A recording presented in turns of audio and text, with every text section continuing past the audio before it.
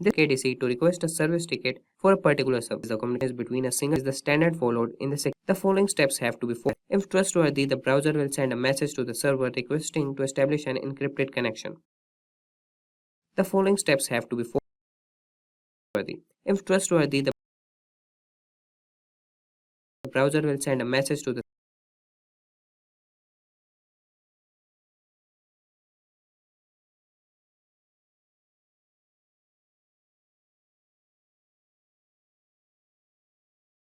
browser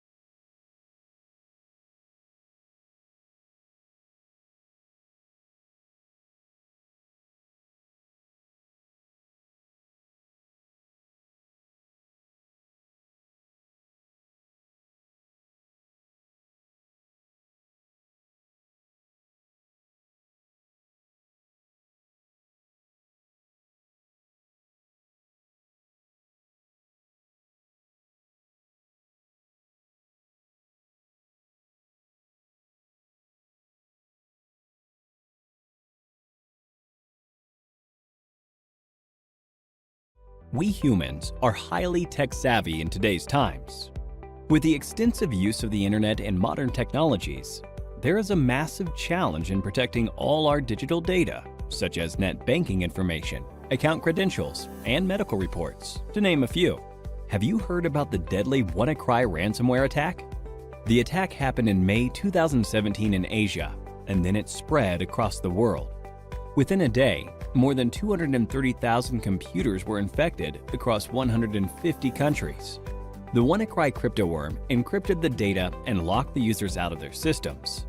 For decryption of the data, the users were asked for a ransom of $300 to $600 in Bitcoin. The users who used the unsupported version of Microsoft Windows and those who hadn't installed the security update of April 2017 were targeted in this attack.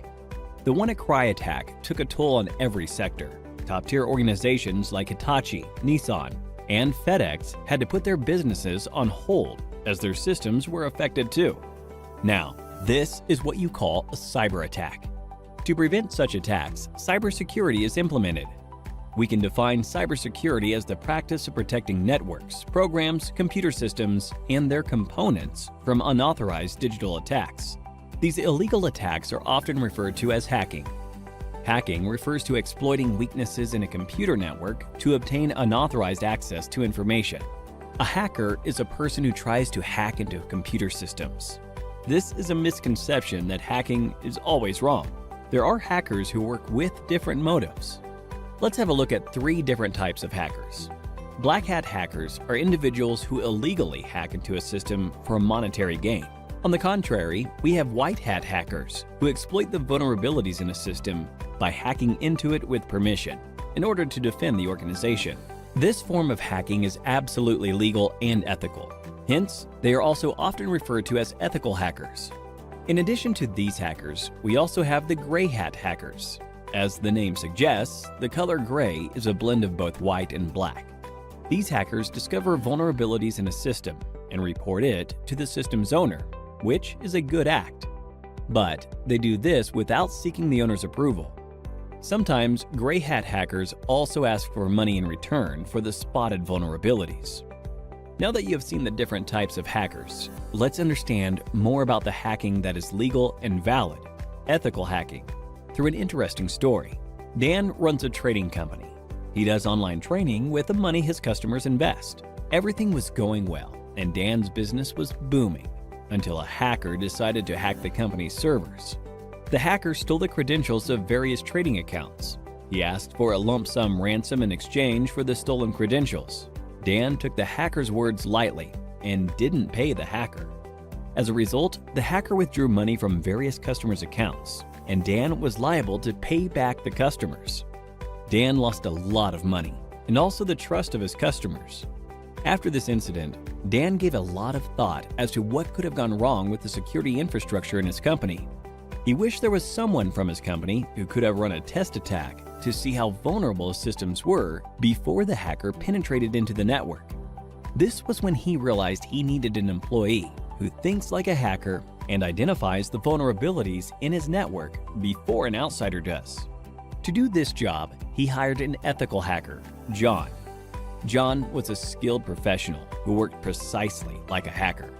In no time, he spotted several vulnerabilities in Dan's organization and closed all the loopholes. Hiring an ethical hacker helped Dan protect his customers from further attacks in the future. This, in turn, increased the company's productivity and guarded the company's reputation. So, now you know hacking is not always bad. John, in this scenario, exposed the vulnerabilities in the existing network, and such hacking is known as ethical hacking. Ethical hacking is distributed into 6 different phases. Let us look at these phases step by step with respect to how John, our ethical hacker, will act. Before launching an attack, the first step John takes is to gather all the necessary information about the organization's system that he intends to attack. This step is called reconnaissance. He uses tools like Nmap and HPing for this purpose. John then tries to spot the vulnerabilities, if any, in the target system using tools like Nmap and Nexpose. This is the scanning phase. Now that he has located the vulnerabilities, he then tries to exploit them. This step is known as gaining access. After John makes his way through the organization's networks, he tries to maintain his access for future attacks by installing backdoors in the target system. The Metasploit tool helps him with this. This phase is called maintaining access. John is a brilliant hacker. Hence, he tries his best not to leave any evidence of his attack. This is the 5th phase, clearing tracks. We now have the last phase, that is reporting. In this phase, John documents a summary of his entire attack, the vulnerabilities he spotted, the tools he used, and the success rate of the attack. Looking into the report, Dan is now able to take a call and see how to protect his organization from any external cyber attacks. Don't you all think John is an asset to any organization? If you want to become an ethical hacker like John, then there are a few skills that you need to acquire. First and foremost, you need to have a good knowledge of operating environments such as Windows, Linux, Unix, and Macintosh. You must have reasonably good knowledge of programming languages such as HTML, PHP, Python, SQL, and JavaScript. Networking is the base of ethical hacking, hence, you should be good at it. Ethical hackers should be well aware of security laws so that they don't misuse their skills. Finally, you must have a global certification on ethical hacking to successfully bag a position of an ethical hacker like John. Few examples of ethical hacking certification are Certified Ethical Hacker Certification, CEH, CompTIA Pentest Plus, and Licensed Penetration Tester Certification, to name a few. Simplilearn provides a cybersecurity expert master's program that will equip you with all the skills required by a cybersecurity expert. You could have a look at it by clicking the link in the description. So, here's a question for you. In which phase of ethical hacking will you install backdoors in the target system? A. Scanning. B. Maintaining access. C. Clearing tracks. D. Reconnaissance. Give it a thought and leave your answers in the comments section below. 3 lucky winners will receive Amazon gift vouchers. The endless growth of technologies in this area is directly proportional to the number of cybercrimes. Cybercrimes are estimated to cost $6 trillion in 2021. Hence, to tackle these cybercrimes, organizations are continuously on the lookout for cybersecurity professionals. The average annual salary of a certified ethical hacker is $91,000 in the US and approximately rupees 7 lakhs in India. So, what are you waiting for? Get certified and become an ethical hacker like John and put an end to the cyber attacks in the world. In recent years, the cost of data breaches has steadily risen. The additional vulnerabilities that occur due to the move to a remote workforce dramatically enhance the chances for cyber attacks and introduce several weak points for hackers to exploit.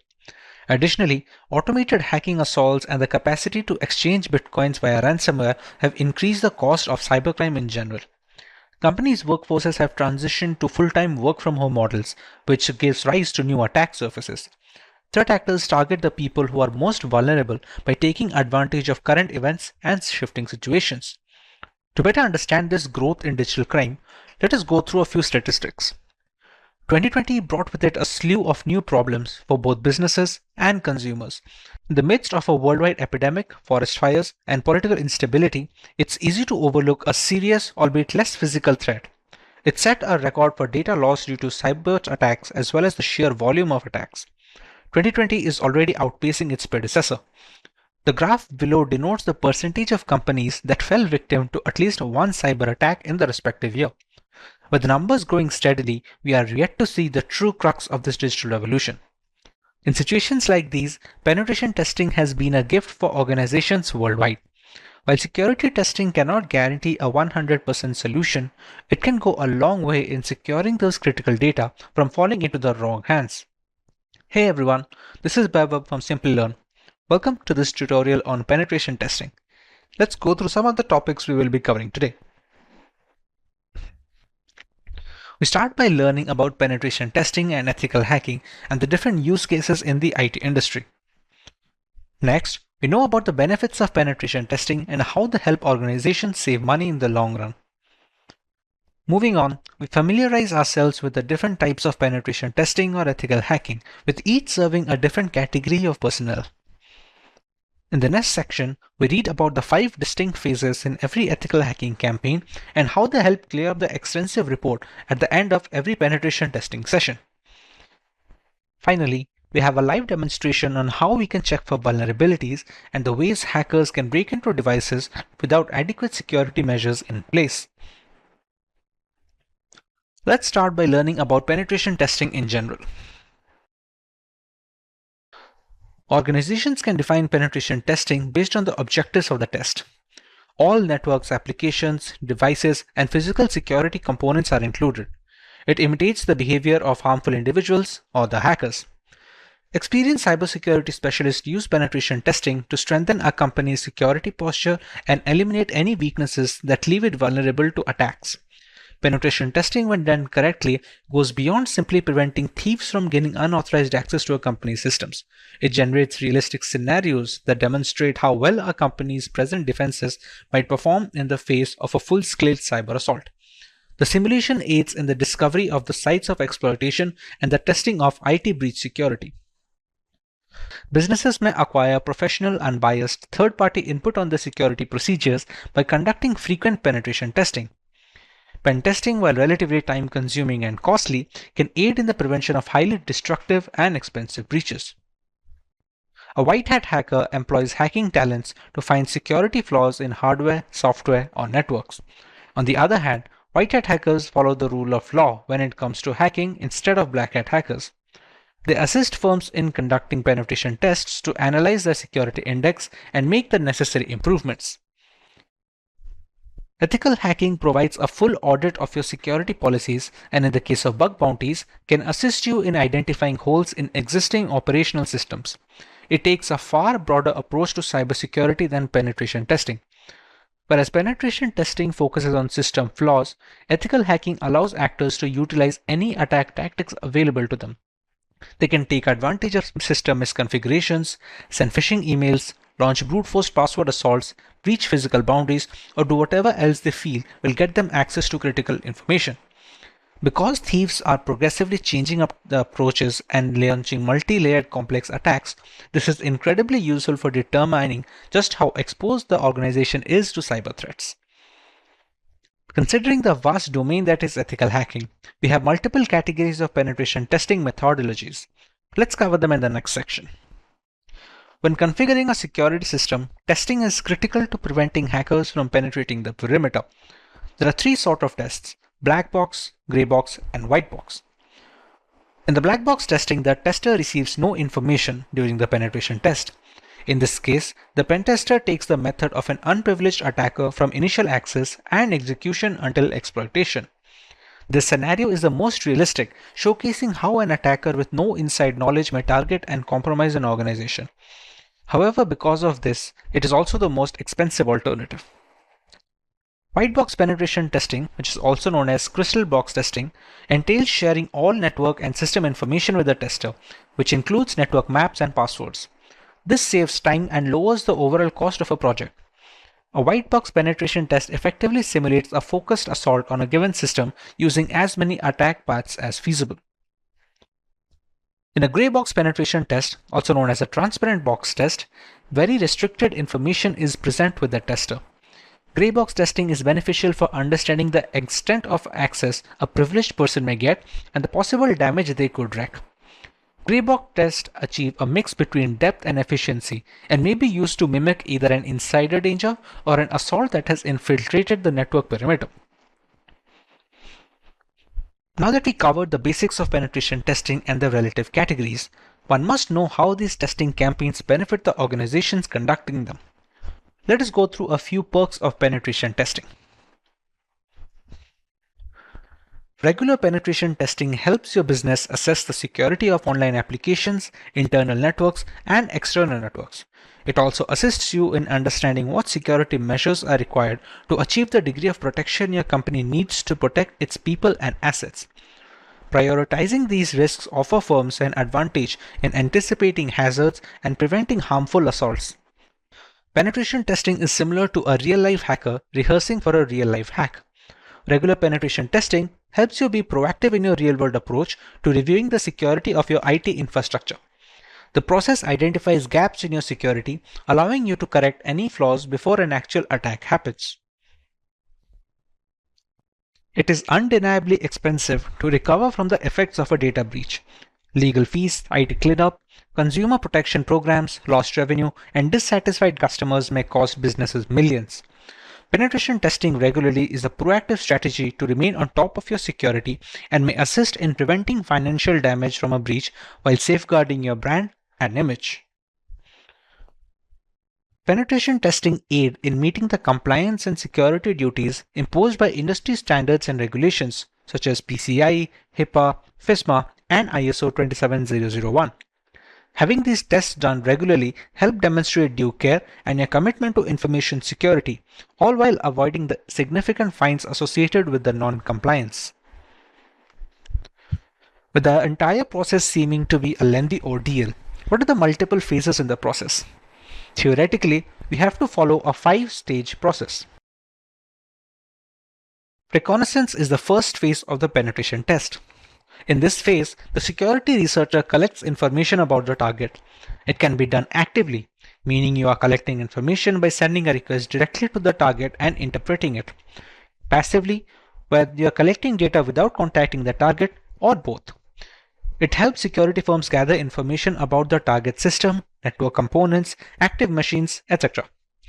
This activity can be performed by using information available in the public domain and using different tools. The scanning phase is more tool-oriented rather than performed manually. The penetration tester runs one or more scanner tools to gather more information about the target. By using scanners such as war dialers, port scanners, network mappers, and vulnerability scanners, the penetration tester collects as many vulnerabilities which help in turning to attack a target in a more sophisticated way. The third phase is gaining access of the system. In this phase, the penetration tester tries to connect with the target and exploit the vulnerabilities found in the previous stage. The exploitation may be buffer overflow attacks, denial of service DOS attacks, session hijacking, and many more.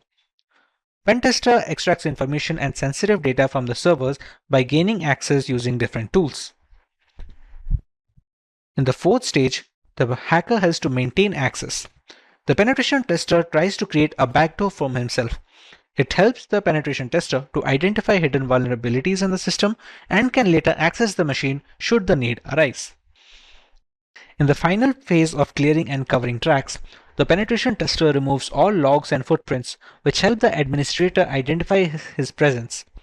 This allows the penetration tester to think like a hacker and perform corrective actions to mitigate those activities. With the cost of cybersecurity platforms going up, trained penetration testers receive an excellent level of remuneration for their efforts. As per reports, the average yearly salary for a penetration tester is 6 lakh Indian rupees or $110,000 in the American counterpart. Finally, let's go over some of the ways hackers can identify vulnerable positions on a system to gather information in a live demonstration.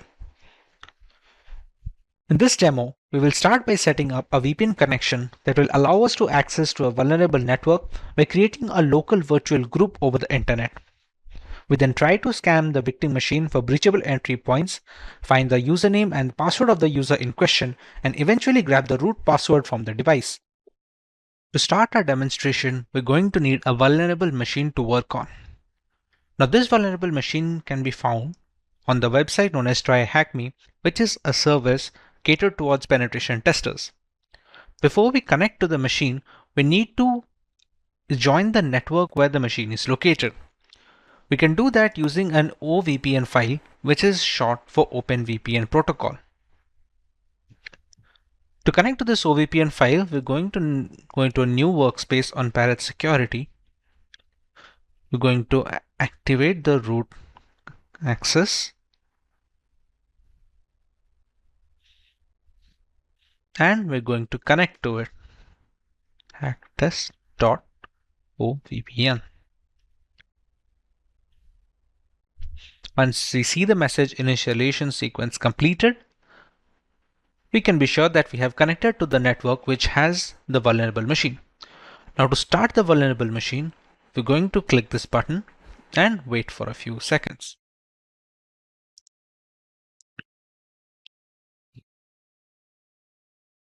As you can see, it gives a 1-minute countdown before it shows you the IP address.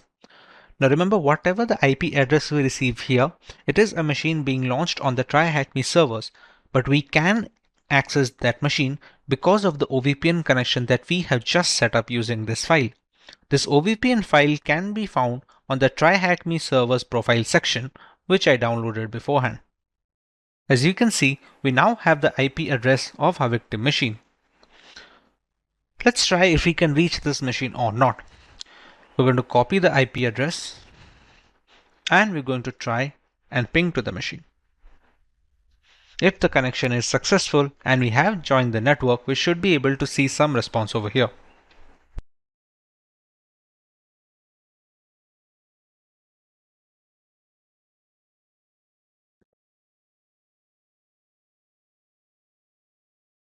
As you can see, we're receiving request pings from the victim machine, which means that we have already joined the victim network. Now that we are confirmed we are able to access the vulnerable machine, let's run the first step in a penetration testing, which is reconnaissance. Let's run up and map scan. We're going to use the flag of SV so that we can know which version of the service it is running. We're going to take up the IP address and paste it here.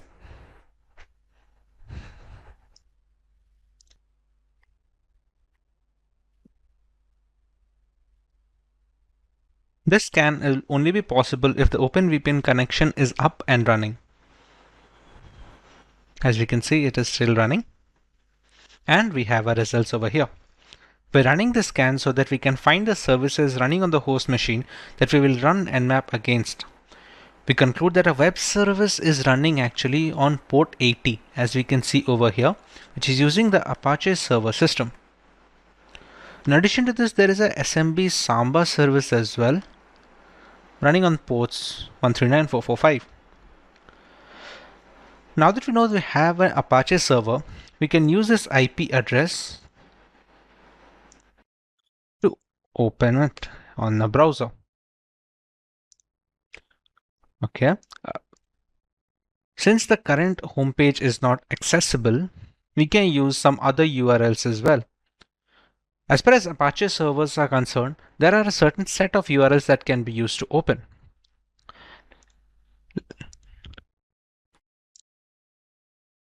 However, if we go to the URL, which is IP address / development,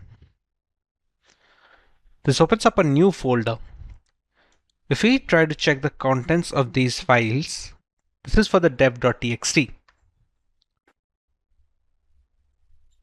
You can see the version of the Apache HTTP server that is being run. This is the dev.txt. If we go back and we check the second file as well, it says the contency shadow has the credentials. Okay, if we go back again, SMB has been configured, which we have already found at nmap that it is running a Samba server. Now, with this version of the Apache server, we can find version-specific exploits that can be run on Metasploit, but there is sometimes no need of that. We can use another technique, as we now know that there are multiple users that is being run over here. We can use a tool known as enum for Linux. What it does is acts and enumerates the Windows and Samba systems. To run that command, we're going to use enum for Linux -a, and we're going to take IP address of the machine. I'm going to paste it here. What this will essentially do is provide us usernames that are being stored in the victim machine. It's going to take some time to find out the usernames. Once we find those out, we can run the necessary attacks. As we have already seen on the nmap, it is also happening in SSH port. So if we find the username and we find a single hash that can be cracked, we can use the SSH to get inside the machine. Right now, we have to wait for the results of the enum for Linux command.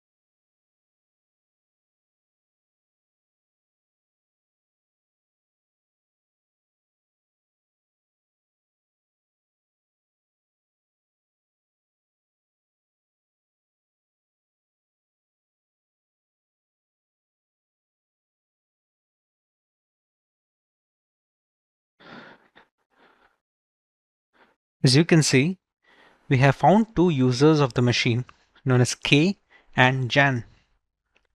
I think we can stop the enumeration right now since we have the two users of this machine. Next step, what we can do is we can try to SSH into the machine.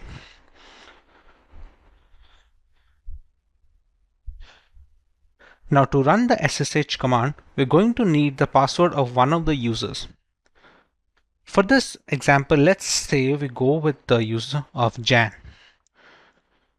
To brute force, we're going to use the Hydra tool. This is like an example command. This is how we can use. Let me just copy this and paste it over here. All right. Hydra -l user, as we had already decided, we're going to use the user Jan, and we're going to use SSH. For the IP address, we're going to copy it from here and paste it here. Now for the password list, we're going to use a word list which has a few passwords already present in it. For this example, I'm going to use the rocku.txt file, which has like millions of passwords already stored in it. What the Hydra will do is it will try to bypass the SSH console on the machine using the passwords present in the rocku.txt file. We will give the path of rocku over here, like this.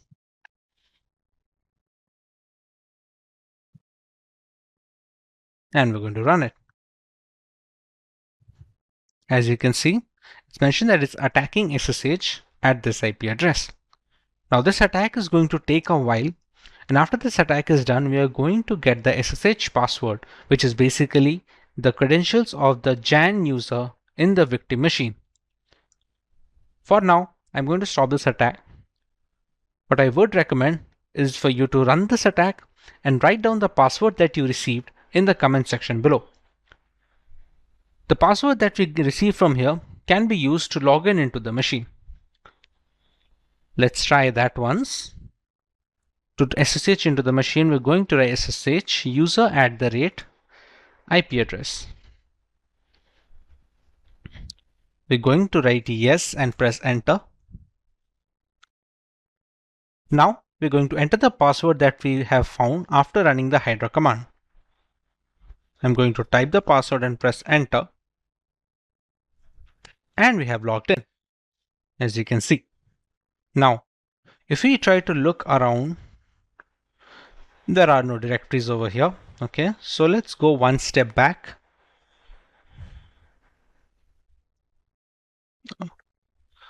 Give a space over here. Okay. Let's go to the second users folder. Okay.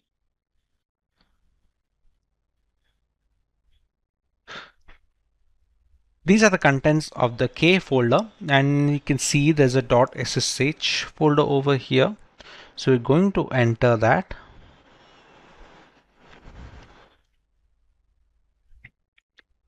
Let's have a look the files in this folder, and we can file an RSA ID over here, which, if I'm not wrong, should be an RSA private key, which can be used to SSH into the machine. Here we go. You can see it's a begin RSA private key, and it should end here as well.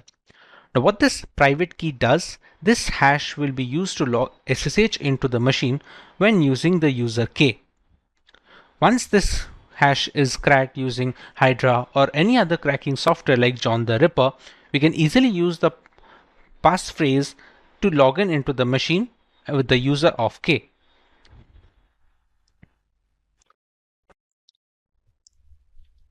What I am going to do is copy this private key .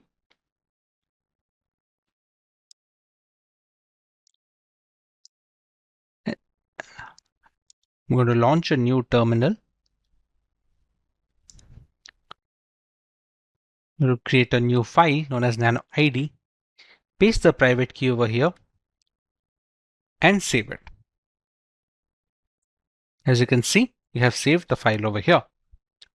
Now this hash can later be used to crack into the machine using the user of K. This hash can be cracked using either John the Ripper, Hydra, or there are other cloud mechanisms that can be used to crack this machine. After it is cracked, we can use the passphrase derived from it to SSH into the machine. To perform the SSH entry, we're going to use this command, ssh-i.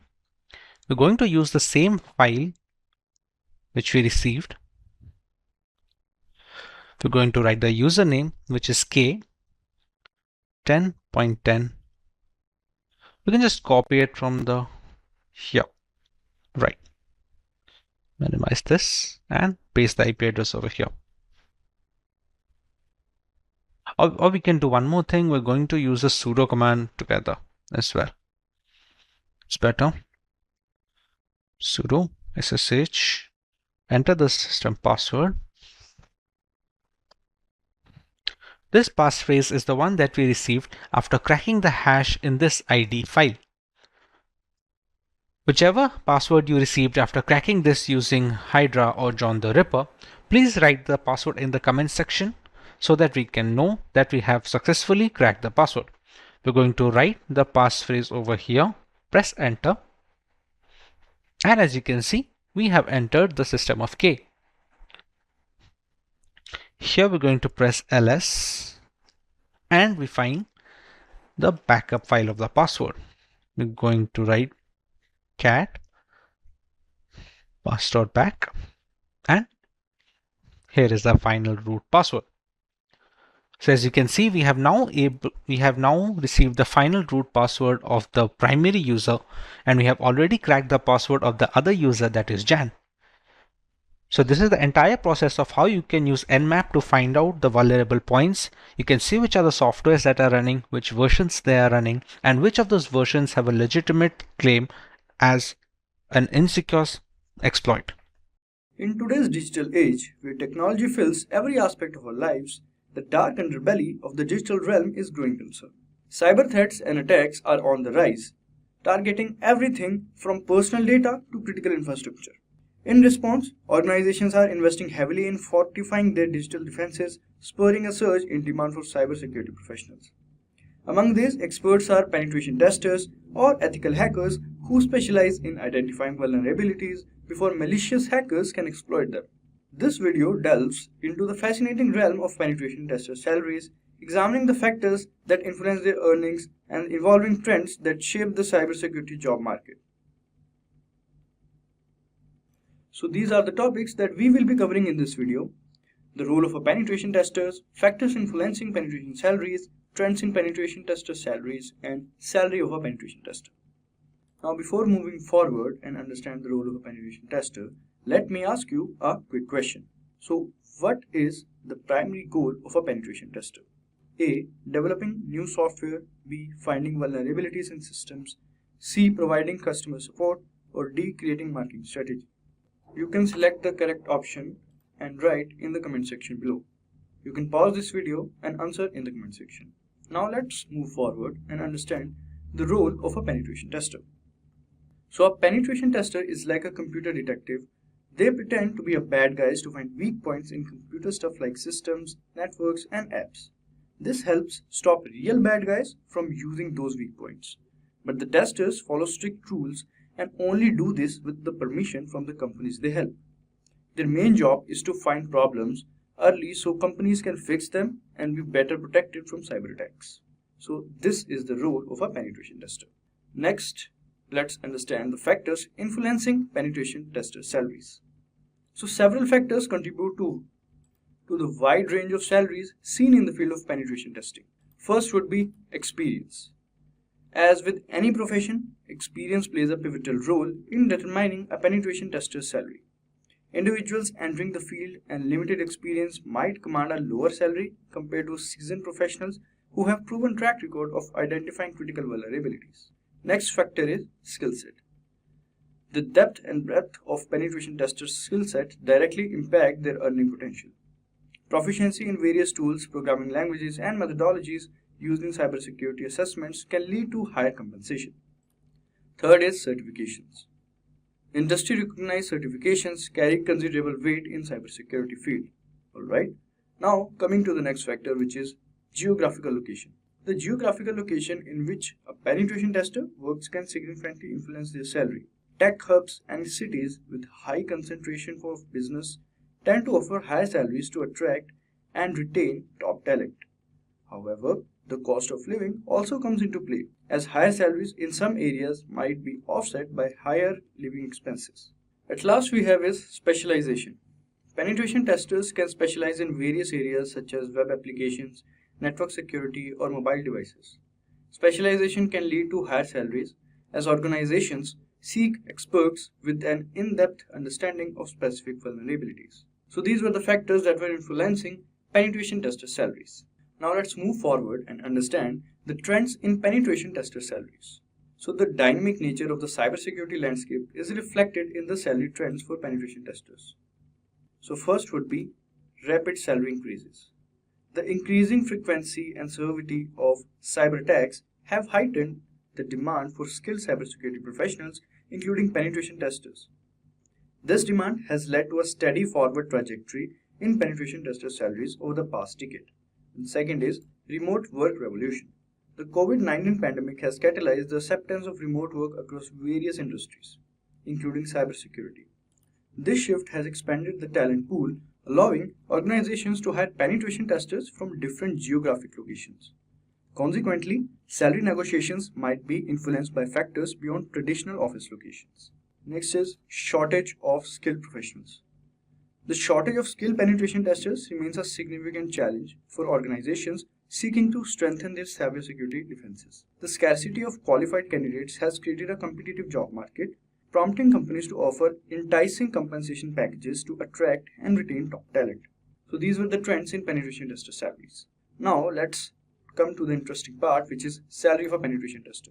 So according to various sources, the salary of a penetration tester can vary depending on the location, experience, skills, and certification of the individual. Here are some average salary estimates for penetration testers in India and US. First, India. The average salary for a penetration tester in India is 5 lakhs per annum. The salary range is from 4 lakhs to 20 lakhs per annum. The pay also depends on the skills and certifications of the penetration tester. The next is USA. The average salary for a penetration tester in US is $128,000 per year. The salary range is from $107,000 to $166,000 per annum. The pay also depends on the location, experience, skills, and certifications of the penetration tester. So as you can see, penetration testing is a rewarding career option for those who are interested in cybersecurity. However, it also requires a lot of technical knowledge, creativity, problem-solving skills, and ethical standards. If you're considering becoming a penetration tester, then do check out our course. The link is mentioned in the description box. So let's talk about hacking and what exactly hacking is. Hacking refers to exploiting weaknesses in a computer network to obtain unauthorized access to information. A hacker is a person who tries to hack into computer systems. Now here there are some keywords that we need to understand. First and foremost, exploit. When you are exploiting weaknesses are technically called vulnerabilities, which are basically design flaws, misconfiguration errors, usage of default usernames and passwords which have not been modified. So any misconfiguration or anything that has been left behind by a security administrator that can be misused, which means exploited by a hacker to gain unauthorized access. So the next term is unauthorized access, something that you're not allowed to do. And when you say a hacker is a person who tries to hack, it's basically a person with malicious intent trying to gain access to a system or a resource that they are not authorized to access in the first place. How do they do it? They find a vulnerability that is a weakness or a flaw, and then they misuse it to gain access to that particular network. So here in the diagram, you can see that the sender on the left hand side is trying to send some data to the receiver on the right hand side. The hacker would try to gain unauthorized access to the transmission that is being sent and would try to capture the data packets and read the secrets within. Let's look at a business case scenario into hacking. Now there is an organization, everybody is going around their own business when they realize that their systems may have been compromised. Now they're trying to look at the customer data to ensure that that has not been compromised and trying to assure the customers. However, they do realize that some customer data has been lost and even the company reports have been modified as well. Now this is the scenario where there have been some security controls in place and those controls have been identified. They realized that there is an attack that has happened, and based on that attack they have realized that their data has now been compromised and their records have been modified by the hacker, which means that the data is no longer trustworthy and thus cannot be used by the business for any legal transactions. So then the hacker gives a call to the organization or gets connected to the organization demanding a ransom for the data to be replaced, to be taken back into the original state where it was trusted, and thus the organization can utilize it for business transactions.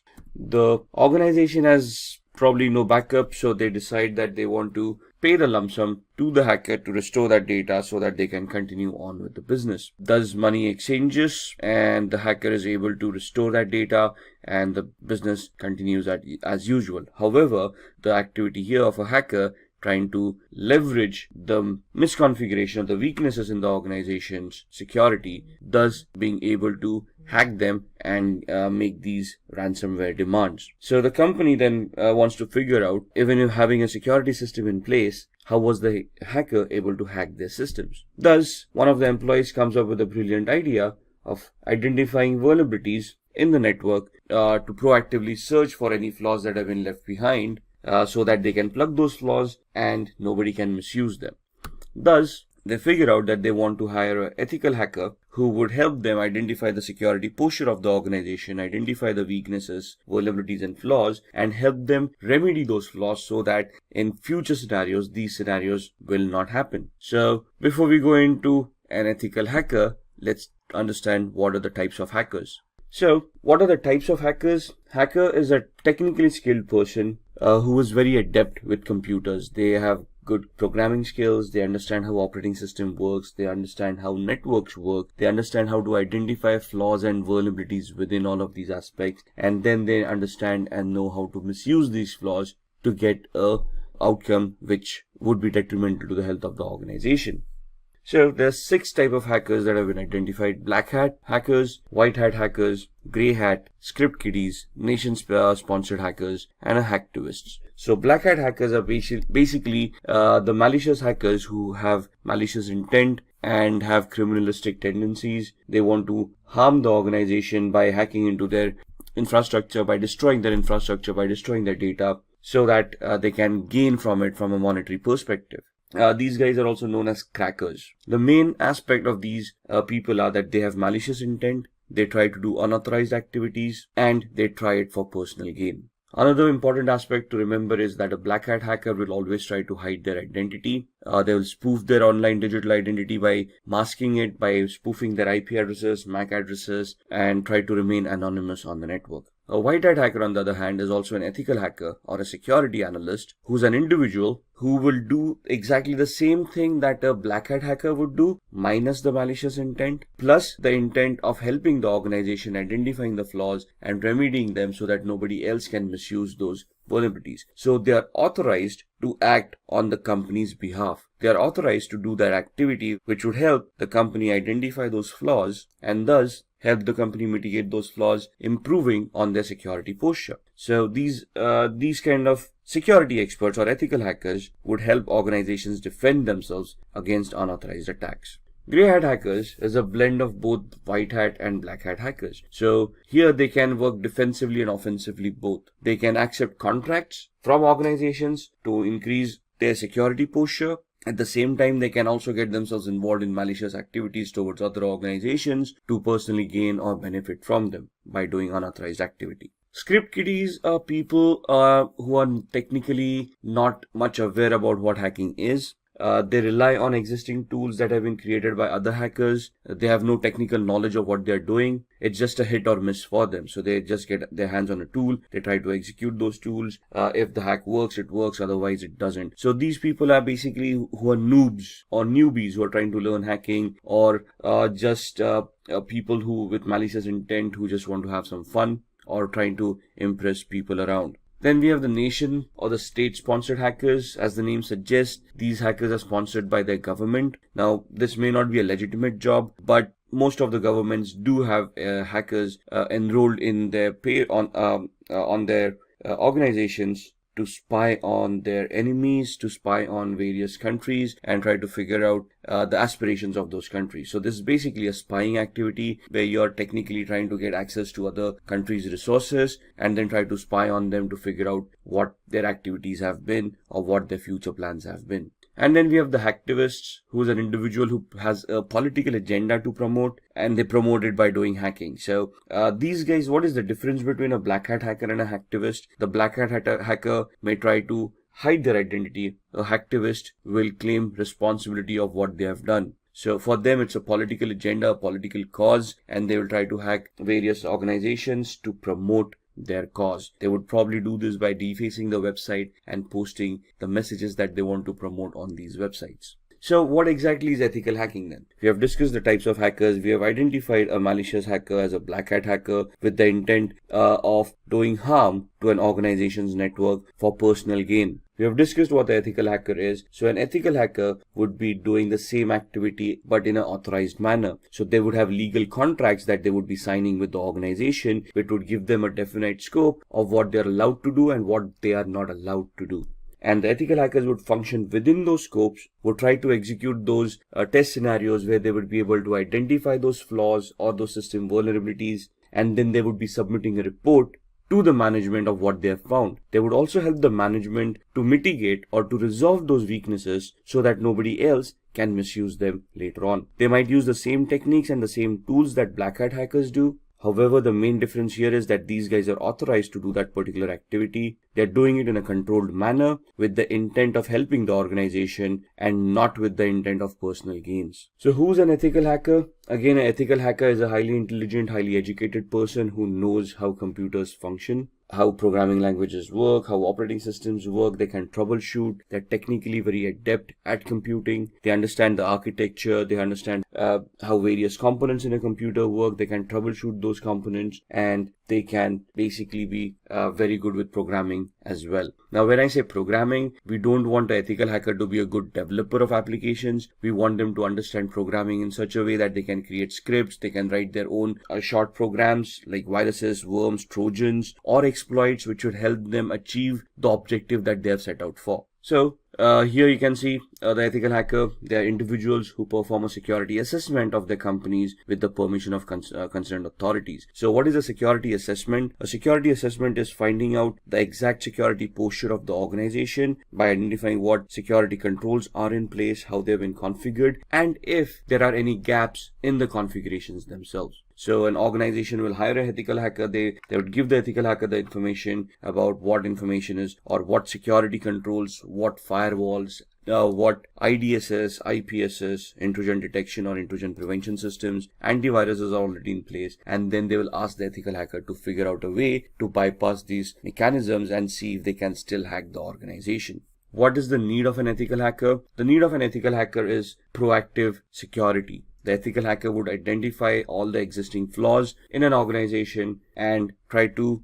resolve those flaws to help secure the organization from black hat hackers. So ethical hackers would prevent hackers from cracking into an organization's network by securing the organization, by improving on their security on a periodic basis. And they would also try to identify system vulnerabilities, network vulnerabilities, or application level vulnerabilities that would have been missed or have already been missed, and then try to figure out a way of plugging them or resolving them so that they cannot be misused by other hackers. They would also analyze and enhance an organization's security policies. Now, what are policies? Policies are basically documents that have been created by an organization of rules that all the employees need to follow to ensure that the security of an organization is maintained. For example, a password policy. A password policy would help users in an organization to adhere to the standards the organization has identified for a password complexity. For example, a password, when a user is creating them, should adhere to standards where they are using random words. They contain the alphabet A through Z, uppercase and lowercase, 0 through 9 as numerics, and special characters, and they are randomized so that the password becomes more stronger to prevent from brute force attacks. So what would an ethical hacker do at this point in time? They would try to test the strength of the passwords to see if brute force attacks or dictionary attacks are possible, and if any of these passwords can be cracked. They would ensure that all the employees are following the policies and all the passwords are as secured as the policies want them to be. If there are any gaps in the policies or the implementation of the policy, it is the ethical hacker's responsibility to identify those gaps and warn the organization about it. Similarly, they would also try to protect any personal information, any data that is owned by the organization that is critical for the functioning of the organization, and they will try to protect it from falling into the hacker's hands. Now, what are the skills that are required of an ethical hacker? These are the following skills. So first and foremost, they should have good knowledge with operating systems such as Windows, Linux, Unix, and Mac. Now, when we say knowledge about operating systems, it's not only about how to use those operating systems, but how to troubleshoot those operating systems, how these operating systems work, how these operating systems need to be configured, how can they be secured. For example, securing an operating system is not only installing a firewall and an antivirus, but you need to configure permissions on an operating system of what users are allowed to do and what users are not allowed to do. For example, limiting the installation of applications. How are we going to do that? We need to go into the system center, the security center of Windows, and we need to configure security parameters over there of what are acceptable softwares and what are not. Same with Linux and Mac softwares, operating systems. So we need to know how we can secure these operating systems. Similarly, all of these would have desktop versions and server versions of operating systems. As an ethical hacker, we need to know the desktop and server versions both, how to configure them and how to provide services within the organization on these servers so that they can be consumed in a secure manner by all the employees. At the same time, they should also be knowledgeable of programming languages or scripting languages such as PHP, Python, Ruby, HTML for programming, if you will, because web servers come into the picture. So Again, they should not be great developers where they can create huge applications, but they should be able to develop scripts, understand those scripts, analyze those scripts, and figure out what the output should be of those scripts to achieve the hacking goals that they have set out for. An ethical hacker should have a very good understanding about networking. No matter whether you're in application security, you're in network security, or you're in host-based security, since a computer will always be connected to a network, either a local area network like a LAN or the internet, we should know how networking works. We should know the 7 layers of the OSI model. We should know which protocols work on those 7 layers. We should identify the TCP/IP model and how a OSI model can be mapped to the TCP/IP model. We should understand how TCP and UDP work, how each and every protocol is crafted, how they are supposed to behave for us to analyze and understand any network-based attacks. We should be very good in security measures. So we should know where those vulnerabilities would lie, what are the latest exploits available in the market, and we should be able to identify them. We should be able to know the techniques and the tools of how to deal with security, how to analyze security, and then how to implement security to enhance it as well. Along with that, it is important that a security analyst or an ethical hacker is aware of the local security laws and standards. Why is that? Because an organization cannot do any illegal activity. Whatever responses that they have, whatever security mechanisms, whatever security controls they will implement, they need to be adhering to the local law of the land. They should be legal in nature and should not cause undue harm to any of the employees or any of the third-party clients that they are dealing with. So the ethical hacker should be aware of what security laws are before they implement security controls, or even before they start testing for security controls. And all of these should be backed up by having a global certification or a globally valid certification related to networking, related to security, ethical hacking, the law of the land, anything and everything. Maybe even programming. It's good to have a certification in PHP, Perl, Python, Ruby, and so on and so forth. Why? Because most of the organizations, when they hire ethical hackers, look out for these certifications, especially globally valid certifications, so that they can be sure, or they can be assured that the person that they are hiring has the required skill set. So let's talk about a few of the tools that an ethical hacker would utilize in their testing scenarios. To be honest, there are hundreds of tools out there. What you see on the screen are just a few examples of them. Nessus is a vulnerability scanner. What is a vulnerability scanner? It is an automated tool that is designed to identify vulnerabilities within hosts, within operating systems, within networks. So they come with their ready-made databases of all the vulnerabilities that have already been identified, and they scan the network against that database to find out any possible flaws or any possible vulnerabilities that currently exist on the host or the operating system or on the network. Similarly, there would be application scanners like Acunetics or Arachne that would help you scan applications and identify flaws within those applications as well. Now, all of these are automated tools. The essence of ethical hacker is when these tools churn out the reports, the ethical hacker can understand these reports, analyze them, identify the flaws, and then craft their own exploits or use existing exploits in a particular manner so that they can get access, or they can bypass the access security controls mechanisms that are already in place. How can they do that? With the tool called Metasploit. You see that big M there on the right hand side? That M logo is for a tool called Metasploit, which is a penetration testing tool. What is a penetration testing tool?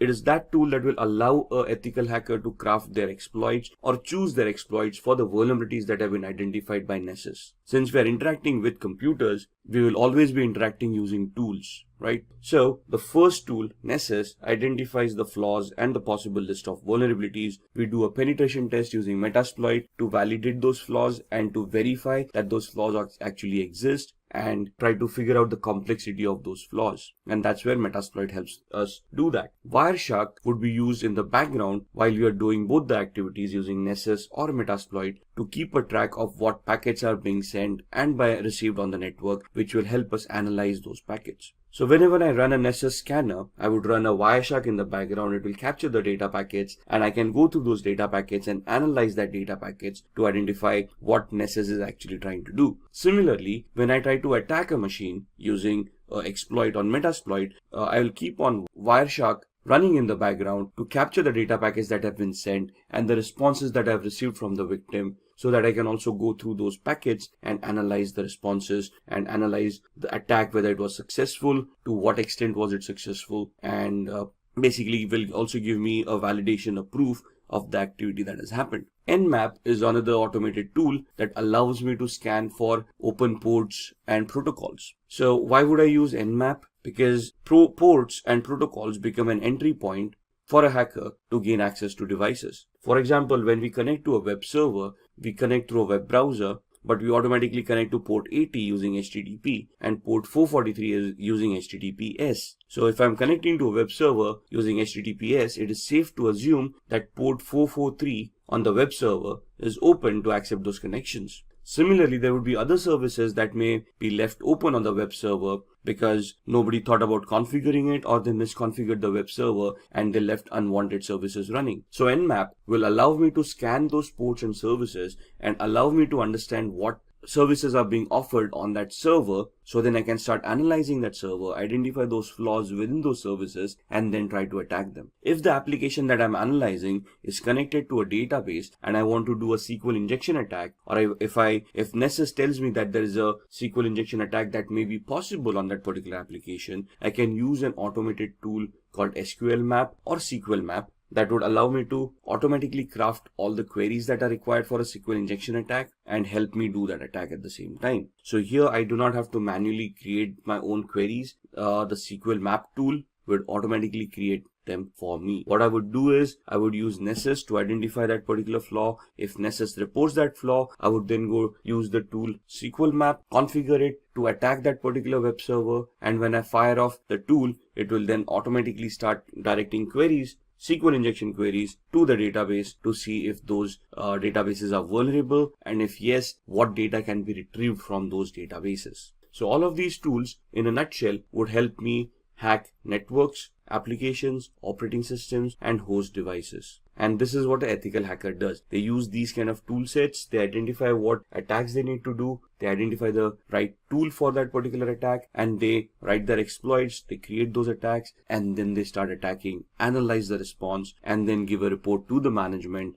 providing them feedback about how the attack was created or crafted, what was the response to that attack, and whether the attack was successful or not. If successful, they would also give recommendations of what to do to prevent these attacks from happening in the future. So when we are doing these attacks, or when we want to launch these attacks, what is the process that we would follow? So there are 6 steps that we would do as an ethical hacker. If you're just a hacker, you probably wouldn't do the 6th step, which is a reporting step. So the first step that would be done is the reconnaissance phase, which is the information gathering phase, which is very important from an ethical hacker's perspective or a hacker's perspective. Because if I want to attack someone or something as a digital device, I need to know what I'm attacking. I need to know the IP address of the device, the MAC address of those devices. I need to know the operating system, the build or the version of that operating systems, applications on top, the versions of those applications, so I know what I'm attacking. For example, if I want to attack a server, I assume it's a Windows-based server and I use a particular tool to attack it, but it actually turns out to be a Linux-based server, my attacks are going to be unsuccessful. So I need to focus my attack based on what is there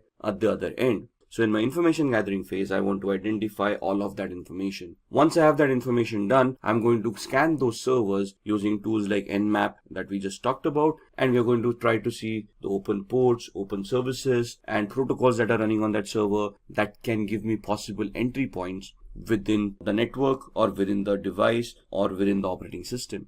At the same time, along with the scanning with Nmap, I would run a vulnerability scanner, the Nessus vulnerability scanner we talked about, or Acunetics for applications, and then I would try to identify vulnerabilities in those applications, operating systems, or networks. Once I have identified those vulnerabilities in the scanning phase, I would then move on to the gaining phase, where I would then craft my exploits or choose existing exploits and start attacking the victim. At this point in time, if my attack is successful, I will probably have gained access by either cracking passwords or escalating privileges or exploiting a vulnerability that I may have found during the scanning phase. Once I have gained my access, I want to maintain my access. Why? Because the vulnerability may not be there for long. Maybe somebody updated the operating system and hence the flaw was no longer existing, or somebody changed the password that I may have cracked, thus I no longer have access. So what do I do to maintain my access? I install Trojans or backdoor entries to those systems using which I can secretly, in a covert manner,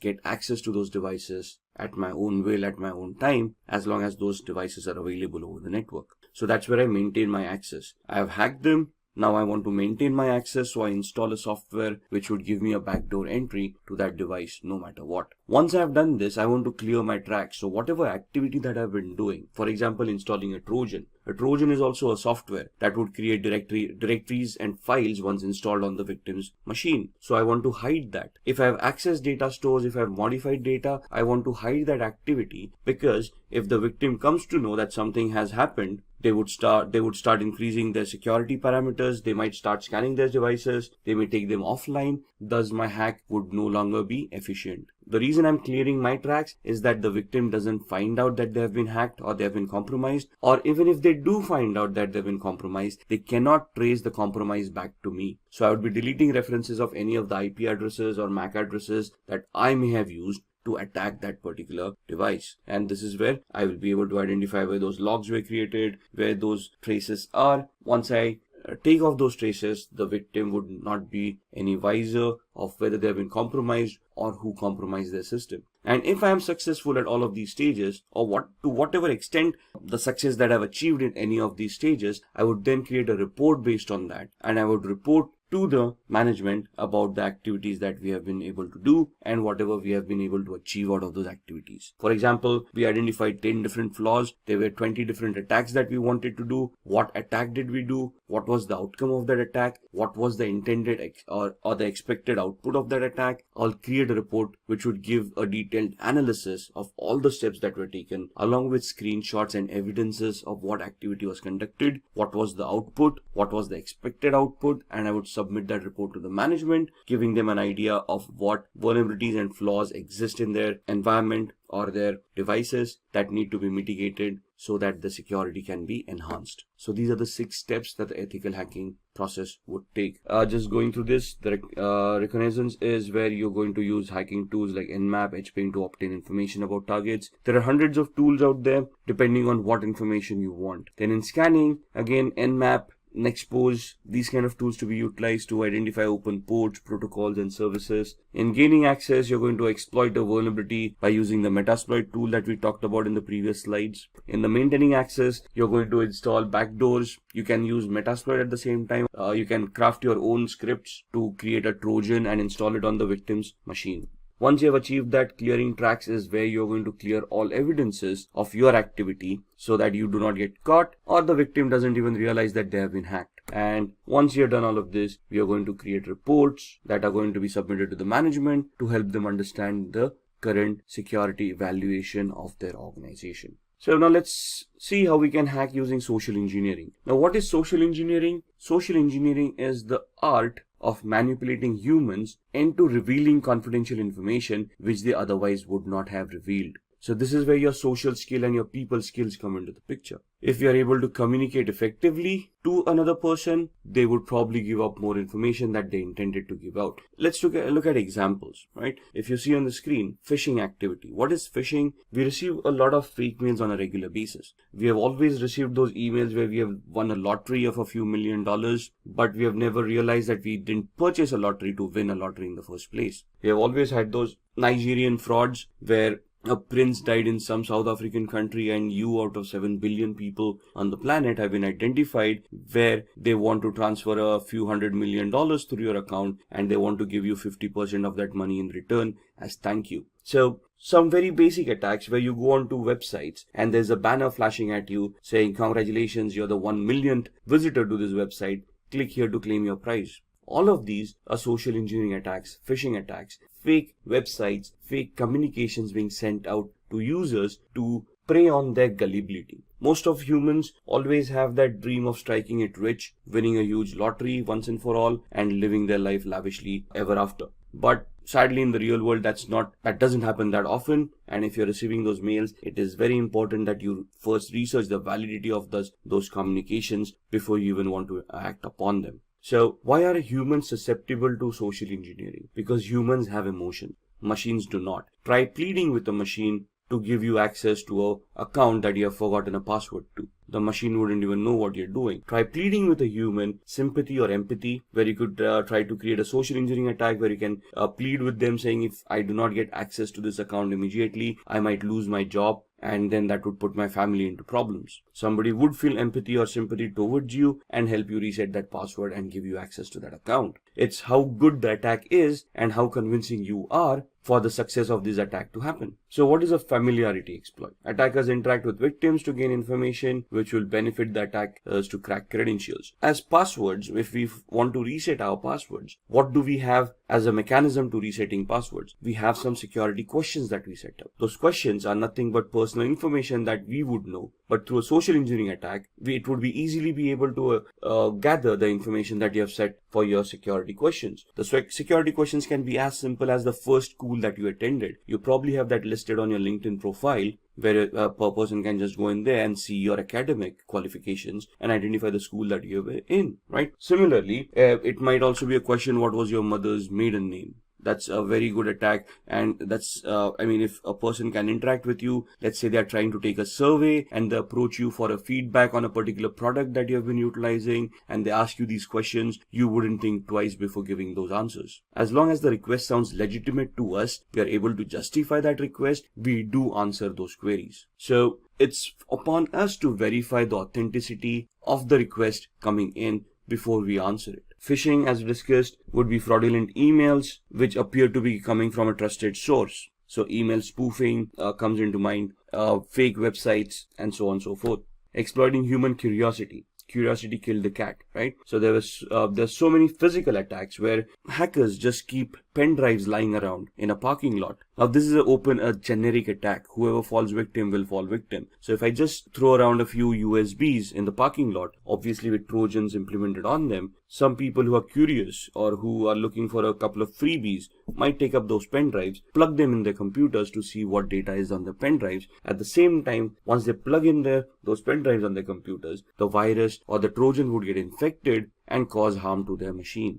Then exploiting human greed. We just talked about the Nigerian frauds and the lotteries, those kind of attacks, the fake money making gimmicks. Now basically this is where you prey upon the person's greed kicking in, and they are clicking on those links in order to get that money that has been promised to them in that email. So one of the safest mechanism to keep data private and to keep yourself secure is using encryption. Now encryption can happen through cryptography. What is cryptography? Cryptography is the art of scrambling data using a particular algorithm so that the data becomes unreadable to the normal user. The only person with the key to unscramble that data would be able to unscramble it and make sense out of that data. So we're just making it unreadable or non-readable by using a particular key or a particular algorithm, and then we're going to send the key to the end user. The end user using this same key would then decrypt that data. If anybody compromises that data while it is being sent over the network, since it is encrypted, they would not be able to read it. So the encryption algorithm would be something like this. Now if you see the computer word once made into unreadable format would look like EQORXVGT. For an end user it wouldn't make any sense, but the person who has a key to unscramble that would be able to convert it back to computer and then understand the meaning of that word. So this is just a substitution cipher that is being shown on the screen. So what is the alphabet? The key is alphabet plus 3. So C plus 3 alphabets, that becomes E. O becomes Q. M becomes O. So the key that is utilized to scramble the data is the character that you are at. The third character from there would be the corresponding key. So the encrypted message is also known as a cipher. The decryption is just the other way around, where you know the key now and you can now figure out what that E corresponded to by going back 3 characters in the alphabet. Most of the times a certified ethical hacker must decrypt a message without knowing the secret key. So let's say a ransomware has affected your organization or has affected a device, and you want to figure out or you want to decrypt that data. Now, as an ethical hacker, you wouldn't be for paying a ransom to the hacker, would you? So it is now your prerogative of how you're going to work around and how you're going to try to crack the encryption mechanism, how to crack the cipher to decrypt that message and see what's within it, right? Decryption without the use of a secret key, that is known as a cryptanalysis. Cryptanalysis is the reversing of an algorithm to figure out what the decryption was without using a key. So cryptanalysis can be done using various formats. The first one is a brute force attack, second is a dictionary attack, the third one is a rainbow table attack. A brute force attack is trying every combination, permutation and combination of the key to figure out what the key was. It is 100% successful but may take a lot of time. A dictionary attack is where you have created a list of possible encryption mechanisms, a list of possible cracks, and then you try to figure out whether those cracks work or not. Rainbow tables are where you have an encrypted text in hand and you're trying to figure out the similarities between the text that you have and the encrypted data that you wanted to decrypt in the first place. So in the brute force attack, you're trying every possible combination, permutation of what the key would be. In dictionary attack, you have a word list that would tantamount to the key, and if you're trying to match all the words listed in the text file or the word list to see if any of those words are going to work to decrypt that data. Here in the rainbow table, the ciphertext is compared with another ciphertext. You find out similarities and then you try to work or reverse engineer your way accordingly. So let's have a quick demo on cryptography before we end this session. So to begin with the demo of cryptography, we are on a website called spammimic.com, which will help us scramble the message that we created into a completely format which would be unrelated to the topic at hand. So if I say I want to encode a message, turn a short message into spam. So what this does is, you want to send across a secret message, you type in the secret message, a short one, and it will convert that into a spam mail. You send it across, so whoever's reading that spam mail would never get an idea of the embedded message within it. So if I want to type in a message here, hi, this is a secret message, the password is ASD@1234, and I want to send this out to people or to one of my colleagues, but I want to send it out in a secret manner so that others are not aware of this. So when I press on encode, what the algorithm will do is it will convert this message into a spam mail. So my message, hi, this is a secret message, the password is @1234 or ASD@1234, gets converted into this. Now if you read it, dear e-commerce professional, this letter was specially selected to be sent to you. This doesn't make sense. There is nowhere or no reference to the actual message that I've already said. So if I copy this entire message and I send it, let's say via email, to the recipient. Now the thing is that the recipient needs to know that I've encoded it using spam mimic. The algorithm needs to remain the same. So once they know that it is spam mimic, what they can do is, now in this instance what I'm going to do is I'm going to open up a new browser and I'm going to go to the same website. And at this point in time, I'm going to click on decode. When I click on decode, I'm going to paste the message that I've just copied. There we are.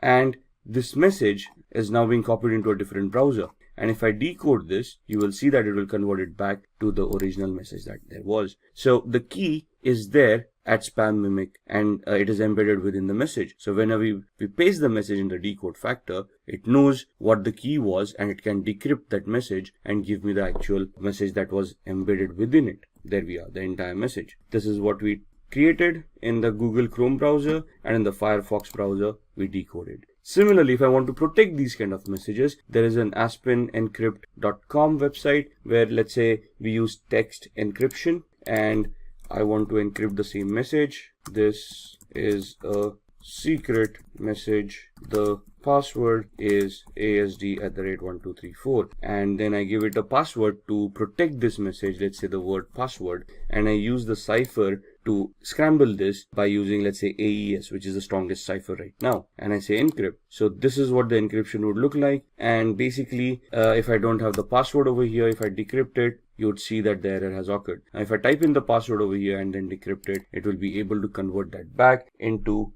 the unscrambled text and it will give me what the original message was. This is a secret message. The password is ASD@1234. So if I want to keep my data secure from hackers, I want to scramble it in such a way that they would not be able to crack it, or it would be very difficult for them to crack it. And this is one of the first mechanisms that would be recommended by any ethical hacker to keep the data secure.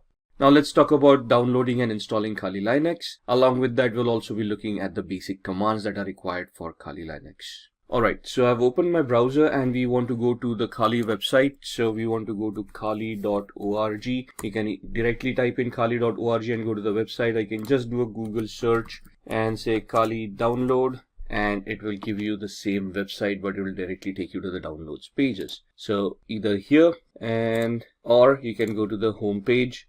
Cookies are being installed on your machine, so see which cookies you want to allow. I'm only going to use the necessary cookies to support this site, and you can see that this gives you the latest Kali Linux news and tutorials, gives you the latest release, what is in that release, and gives you a lot of documentation which will help you understand what tools have been developed and what functionality has been given in the latest version.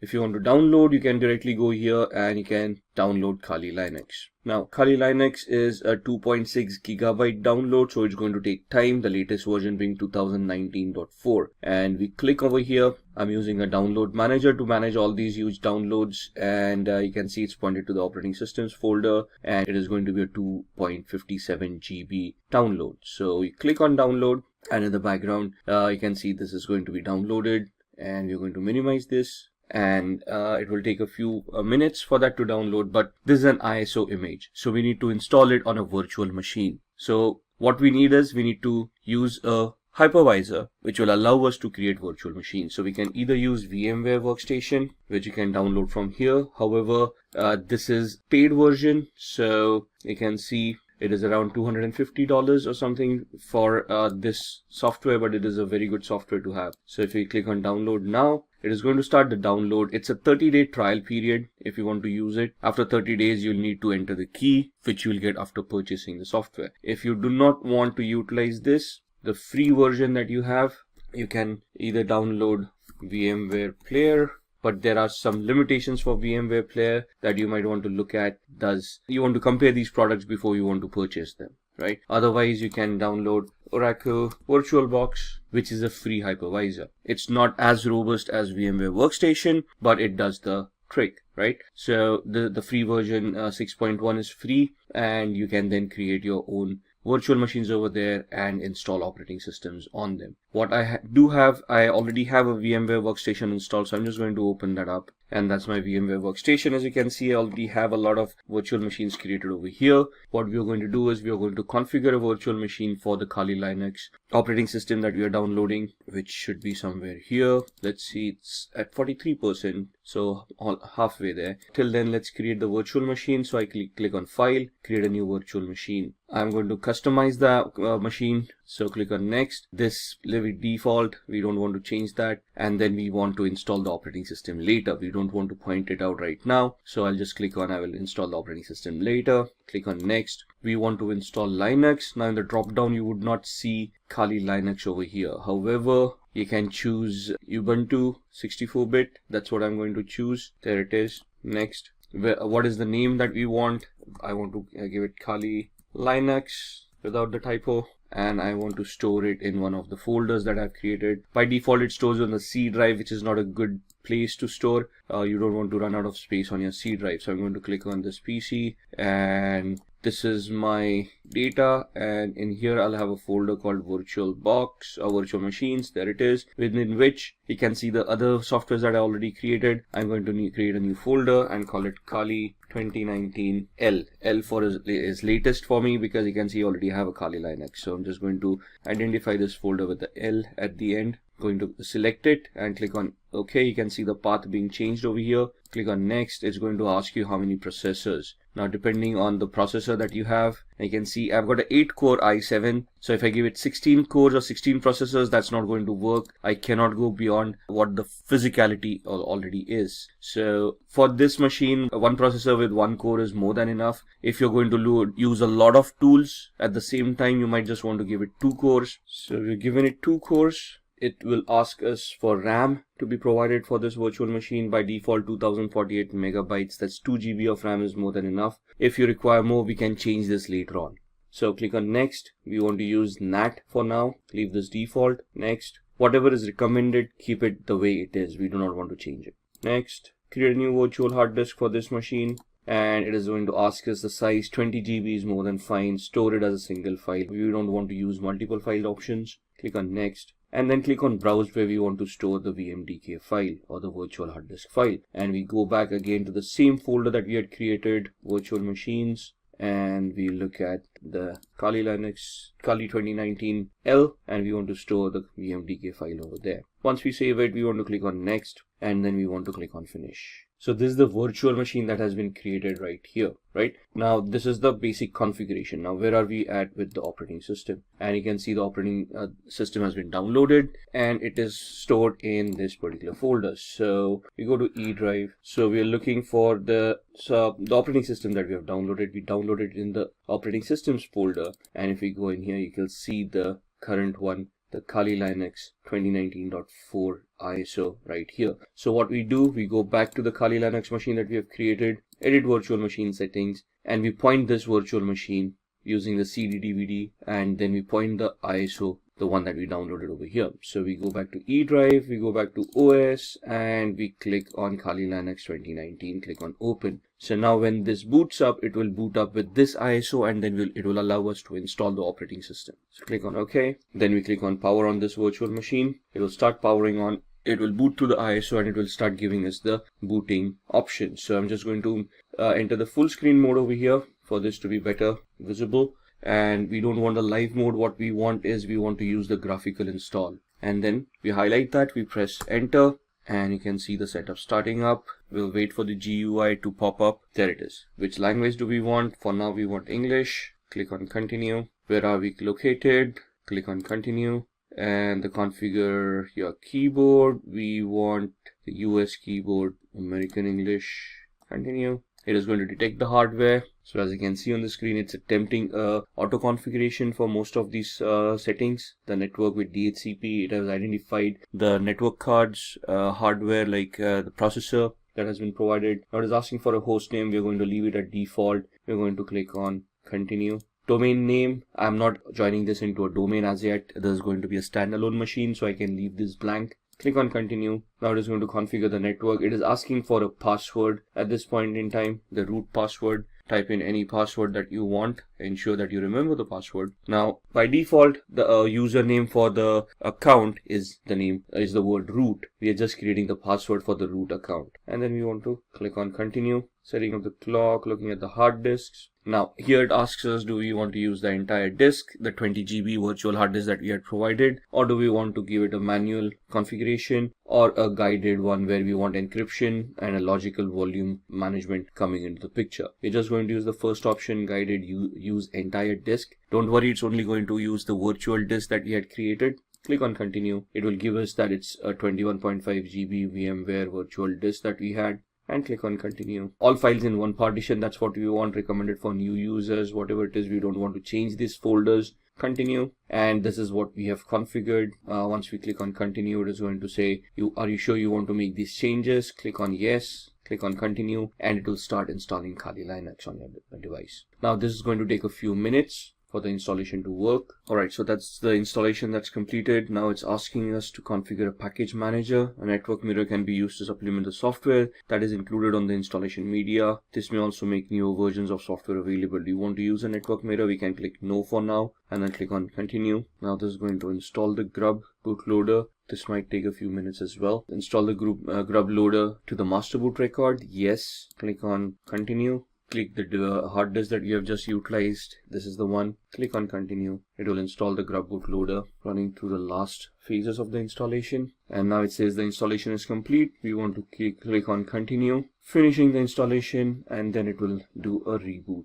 Alright, and you can see this is starting up. So we are going to you just wait out the boot, and now it started the booting sequence. Just going to maximize the screen. And you can see it's asking me for the password. This is the one that we created. Now that's not the password, that's the username, that's the root, and the password that we had created at that point in time. And then click on login. And this is your screen. Now what we need to do here is we need to install VMware tools, which will help us manage the screen and help the virtual machine to be a little bit better integrated on the system. So that's not mounted yet, so we're just waiting for it to mount. There it is. And what we want to do here is open VMware Tools Upgrader. Alright, so what we want is we want to extract, or we want to use this OpenX archiver, and once we do that, we'll see the VMware install.pl. Double click on that, Alright, we've got the VMware tools here. What I've done is we have extract to, and I've extracted that on the desktop, right? So what we just did was click on the desktop over here, open, and this is what it will do. And click on extract. Now the error is happening because I've already extracted this. Open this up. We want to run this VMware install.pl. So what do? We open up the terminal window, which is the command line interface over here. And now this is where some of the commands come into the picture. So for example, pwd, it will show us the present working directory. ls will show us the list of the folders that are there. So the folder that we have is on our desktop. So we'll just change directory to desktop, press enter, do an ls, that will show us the list, and you can see VMware tools distrib. That's the folder that we have right here. Right, so we want to go into that folder, cd VMware. At this point, you can just click on tab and it will populate everything over there. Press enter, do an ls, and we want the VMware-install.pl to be executed. Alright, so we tried executing that command. We had an error over there. So what we need to do is we need to execute this command. So /VMware install.pl, and it will start creating. Now it will ask you for your input installing VMware tools. In which directory do you want to install the binary files? By default it is going to use /usr/bin. If I just press enter, it is going to use the default. As you can see, the input over here. What directory do you want the init directories? I'm just going to press keep on pressing enter for the defaults to come in. This part does not exist. It is going to create it. Default yes, defaults everywhere, and then it tries to start initializing it to maximize the screen, and this is where it is installing. And you can see by just installing that, it automatically adjusted the screen, and now we got a full screen of Kali Linux right here. Right, and that is what VMware tools does for us once we have installed the operating system. And now you can see the entire screen. On here you will see the tool sets that are given here. Now why are we using Kali Linux in the first place? Because this comes in with a bundle of thousands of softwares that are ready to be utilized for ethical hacking. Right, and they have been categorized over here for information gathering, vulnerability analysis, web application analysis, and so on and so forth. So you can see from forensics onwards, reporting tools, and as you scroll down, you can see your development tools, graphics coming in, internet, and the system configuration coming into the picture. These are your settings for your operating system. So these are basically your tools. We are right now on the favorites. If I click on information gathering, you will see that other tools for information gathering start appearing over here. For vulnerability analysis, we have got Sparta, Nmap, fuzzing tools, web application analysis, we have got comics, Kipfish, SQL map, database assessments, password attacks, and so on and so forth. So if you just go in the favorites, this was the terminal emulator that we utilized. This is the command line that we saw. We used the cd command. We use the pwd command. We did the ls command as well to give us the list of the directory that we are in. Similarly, there would be commands like cat. So let's go to cd downloads. Let's see what's there. You can see this case sensitive. So if I type in a capital D and then do a tab ls, there's nothing over here on download. So cd ... will take us back one directory. Now you can see we are back from downloads to root. If I want to go to desktop, this is how I go to desktop. Do a ls, you can see the VMware tools folder over there, cd VMware tools, and we go into that folder ls, where it will give us the list of all those files. Now you can see install is a file that we had edited back then. So if I do a cat install, you will see the cat basically is the command that will help us look at the contents of the file, all right, without opening up the file or without editing the file. So you can see just if I scroll up, this is where we gave the cat command. It then printed the contents of the file over here, and then it exited and gave me back to a command line right here. Right, now if I want to copy this, cp root desktop VMware install, and if you want to copy it to root downloads and press enter. Now what we are going to do is we are going to see if this file, the install file that we just edited over here, has been copied to the downloads folder. So we are currently in the VMware on the desktop VMware tools district folder. We do a cd ... that takes us down one directory. So we are still in the desktop. Do a cd ... Now you can see we are back in the root, and now we are going to do a cd downloads, do an ls, and you can see the copied file right here. So if I do a cat install, you can see the same content of that file coming in. So these are some of the commands that we would need to learn as we go ahead. The remove command is, let's say we've got install, we do a man rm. Man is the manual page command that gives us the pages with the description of how that particular command is to be utilized. So rm is remove files or directories. Synopsis, the description, the options, -f for force, -i for prompt, capital I prompt once before removing more than 3 files, and so on and so forth. If you want to exit this, you can press Q to exit and you come back to this page. So if I say rm install ls, you will see that the install file has now been deleted. So in Windows, we use the del command. In Linux, it is the rm command. So this is what we wanted to look at, the demo for Kali Linux, how to download it, how to install it, and some of the basic commands that we can utilize. All right, let's begin with the phishing tutorial. We have the Kali Linux operating system booted up over here. What we are going to do is we are going to open up a tool called SET, Social Engineering Toolkit, which you would find in this option, and that's the tool that we want. It's a command line tool, a menu driven tool. We are going to host a fake Facebook page, and we can see how we can harvest credentials by this kind of an attack. So these are some disclaimers you might want to go through there. Do you want to agree to the terms of service? Yes. Press enter.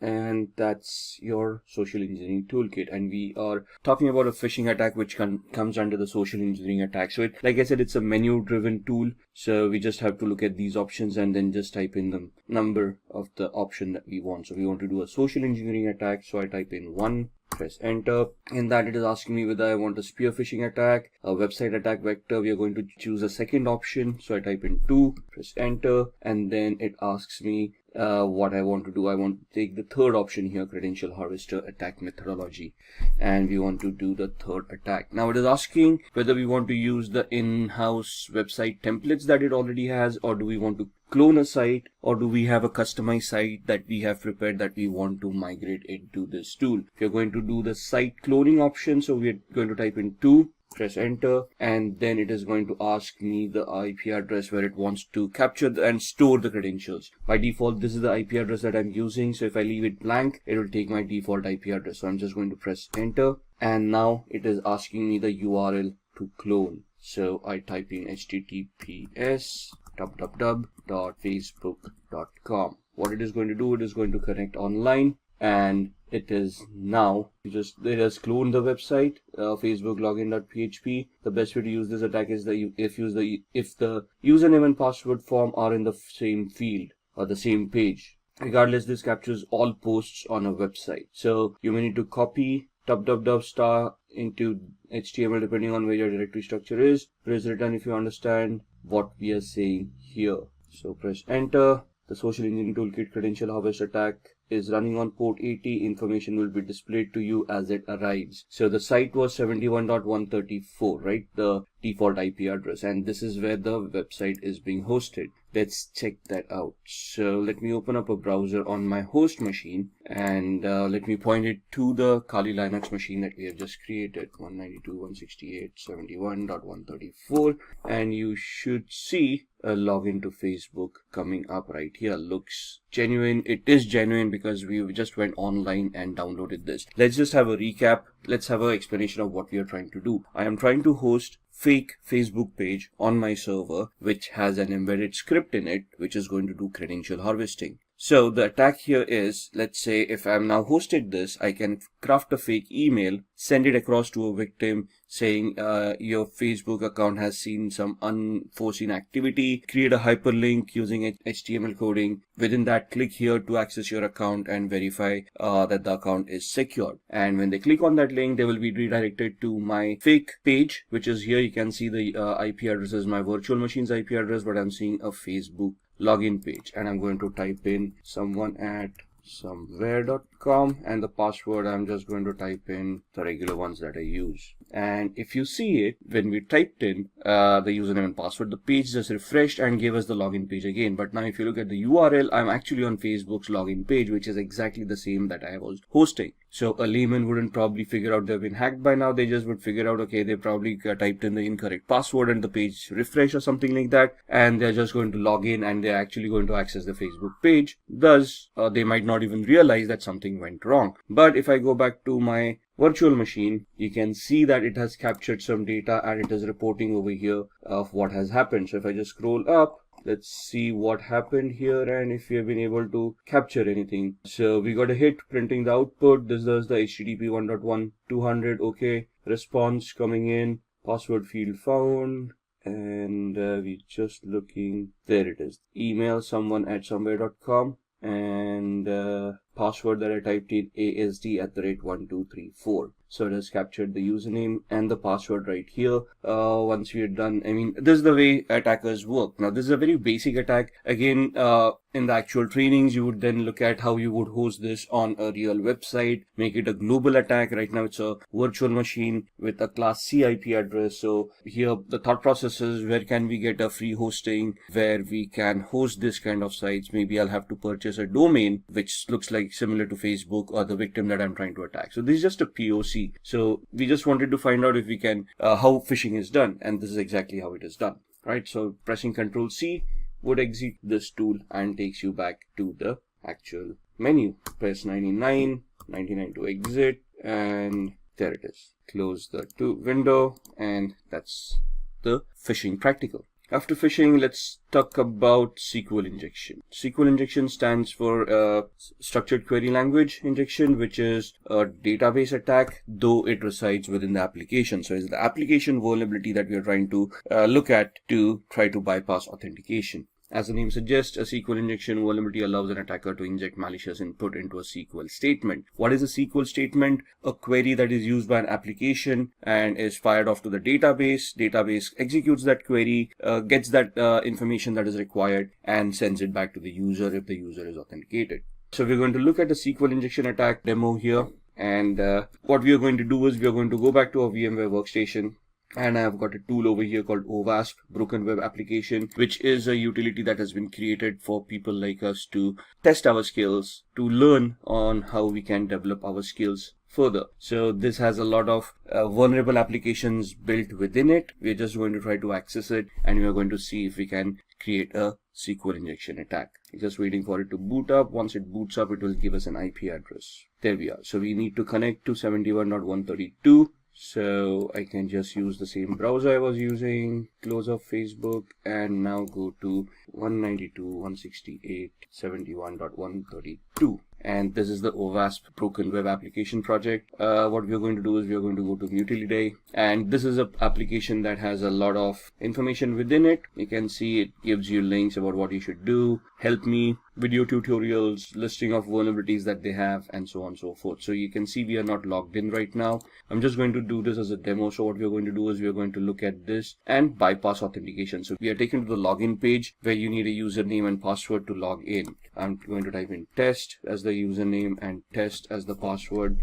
Click on login, and you can see that account does not exist, so the authentication mechanism works. Now what we want to do is we want to create a query. Now what does a query look like? When I type in a username and a password, if I just type in a single quote here, it is going to create an error, and this is what a SQL query looks like. Select username from accounts where username is a single quote, and then the exception error happened, so it's not showing the rest of the query to us. Now what I'm going to do is I'm just going to craft a query here, single quote, and give it a condition or 1 equals 1 space hyphen space. What happens, hyphen space is comments out anything after that. So the password field is being commented out at this point in time, and I'm just giving it a condition where the condition is true. 1 does equal 1. And if this condition is true, it is going to allow me to log in. So you can see right now we are not logged in. This bypasses the authentication mechanism, and you can see user authenticated, and we are now logged in as admin. So in the training, what we need to understand as a whole is how SQL works, what are the queries that are structured with, how you can, what are the testing operators. Now, the single quote that we used, that was an operator in the SQL syntax, what these operators are, how they function, and then how you can leverage these attacks. There are different tools that are given to you in Kali as well that you can utilize. So in Kali Linux, you can just open up a command prompt, and there's a tool called SQL map. You need to give it a particular site. So SQL map -u for the URL and whatever the URL is. Now URL here, and then once you're here, you just press the enter key. This tool will craft all the queries in the background for you. You don't even have to know SQL query or SQL languages. This is a very easy tool to utilize. Sadly, I cannot demo this on a live website because that would be illegal, but you can see how you can operate this yourself. That's what SQL injections are all about. Moving on, we now talk about VPNs, virtual private networks. And a virtual private network is basically a secure network that allows me to anonymize myself over the internet. So what I'm doing is I'm connecting from here to a server that encrypts my channel, encrypts my connection, and thus allows me to keep my data secure. Now, the basic essence of a VPN or a virtual private network is to allow me this encryption mechanism where I can encrypt and safeguard my data. The added advantage that nowadays a VPN gives is that they can allow us to spoof our IP address or obfuscate our IP address so we can actually become anonymous on the internet. It can allow us to use multiple IP addresses and thus secure ourselves on the internet. For example, I use VPN called CyberGhost. And what this allows me to do is it allows me so many servers over here. If you look at the entire list, all the servers, then there are no spy servers, which guarantee me that they are not going to keep and store any logs. And thus, they are not going to record any of the activity that I'm doing. Right? Since they are located out of Romania, this becomes a little bit more safer for me because the government and the laws over there are a little bit more relaxed than other countries. They give me different links for torrenting, for streaming, for connection features. So there are a lot of VPNs out there. So for example, let's go to the website cyberghost.com. So we can see there's a sale going on, 76% sale, or you can go on to ExpressVPN, which is also a very good VPN. Then there is NordVPN. It depends on what you want and how you want to utilize it. So just purchasing a VPN or getting a free VPN is not enough. It depends on which country the VPN originates from and which server you're connected to. For example, most of the countries have a pact where they share information amongst themselves even if you're connected to a VPN. That means that these companies that provide these services have to generate and store logs, and these logs have to be reported to the government if they ask for it. Now, if there's a list of 14 countries that actually focuses on this practice, so you have to find out VPN that and a server that is not a part of those 14 countries and ensure that those logs are not going to be reported to the government. And these are 3 VPNs basically are something that which are good, and I personally use CyberGhost. I've used the others. I just keep on rotating them just to get an idea of which one is better. So these are VPNs that can allow you to anonymize yourself on the internet. Moving on, these are the ones that we talked about. There are other safer VPN, Hide My Ass, ExpressVPN, and so on and so forth. From our terminologies, let's now talk about VPS. VPS is basically virtual private server where you can rent a service or server as a service, a virtual machine as a service. So basically on a cloud using infrastructure as a service, you can rent a server and utilize it for whatever activity you want. So let's go to these sites, register.com, GoDaddy Network Solutions, or we can talk about other cloud solutions as well. So here you can get register your domain names.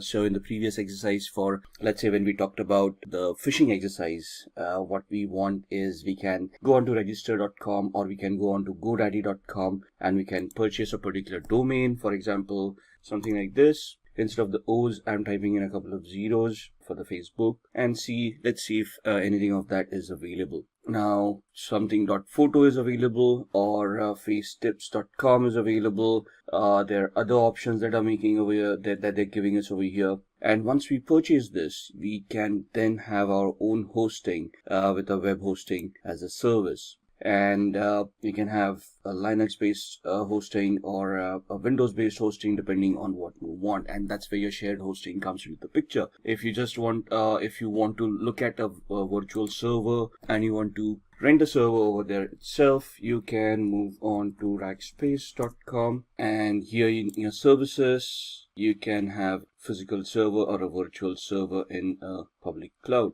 Your other cloud providers, for example, would be Amazon, AWS, and on AWS, you can basically look at EC2, Elastic Compute Cloud, which is basically virtual servers in the cloud. And over here, you can rent out a server with whatever capacity you require. You'll obviously have to pay the rent for what those servers are going to cost. But once you have those servers, you can then launch any services on top of it. Looking at other services that we have, we talked about Tor. Tor is a onion routing software that allows users to browse the web anonymously. So we can just go online and we can try to spoof our identity, and I'm going to show you how. So I've got a VMware workstation right here, so we're just going to pull that up and we're going to power on a Windows 7 machine where we're going to look at the onion routing. So our Windows machine has booted up. We're just going to log in, and this is my Windows 7 machine. Now I've got a Chrome browser right here, and we're going to go to a website called seemyip.com, which is going to give the IP address that I'm currently using. So right now I'm not connected to any VPN or anything, and you can see that's my IP address that I'm utilizing. Now if I want to anonymize myself, what I'm going to do is I am going to use Tor, and that's the Tor browser that's set up right there. If I click on it, it's going to open up the software and it's going to create a new network, and it's going to connect to the Tor network and allow me to anonymize myself. Right, so that's the Tor browser opening up and giving me a new browser over here. So I've got one, which is the old one, which is my current IP address. If I just refresh that, you'll see that I'm still on the same IP address as far as this browser is concerned. There's a refresh and it's still showing me the same IP address. Where if I go on to Tor right now, and if I go to seemyip.com, you will see that it is going to give me, and you can see the amount of time it is taking to reach that site. That's because I am using a VPN and there's a lot of encryption running off, and you can see now I'm certainly connected via Hong Kong. And even to reach this site, what Tor does is it gives me a proxy chain. A proxy chain is where it creates multiple hops to hide my identity, and before I reach seemyip.com, I am using 3 different IP addresses over here. One in France, one in Germany, and one in Hong Kong. So if I do something over here to trace back my steps to my actual IP address, the law enforcement agencies or anyone who's going to search, like a forensic investigator, would have to go through these IP addresses before they come back to me. Now it's not impossible, but the effort and time that's going to be taken to come across 3 different countries is going to be phenomenal. So it may just defeat the purpose of having so much resources spent to identify who did what. So that's what Tor does for us. Alright, moving on from Tor, we are going to look at keyloggers. Keyloggers are basically softwares that run in the background and record all the keystrokes of the user. So if I've got a keylogger installed right now, whatever I type will be stored in a text file for the hacker so that they can look at it later on. And just to give you an example of that, we go back to my VMware workstation and we open up another Windows 7 machine.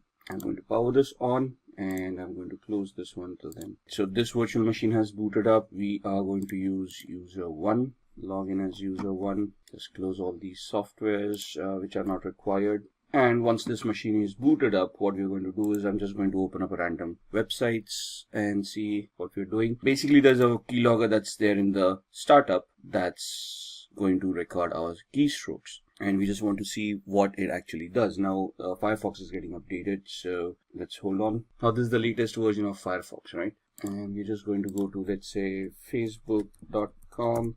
Wait for the website to open up. Alright, let's try opening it up again. And that's facebook.com, and we're just going to type in some random username and password, someone at somewhere.com, and the password being again ASD@1234567890. Login, obviously that login is not going to work. User probably doesn't exist, or if it does, the password probably is incorrect. And so we're going to close this. We're going to, let's say, open up another browser window, go to another site, rediff.com, and then go to rediff mail. Try the same thing over here, someone at somewhere.com, password ASD@12345678, whatever it is.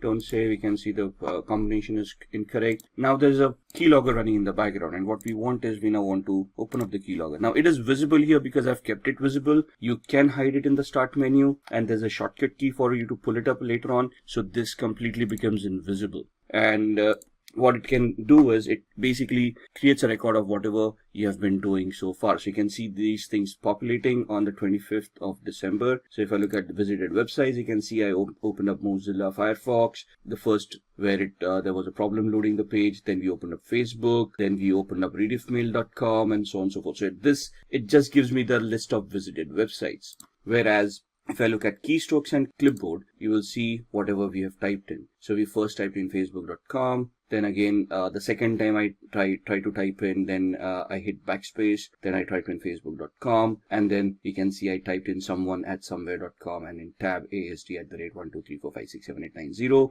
We closed up the browser. We opened up a new one, and we went on to rediffmail.com, and then you can see me typing this one, then going back one space, then the rest of what I typed, and then the password coming in. So that's what a keylogger does. If you look at the taskbar, it's not going to show you a keylogger running in the background. It's in the processes, you're not going to see anything at all, but it's going to mask itself as a service. So if you look into the properties, you can see that icon coming in over here, which matches this one. And so you can see that this is masking itself as a service.exe. If this gets hidden as well, it would be very difficult for a user to even identify this. All right, so that's what a keylogger is. Moving on, let's see what else we want to talk about. So we've talked about Tor, we've talked about keyloggers, and now we want to talk about firewalls. Now, for keyloggers to be prevented, we need antiviruses, right? So we need a good antivirus program that's going to be installed, updated, and run on a regular basis to protect ourselves from malwares. But what about network connections? And you need a firewall and a system to prevent or to detect what kind of connections are going on in the first place. Now, we cannot rely on software 100%. So even if a firewall is not configured properly, that's going to be a problem. So what we need to do is we have to have a firewall, configure it correctly, and then allow and disallow certain activity from happening. And what we're going to do is, I've got such a system on my machine here. I use a software called Glasswire. What it does is it is a network analyzer. So it allows me to analyze whatever is going on. You can see all the apps that I'm utilizing and how much upload and download they have been doing, all the traffic. So you can see the protocols that I'm utilizing. So I come to know what's going on in the background. And this gives me the entire graph of how much I have been doing for the past 24 hours, past 3 hours, past 5 minutes, and so on and so forth. Right, so this is what the activities, and these are the alerts that it has been generating. I can click on those alerts and it will start telling me what it was all about. If the graph doesn't work for me, it gives me usage as well. So how much I have utilized since I've installed this software, right? And what applications have been utilized, which hosts have been connected to, and the traffic type that was utilized. And then the things on my network. So these are the devices that I have currently on my network that have been identified. And then comes the firewall. So on the firewall is clicked on. You see all those services that have been identified, and you can just click on a particular service to lock that service. So this becomes a discovery tool, identifies whatever networking is going on, gives me all that information, and then I can look at and I can just click on any of these services that I find it as malicious and block them. I can create different profiles for different applications as and when I want them. And these are the alerts. So you can see that this was the first time a network connection was looked at from VMware. And what this allows me to do is whenever I execute a file, it can upload it to virustotal.com and scan it as a third-party antivirus to ensure that there is nothing malicious on it. So I already have an antivirus over here, but if this ever gets compromised, I still can rely on a third-party service where in real time when I execute my applications, they would be verified and I would be assured that nothing is wrong with my system. And this software that I'm utilizing, Glasswire Basic, is free, and then there are paid versions as well. It's just glasswire.com is where you're going to find this. Moving on, rootkit. Rootkits are also malicious softwares that you allow an unauthorized user to have access to a computer to restrict areas of its software. Now, a rootkit in a sense is a malicious software that infects a machine and prevents some functionality from it, like hiding data or preventing users from running antiviruses. And it's basically a malicious software that is used to hide information from the victim so that they would not realize that they have actually been compromised. It's going to be a difficult showing of a rootkit, so I cannot show that demo to you. So we're just going to move on, and we are going to talk about ethical hacking techniques now. Now, when we say ethical hacking techniques, we want to look at what kind of audits are available when we want to do ethical hacking. So there's a black box audit, a white box audit, and a gray box audit. So if I'm invited in an organization to conduct a test, to conduct a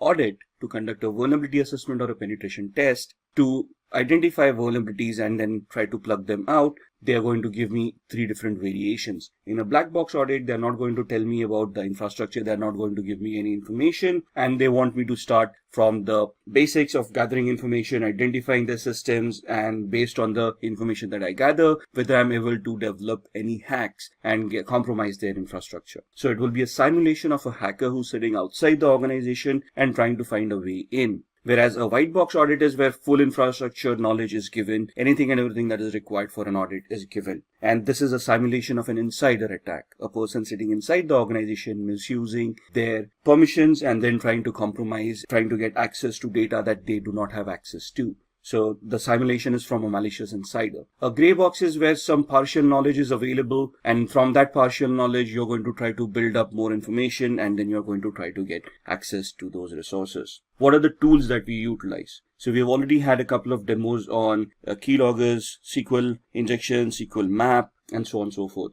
Metasploit is a very much used tool for penetration testing, and having knowledge on Metasploit is very much necessary as far as ethical hacking is concerned. Nmap, this is a tool used for network discovery. Nessus, a vulnerability scanner. Wireshark is a packet capturer that allows you to capture packets and analyze whatever is going on. SQL map is something that we have seen, a SQL injection attack tool which generates its own queries. And John the Ripper is a password cracking tool. Backtrack used to be an operating system that was utilized for penetration testing. However, Backtrack has now been replaced by something called Kali Linux, and that's the operating system that we have utilized in all our demos where we try to look at SQL map and those injection attacks that we did. So what are the areas of ethical hacking? We have just talked about all these areas as well. Network services, we looked at the Glasswire application that showed us how my machine is consuming networks, which protocols are being consumed, how the connections are being created. If somebody is able to install a Trojan on my machine, it is going to try to create a new connection on the network with the hacker to allow that hacker a backdoor access. Now, if I have that Glasswire or a similar firewall implemented, it is this firewall that is going to detect it and prevent that connection from happening. So if I install a software that is suddenly suspicious or that installs something else in the background that I may not be aware of, that tool is going to identify all the connections that are being made and it is going to highlight that connection. I need to go through all of those connections and identify whether they are legit or not. And if I find some suspicious or doubtful, I'm going to block that connection and then I'm going to investigate what's going on. And that's where ethical hacking comes into the picture. You want to find out if your firewall that you have implemented is going to work correctly or not. If the configuration of the firewall is done properly, or if the firewall is misconfigured, is it leaking out information, right? At the same time, you're looking at web applications. We looked at the OWASP broken web application where we did some SQL injection attacks, right? So that was a weakness or a vulnerability in that application, which would allow us to bypass authentication and get access to resources that we were not authorized for. And then client-side attacks would be where you install keylogger at the end of the client system, and then you try to capture whatever data the user is typing in, like usernames and passwords on the Facebook and the rediffmail.com website that we saw, and then try to misuse that information to get access to those resources. Then Wi-Fi networks, right? Wi-Fi is something that we use on a regular basis. We got our smart devices nowadays, smartphones, tablets, phablets that we can connect to Wi-Fi and start using all our services, our banking applications on our smartphones. And thus we want to ensure that wireless connectivity is simple and is secured. So you want to use encryption mechanisms, you want to use tools on your smartphones, antiviruses, firewalls on your smartphones to ensure that whatever you are utilizing is going to remain secure. And then social engineering, we've looked at the phishing website on facebook.com. We've seen how easy it is to clone websites and host them on Apache server. So if you look at it as from an ethical hacker's perspective, the job of an ethical hacker is to simulate these kind of attacks that a hacker may conduct. And first of all, you're basically going to find out areas where these attacks can happen. Think of it from a hacker's perspective. Try to simulate those attacks and see if those attacks are going to be effective. Can those attacks be prevented? And can your current security controls that you have put in place identify, detect, and prevent these attacks from happening in the first place? And that is what ethical hacking is all about. Let's look at the Metasploit attack. Metasploit is a framework of penetration testing that makes hacking very simple. You just need to know how to utilize the tool. You need to identify the vulnerability associated with a particular exploit and then run the exploit on Metasploit. We'll be demoing this during the practical. So there are active exploits and passive exploits. In active exploits, a specific computer runs until execution and then exits, uses brute force and exits when an error occurs. In a passive exploit, these exploits wait for incoming requests and exploit them as soon as they connect. They can also be used in conjunction with emails and web browsers. So in passive exploits, we create a payload, like a reverse connection payload. We send it to the victim. Once the victim installs that software, the machine will then initiate a connection to us. Our machine will be in a listen mode, and then we will, once the software is executed at their end, we would then try to connect and exploit that particular vulnerability. This is the practical that we'll be doing on Metasploit. So let's move on with the demos, and then we'll see what we can discuss amongst them. All right, let's have a look at some of the demos that we had talked about in the ethical hacking and penetration testing module. We are going to look at 3 different demos. The first one is going to be a SQL injection attack that we are going to perform on this tool that we have. The second one is a password cracking attack on Windows 7. And the third one is a MetaBreeder based or a Metasploit based shell shock attack on a Linux based web server. So let's get cracking. I've powered on this virtual machine, which is the OWASP Broken Web application. It is a tool that is provided for people who want to enhance their skills and they can practice how to do these attacks in a legal manner. So we are going to go to this site. I'm just going to open up my browser. The IP address is 71.132, and that's the OWASP Broken Web application that we want to utilize. We are going to head off to Mutility 2. And we are going to look at a SQL injection attack where we want to bypass authentication. Now this takes us to the login screen. So we can just try our luck here and see that the authentication mechanism works. The account does not exist. So the username and password that we have supplied is not the correct one. So we want to ensure that there's a SQL database, and we can try to attack it and see if we can bypass the authentication. Now, what we want to do is we want to create a SQL based malformed query that can give us a different output. So I'm just going to type in a single quote over here and type login, and you can see that this is now suddenly recognized as a operator, and there's an error that is given out compared to the login that we tried earlier. When we used a proper text-based login mechanism, it gave us the account does not exist, but here the single quote gave us an error, and it shows us how SQL works. This is the query that we had created. Now, in the trainings that you have for ethical hacking, there would be explanations of what these queries are all about, how the syntax works. Here we're just going to see if we can create a malformed query to log in as a user in this case. So what I'm going to do is create the query over here, and we're going to give it a comparison. So we're going to give it a OR 1 equals 1 space hyphen space. And if you now click login, you should be able to bypass authentication, and you can see user has been authenticated, and we now have admin access to this application. Now here the SQL queries need to be crafted in such a perspective that they're going to work. So there would be a lot of exercise in identifying what the database is. There's a Microsoft database and Oracle database and so on and so forth, and then you have to choose those proper commands. But identifying that would come in the training. Right now we're just looking at a demo. This is how a SQL injection attack works. Now let me log out here. Similarly, now we are in a login page. The same query worked wonders where it allowed us to bypass authentication. So it also depends on what kind of a page I am and what query would be accepted at this point in time. So here application understanding would also come into the picture, where which function we are calling upon when we are connected to a particular page. Now this is a user lookup function, right? So again here we try the same method, test. That's not going to work. Authentication error, bad user on password. And if we type in the same query over here, single quote or, and give it a condition, single quote or 1 equals 1 space hyphen space. Now here it is not going to log us in because this is not a login page. This is a user lookup form. So here it would instead give us a dump of all the databases that it has. So you can see all the usernames and passwords coming in that are stored in the user lookup field. So this is where the understanding comes in of which query to create at what page, we are depending upon the function that is being called, right? So that's the SQL injection attack that we wanted to look at. Let's move on to password cracking. Now this is a Windows 7 machine that we have, I'm just going to do a very basic password cracking example. We're just going to log in. Now here the assumption is that we are able to log in. We have access to a computer and we want to check out other users who are using this computer and see if we can find out their passwords, so that we can log in as a different user, steal data if required, and we wouldn't be to blame if there are any logs that are created. So here we've got a tool called Enable that is installed right here. Now I'm already an administrator on this machine. I'm checking out other administrators who share the same privileges, or any other user who may be on this system whose password I can crack, and thus I would be able to get access through their account and then do any malicious activity. Right? So this allows me to go into a cracker tool, and it allows me to enumerate this machine and identify all the users and passwords that are there in this particular machine. Right? So I'm just going to click on the plus sign and I'm going to import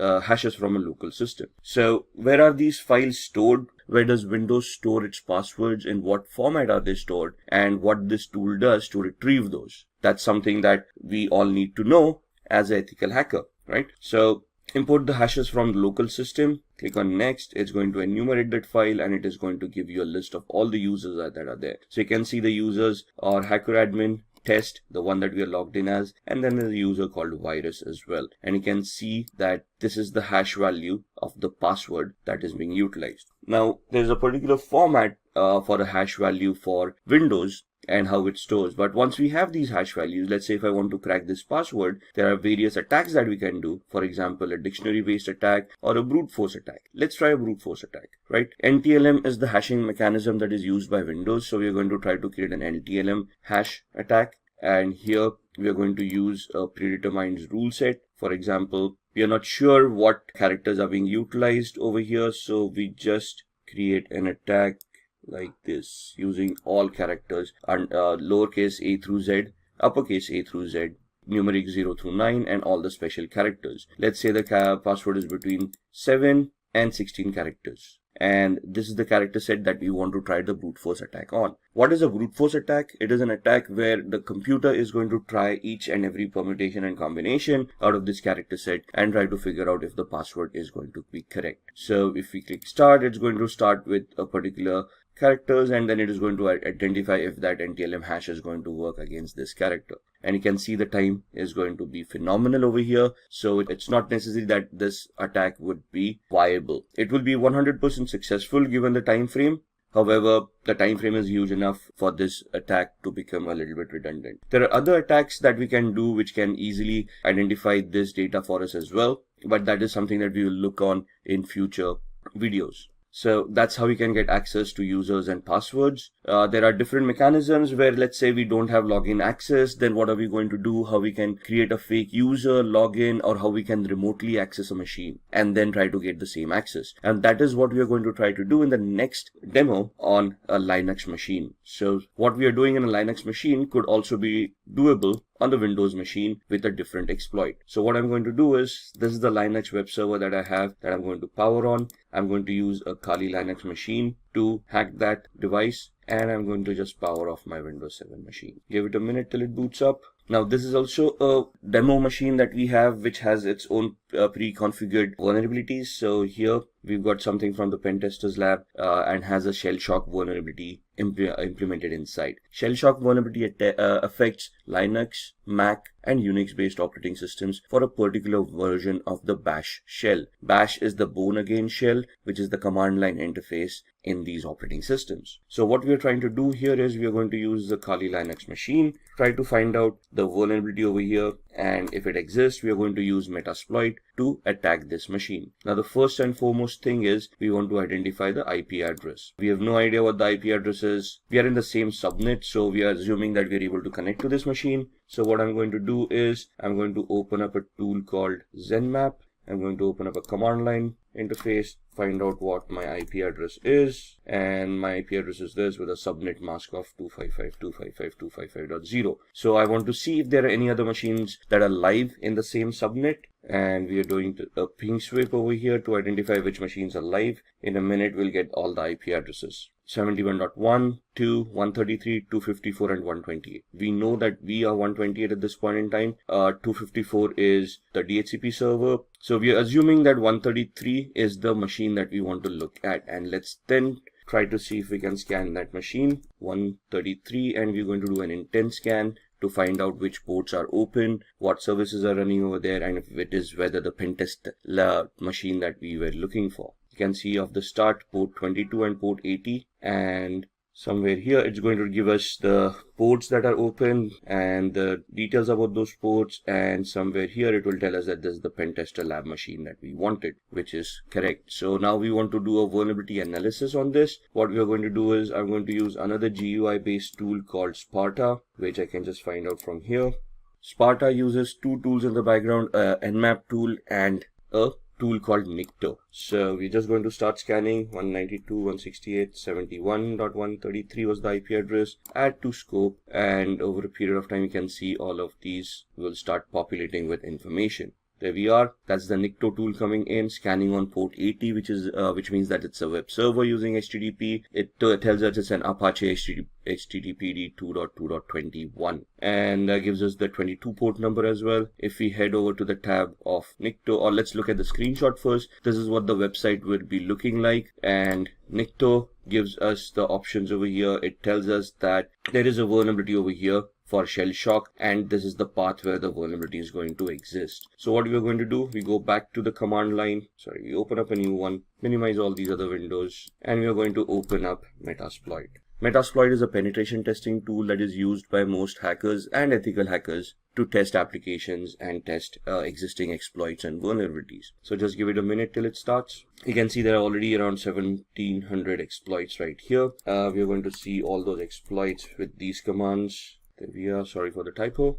And it will just give us a list of all the exploits that are stored in Metasploit in this version. So all of these are Windows based. If we scroll up, we will be looking at other vulnerabilities as well, or exploits, the Unix based exploits, Linux, OS X, multi-exploits. And we are looking for an exploit for multi-based Apache or HTTP. Let's go up, let's look at, so this is the one that we're looking for, Apache mod CGI bash environmental executable. So what we're going to do is we're just going to copy it, go back to the bottom, say use exploit, and paste the one that we wanted. Press enter, say show options. So it will ask us to configure this. I'm just going to configure it based on the knowledge that we have. Set our host, which is the remote host, the victim's machine. So we put in the IP address. It asks us for the target URI. So that's the path that we saw. Set target URI to cgi-bin/status. Enter. Now with the exploit, we need to find a payload that is going to give us the output that we want. So we say show payloads, and it will give us a list of all the compatible payloads with this exploit. And we want to create a reverse TCP connection, which is this. So we know it's a Linux operating system. We want this payload to be set. So set payload. Press enter. That's the payload coming in. Show options.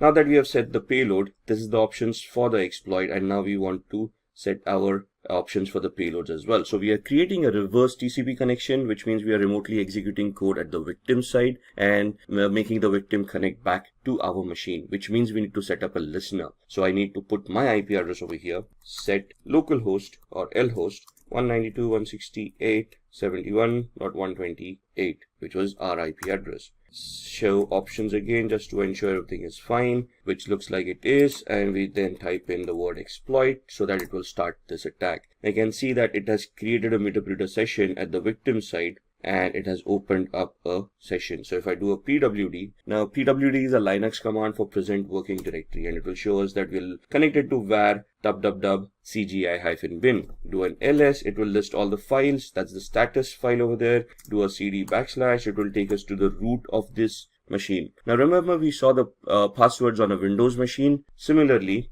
we can head over to the cd etc folder, ls, and you can see these files, psswd, and shadow. Now PSSWD is the file where Linux stores its usernames, and shadow is the file where passwords are shown. So do a cat command PSSWD, and you can see these users coming up. So you can see the last user Pentest Lab, and you can see there are no passwords. So let's do a cat shadow, and that's your hash value for the password that we have for the user Pentest Lab. So these are the different attacks that we need to understand and we need to create based on the vulnerabilities that exist on different machines. So if you just look at Windows and Linux and how we can exploit them depending on existing vulnerabilities. As an ethical hacker, this is what we need to learn in our trainings, and then we need to clear our exams based on this knowledge of how these things work, so that we get certified and then we can position ourselves for the penetration testing jobs. Now let's begin with who is a certified ethical hacker. A certified ethical hacker is a person who's also known as an ethical hacker. An ethical hacker is just the opposite of an hacker. A hacker is a person who with malicious intent tries to misuse vulnerabilities that they have identified in an organization structure and then gain access to unauthorized data. Whereas an ethical hacker does the same thing. They try to locate the weakness, they try to locate the vulnerabilities, and they see how they can be misused. However, the intent is completely different. And that is what differentiates a hacker from an ethical hacker. Hacker would be a criminal with a malicious intent who would try to misuse and personally gain by doing criminal activity from that particular activity that they have done. Whereas an ethical hacker would try to help the organization in an authorized manner. So that's where the permission comes into the picture. The ethical hacker has permission from the organization to conduct some activity that would identify vulnerabilities or weaknesses in the information technology structure of that organization. And then once they have been identified, the ethical hacker would then help the organization to plug those vulnerabilities rather than misuse those vulnerabilities. So any person who completes CEH version 10 certification is known as a certified ethical hacker. So there's a certification. Once you complete that, once you pass the exams, you can essentially call yourself as a certified ethical hacker, and you're going to get a certificate with the same terminology. So as you can see in the diagram, your responsibility would be as a certified ethical hacker would be with the proper permission of the organization. With the authorization coming in, with contracts coming in, you would legally help the organization to identify those weaknesses and vulnerabilities. And once you find them, you're going to report them to the organization, and you're going to help the organization with remediation plan, which would help them remediate, mitigate, and resolve the vulnerabilities that you have identified, thus making the organization's security structure a lot better, based on which black hat hackers or malicious hackers would be unable to attack the organization. So what is CEH version 10? Now this course was initially introduced in September 2015, and I think if you look at the versioning, this is the 10th version that is there in the market. So essentially CEH, or the Certified Ethical Hacking course, as the course itself, has been for a long time in the industry. It's a very well accepted course, and it's a well-renowned course. The current version as it is was introduced in September 2015 and is one of the toughest certifications in the cybersecurity field. This includes a lot of information that you have to learn, that you have to know before you can attempt the certification. You will master all ethical hacking methodologies that are used in penetration testing and ethical hacking situations. What does that mean? That means that CEH version 10 is a structured course that will help you look at all the phases that are used in ethical hacking, all the terminologies that are utilized, all the tools that are utilized in such a manner that you can penetration test or a vulnerability assessment and identify and test the vulnerabilities for their complexity. And this course, once you complete the course, you would have mastered all the ethical hacking techniques that are required. There are two exams. One is a written exam and the other is a practical exam. Now you can opt for either or. The written exam is basically a multiple choice question exam where they'll ask you scenario based questions and you have to answer those questions. That is something that we're going to look into during this video. The practical exam is basically a simulation exam where they give you a scenario and you have to complete those tests and prove that you are a good ethical hacker.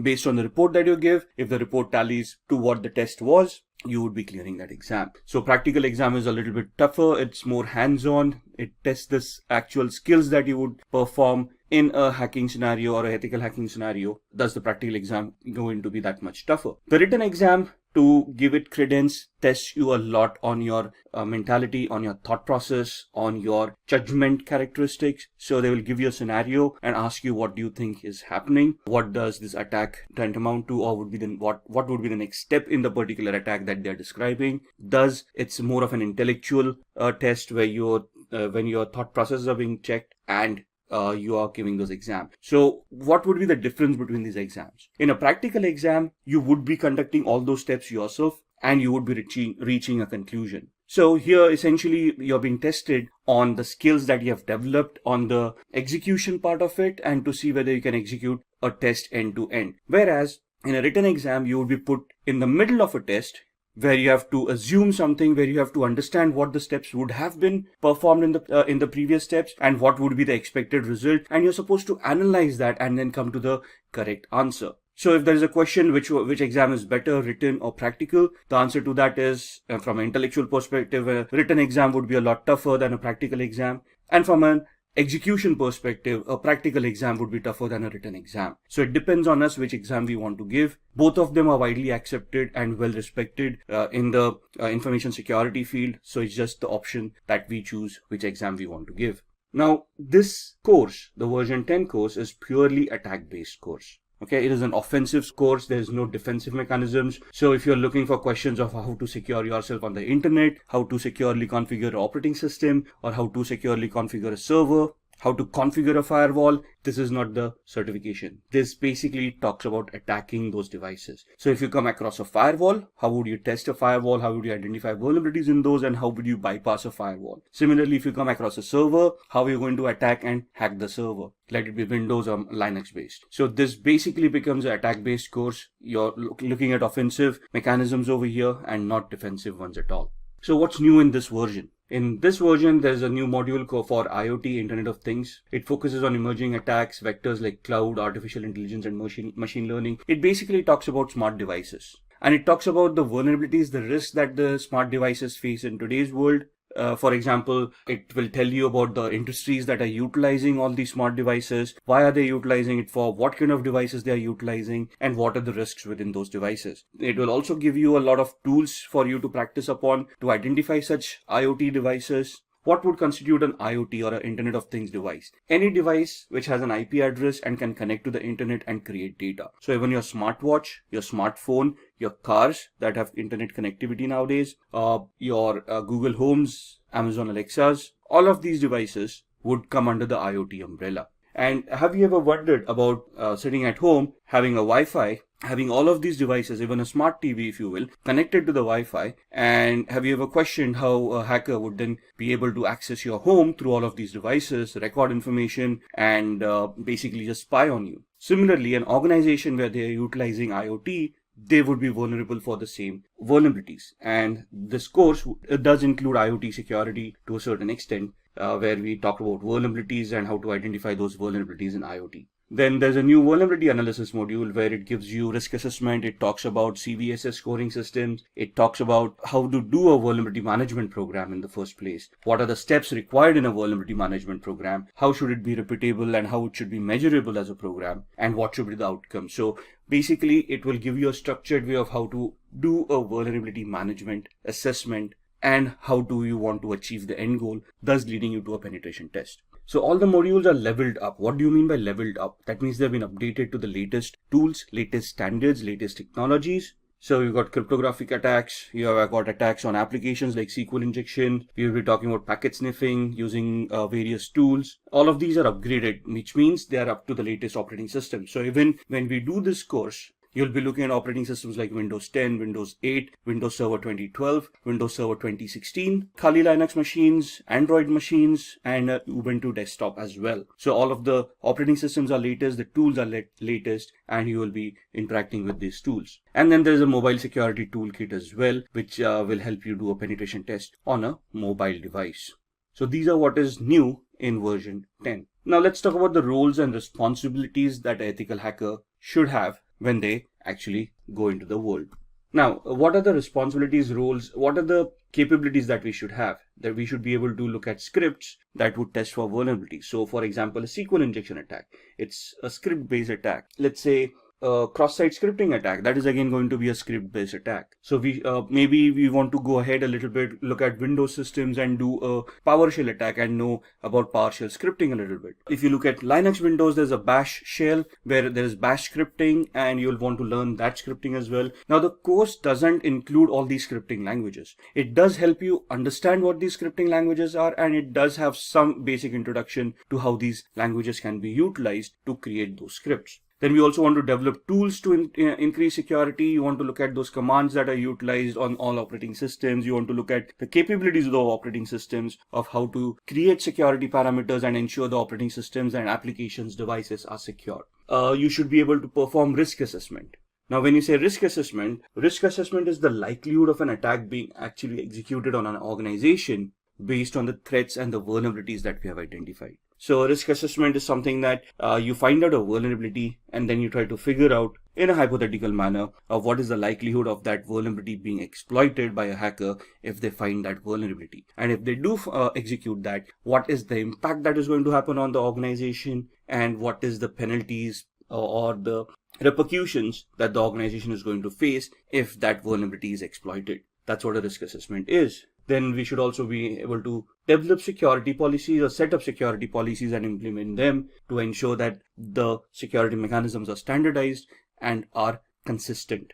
And then we should also look at training staff for network security to ensure that they are aware of these vulnerabilities and they know what their responsibilities are to maintain some semblance of security in the organization. So why do we want to become a certified ethical hacker? Now, since you're watching this video, it's easy to assume that we all are interested in security, we all are interested in hacking, but hacking is not a real job.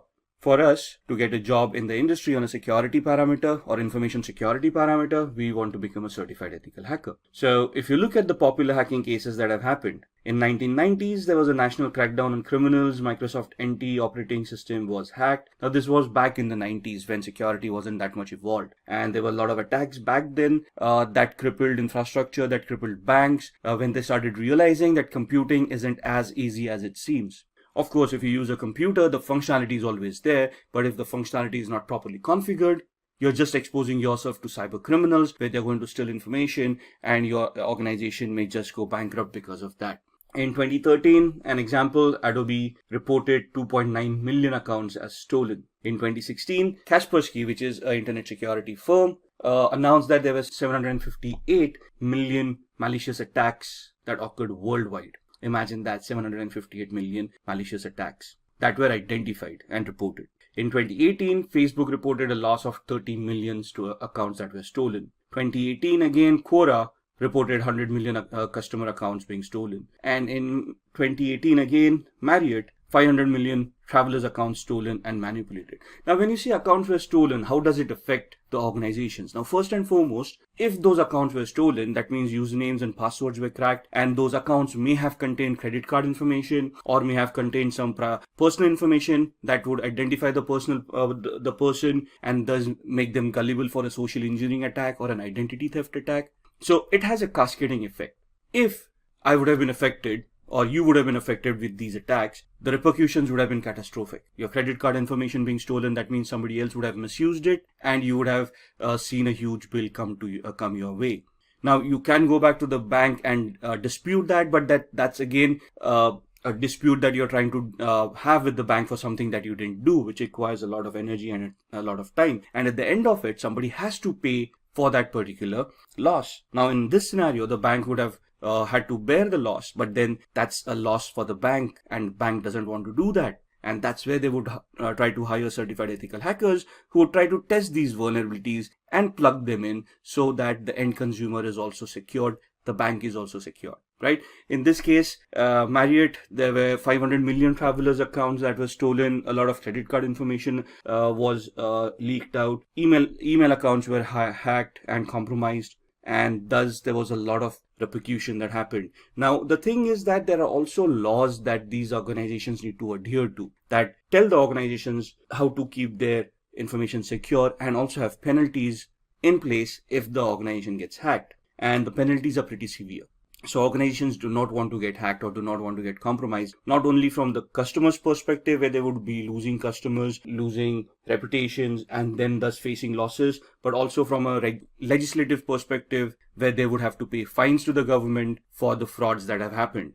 So these are some of the popular hacking cases that have cost these organizations quite a lot of money, and thus they have a lot of security in mind. If you look at the news, in BBC News, there was something reported from a French police that there was a virus that infected more than 850,000 computers worldwide. Now, on the similar lines, if you remember ransomwares, and if you look at WannaCry that happened in 2018 or 2017, it also cost the world $4 billion in losses during that just one small month of its infection. Then Google basically disclosed that a large-scale hacking effort was targeted at Apple devices. And this has been, it has reported that there was a sustained effort to hack iPhones over a period of at least 2 years, which means that there's a specific target towards Apple consumers, and they are at a higher risk of getting hacked than others.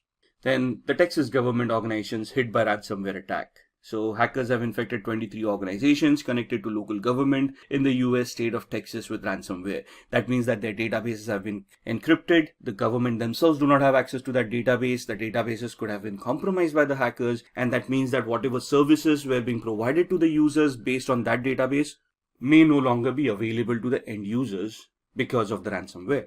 Now, moving on with these, why do we want to become a certified ethical hacker? Increased attacks lead to more job openings. Now, if you look at ransomware, the WannaCry attack that happened in 2017, there was a knee-jerk reaction given by the rest of the world for IT security. Suddenly budgets started opening up. Suddenly people wanted more ethical hackers on their payrolls to test for vulnerabilities.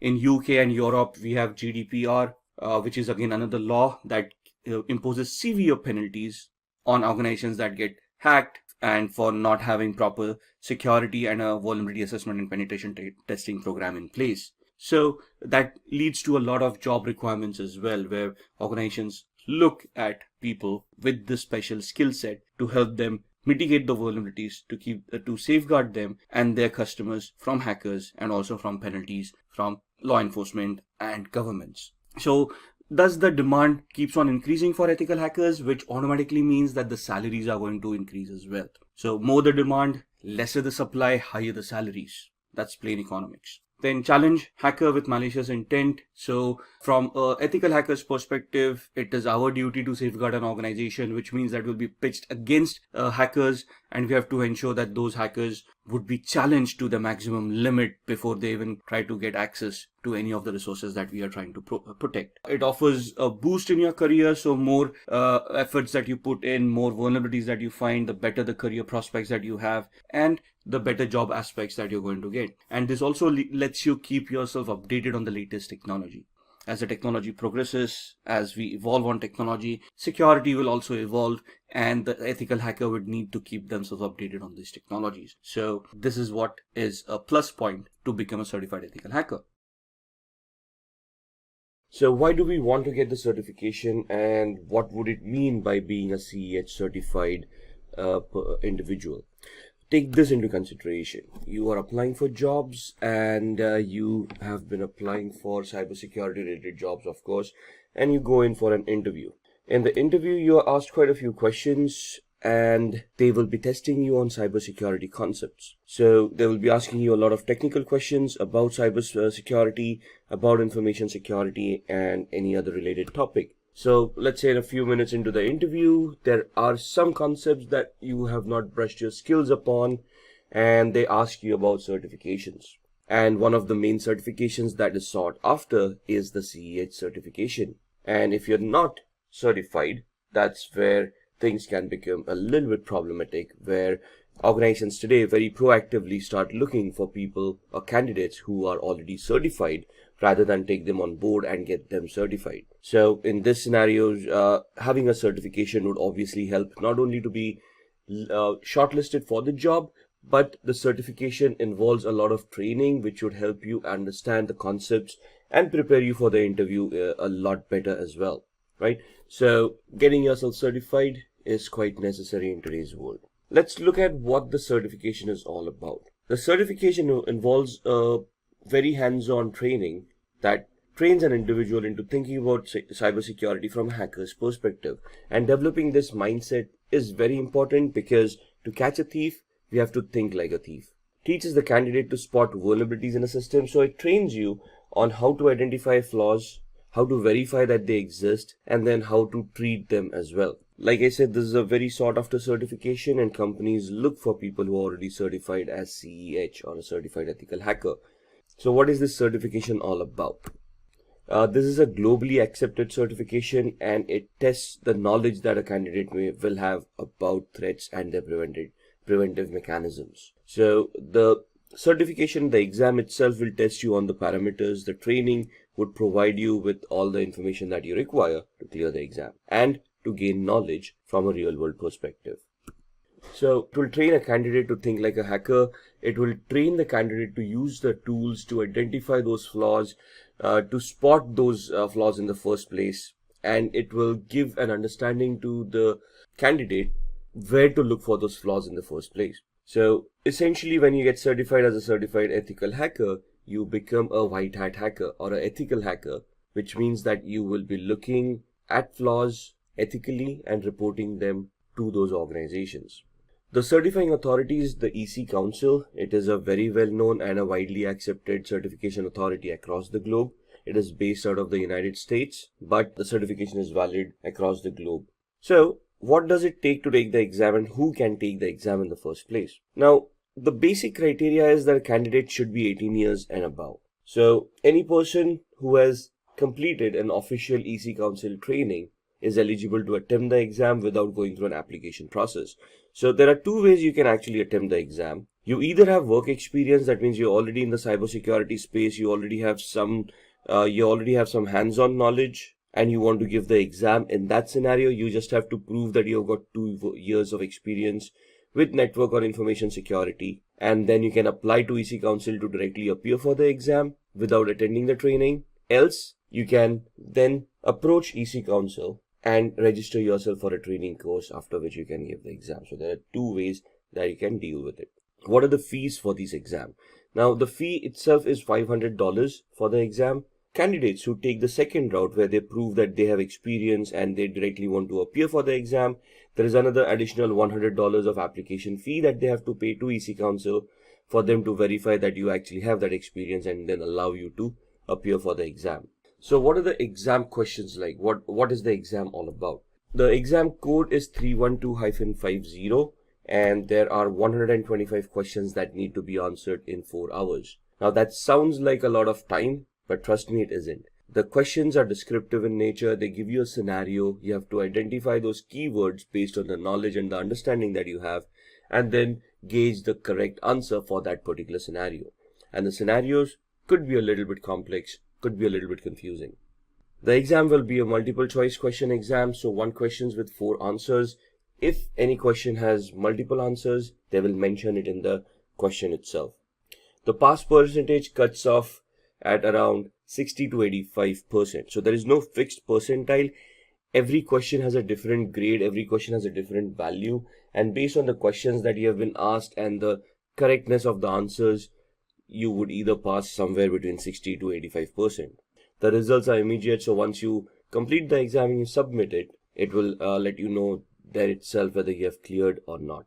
So what are the skills that you require for this exam? You must have very good networking skills. And when we say networking skills, you should know your protocols. You should know how computers communicate with each other. The protocols like HTTPS, FTP, SMTP, and anything about the OSI layer.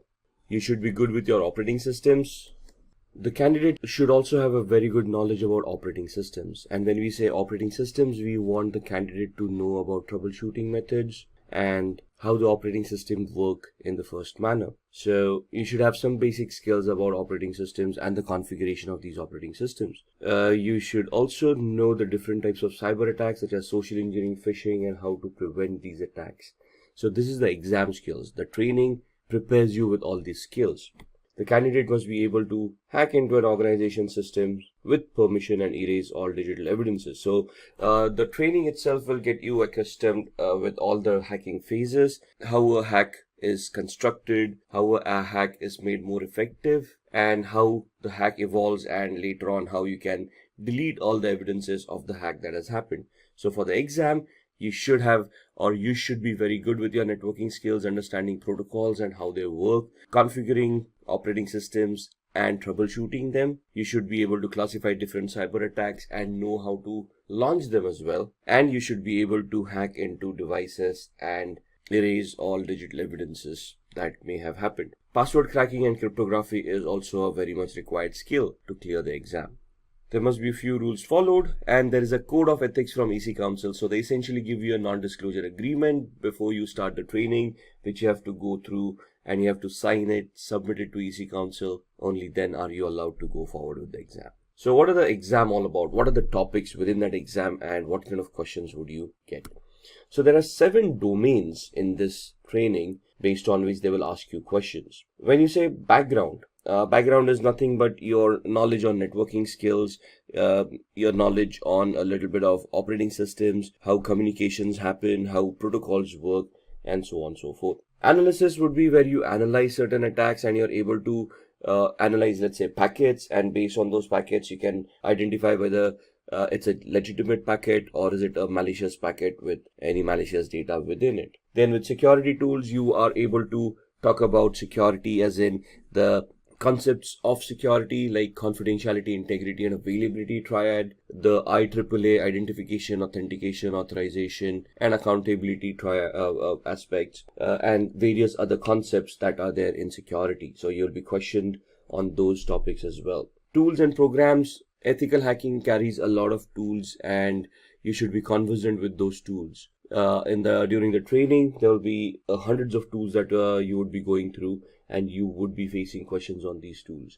So there would be some basic questions like commands that would be given to you to identify what that command would execute, or there would be a specific scenario given to you, and then they would ask you which is the most suitable tool that you would utilize to crack that particular scenario. And then there's the methodology, of course, of how or which steps would you take in this particular attack to be successful. Then we talk about policies and the ethics. So as you can see, all of these domains have different weightage in the exam. 21.79% for your backgrounds. So you can see the background information is very much important. Operating systems, networking, a little bit of applications, a little bit of architecture of how things are deployed. Now, CEH is normally an advanced certification, right? So there are a few presumptions that you already know a little bit about Active Directory, how operating systems work, how identity management works. So there's a little bit of presumption that you have these background knowledge, but in the training you can be prepped up for that knowledge as well. So it does contain a little bit of insights about how these things work.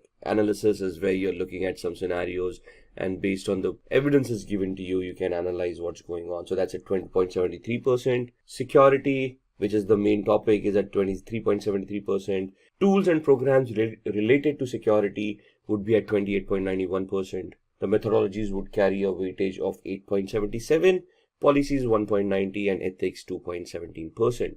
So you have 125 questions. You can figure out percentile wise how many questions you would get on each of these domains. So let's have a look at these domains a little bit more.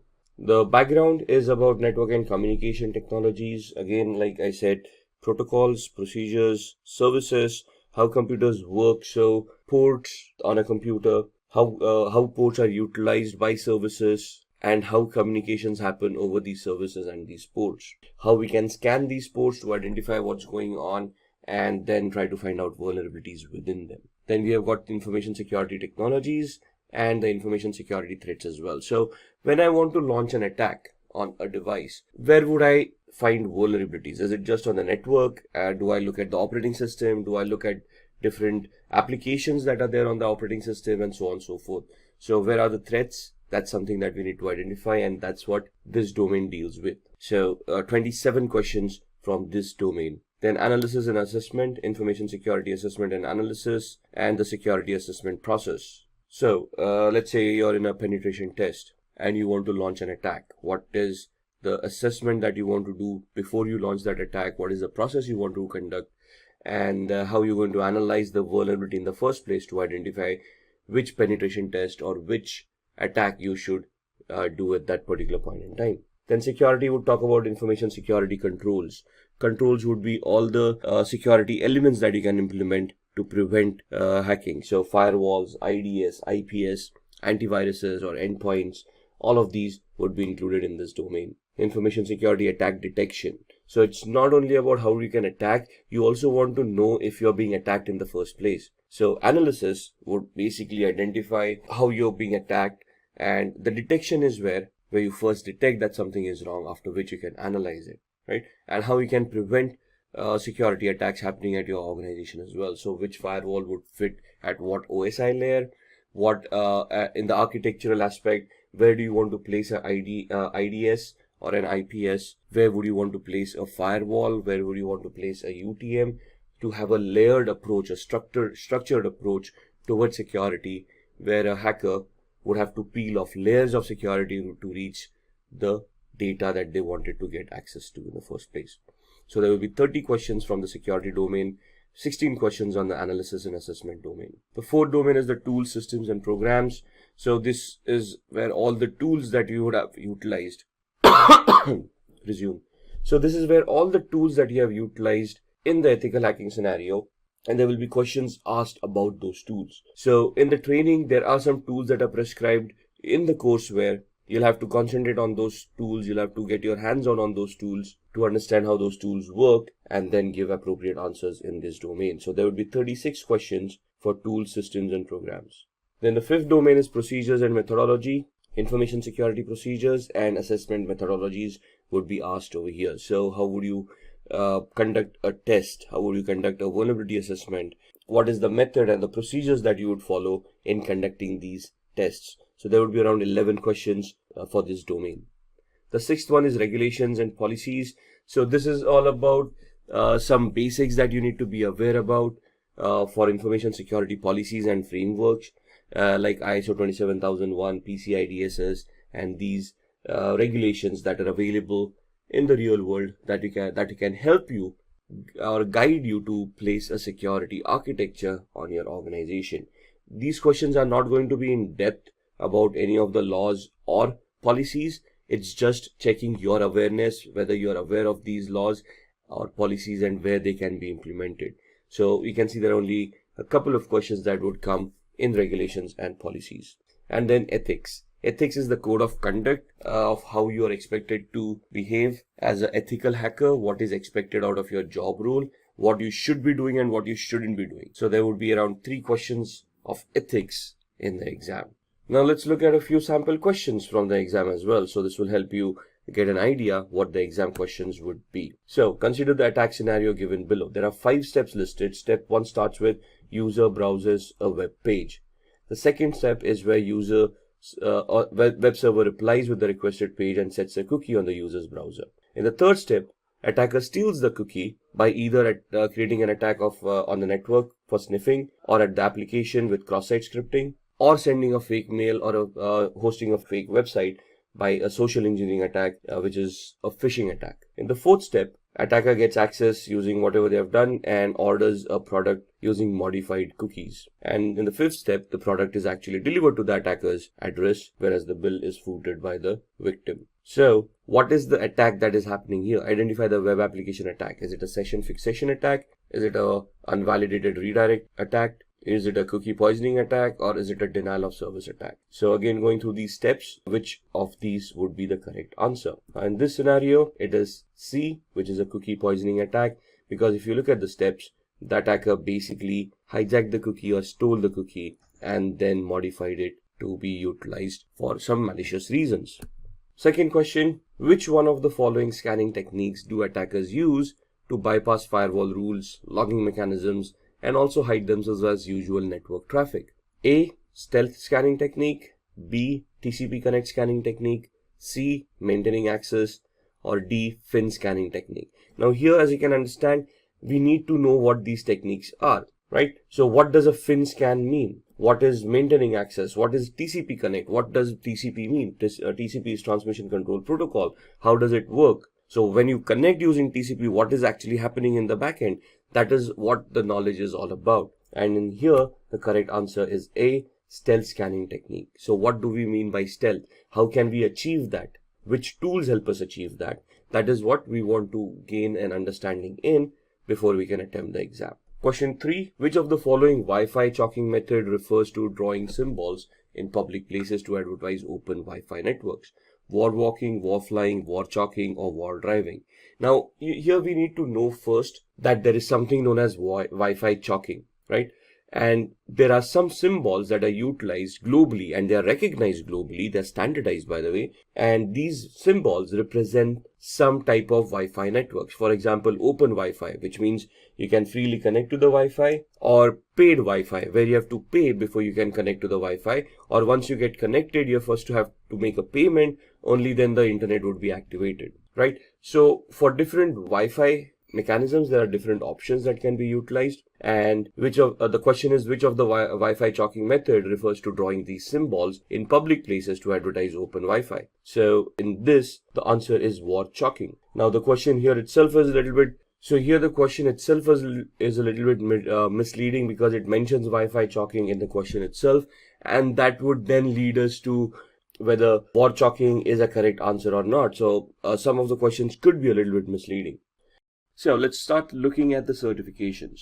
So to be an ethical hacker, you must hold a certification which specializes in ethical hacking or in cybersecurity. Companies look for candidates who are globally certified. When we say globally certified, they're looking for a certificate that has been given by an organization that is recognized globally and is well accepted in the industry. So these are the top 5 certifications a candidate can obtain. The first one, become a certified ethical hacker. Then there is Global Information Assurance Certification Penetration Tester. Then Offensive Security Certified Professional, CompTIA Pen Test Plus. And finally, the Licensed Penetration Tester. Now, these certifications are offered by different organizations. All of these organizations are recognized globally and their certifications are well accepted in the technical space. So let's start off with the Certified Ethical Hacker, and we'll look at the organizations that provide these certifications and how we can attain them. So CEH, or Certified Ethical Hacker, in its current form is in its version 10. It's been revised and updated over a period of time.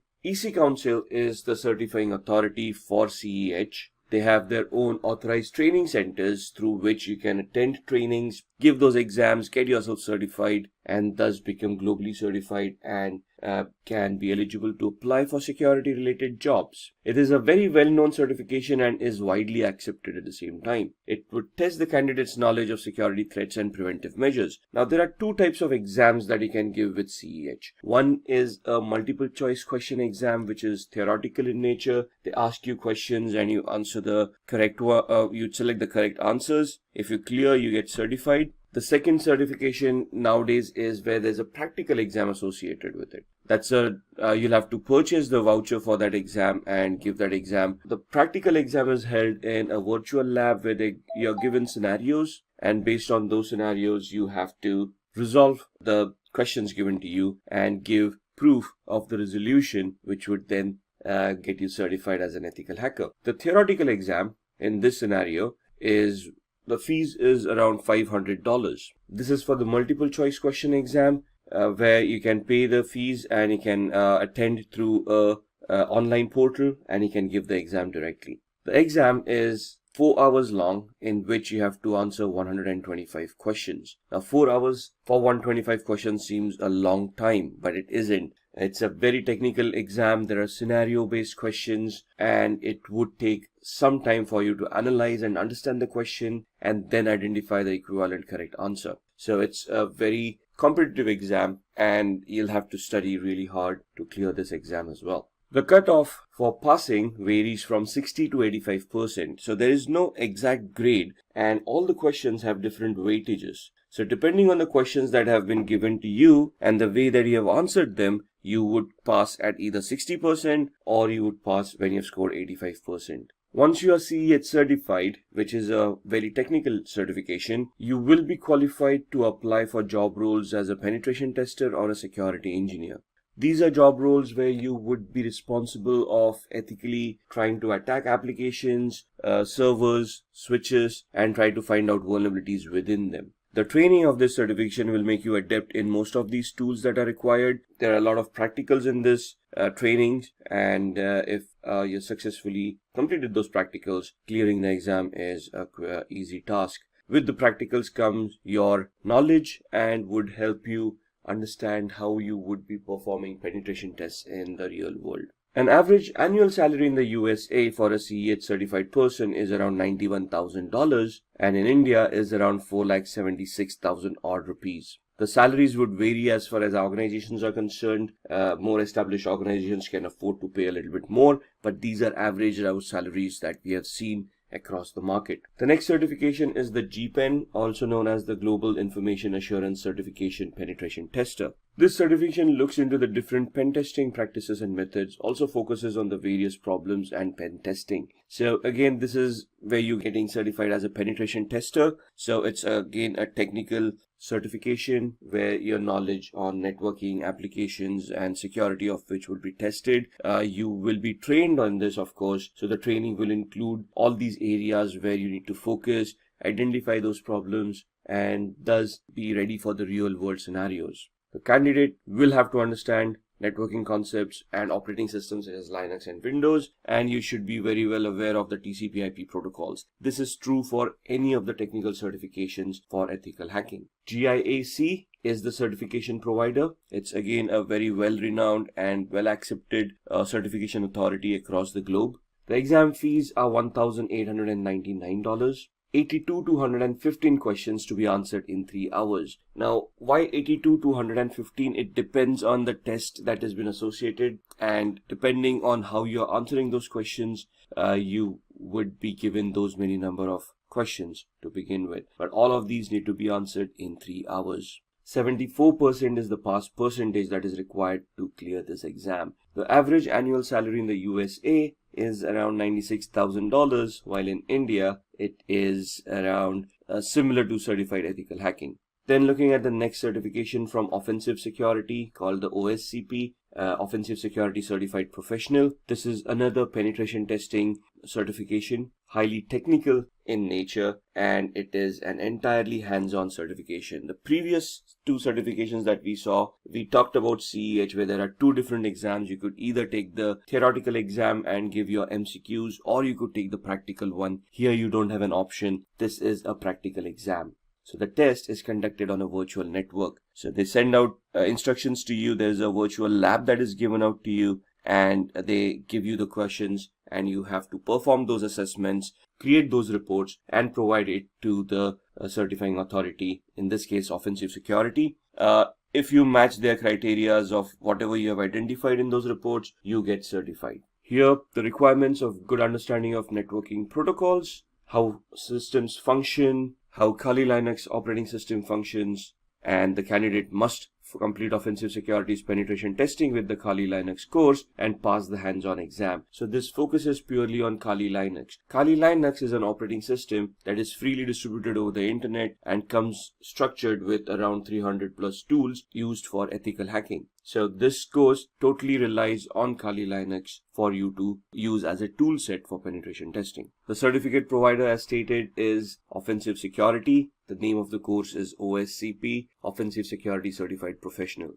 Exam is around $800 to $1,550. Now understand that this exam is technical and is hands-on. So for you to prepare for this exam, they come up with virtual labs where you can start practicing and honing your skills. Depending on the number of days for which you have purchased the access to that particular labs, the amount will vary from $800, which would be the minimum access days available, to $1,550, where the maximum number of days would be given to you for practicing. Once you're ready, even during the time span of where you have that access, once you're ready for the exam, you can attempt the exam and clear. The average annual salary is similar, around $91,000 for the US market and 905,000 rupees in the Indian market. Then looking at the CompTIA Pen Test Plus. CompTIA is another certification authority or a certification provider, a training provider that will help you get yourself certified in the ethical hacking space.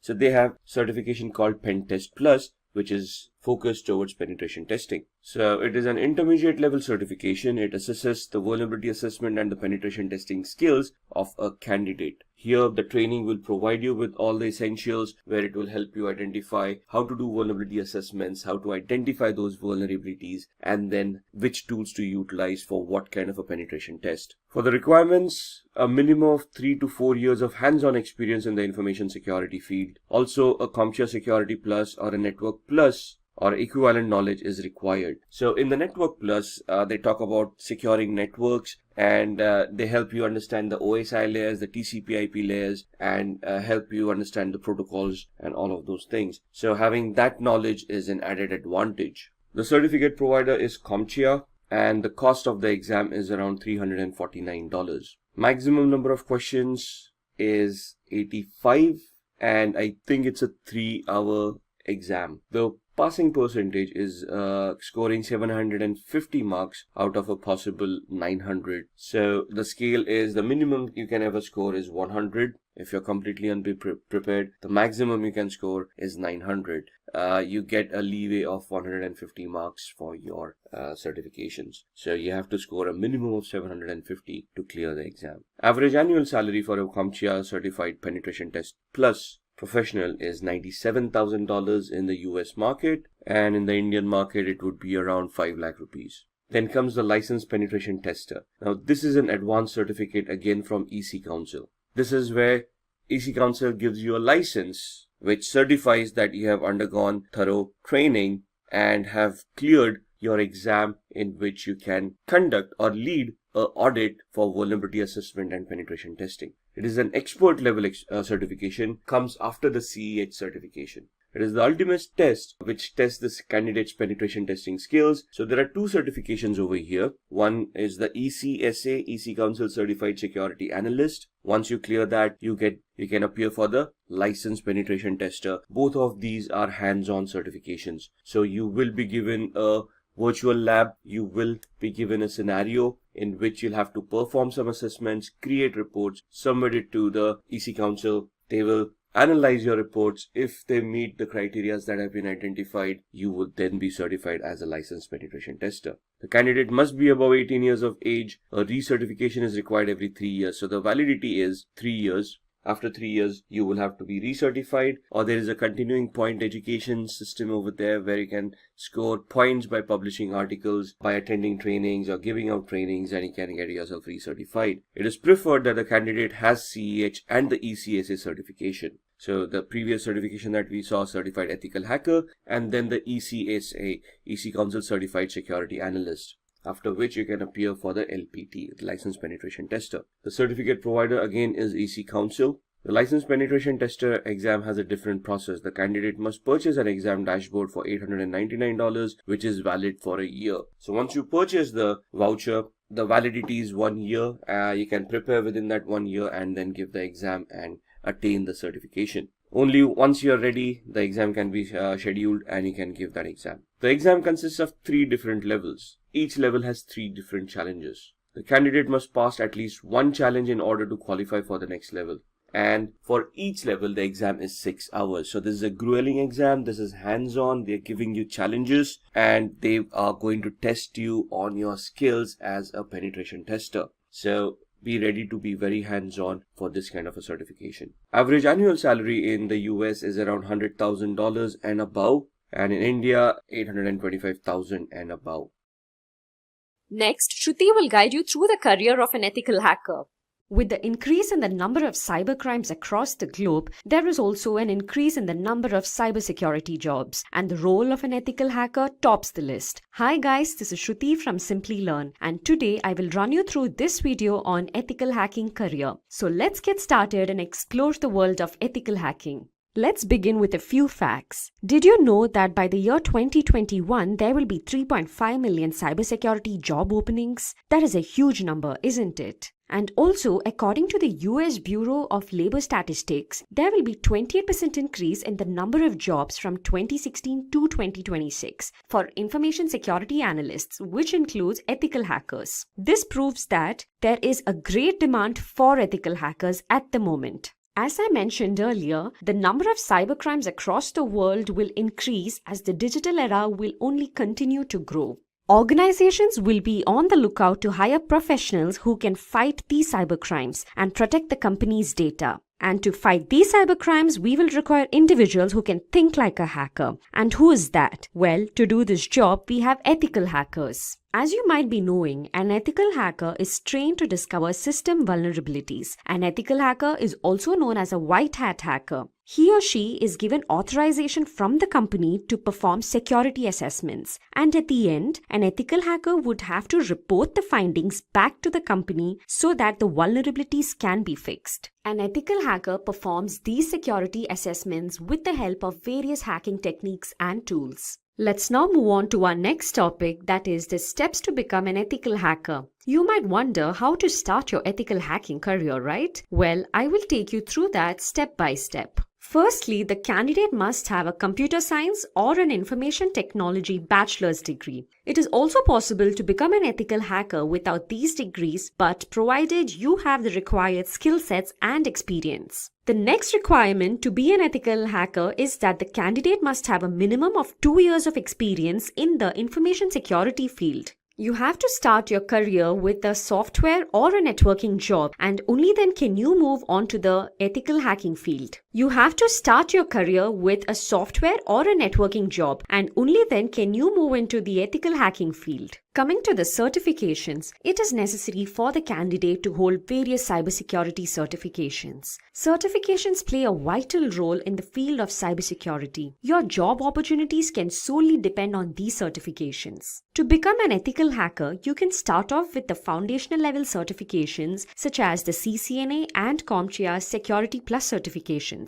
Finally, the last step to become an ethical hacker is to clear the Certified Ethical Hacker examination. CH certification is provided by the EC Council. It trains the candidate to protect a company's network by using the same tools and methods that a hacker would use. The CH exam will have a duration of 4 hours with 125 number of questions. If the candidate clears this exam, then he or she will become a certified ethical hacker. Now that you know the steps to become an ethical hacker, let's look into the skill sets which are required to help you achieve these steps. First and foremost, an ethical hacker needs to have an in-depth knowledge of the working of the operating systems. Knowledge of Windows, Linux, and Macintosh operating systems is required. For penetration testing, creating exploits, and bug hunting, programming will be important. So knowledge of programming languages such as C, C++, HTML, Python, and PHP will be very helpful.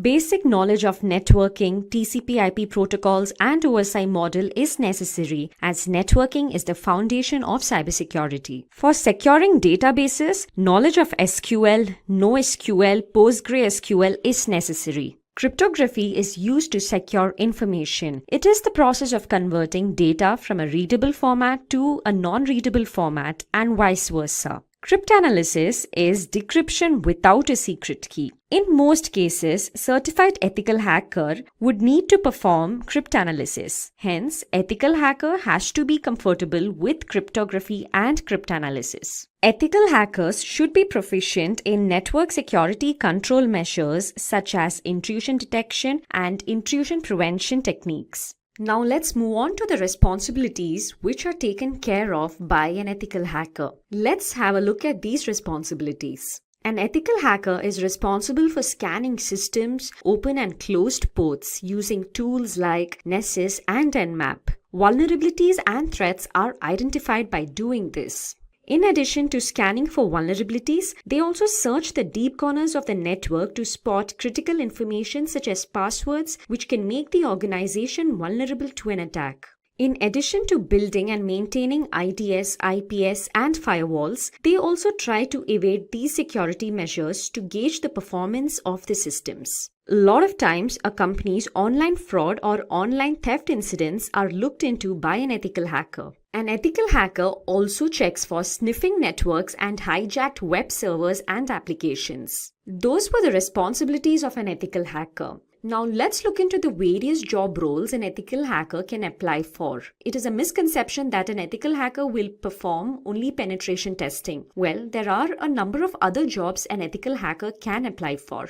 The different job roles such as that of a penetration tester, information security analyst, security consultant, and an information security manager. Let's have a look at each of these job roles one by one. A penetration tester performs the typical responsibility of an ethical hacker. That is, he or she tries to exploit a security system's vulnerabilities. This is carried out using different hacking tools and techniques. An ethical hacker can also apply for the role of an information security analyst. There is a difference between the job roles of a penetration tester and that of an information security analyst. Here, the candidate will be required to primarily design and protect the organization's network from various cyber attacks. Finally, the candidate is also required to document the identified security breaches so that it can be omitted the next time. The responsibilities of a security consultant is more or less similar to that of an information security analyst that we saw previously. As a security consultant, you will be responsible to design, implement, and maintain various security architectures. In addition to this, you're also required to upgrade the security systems as and when required.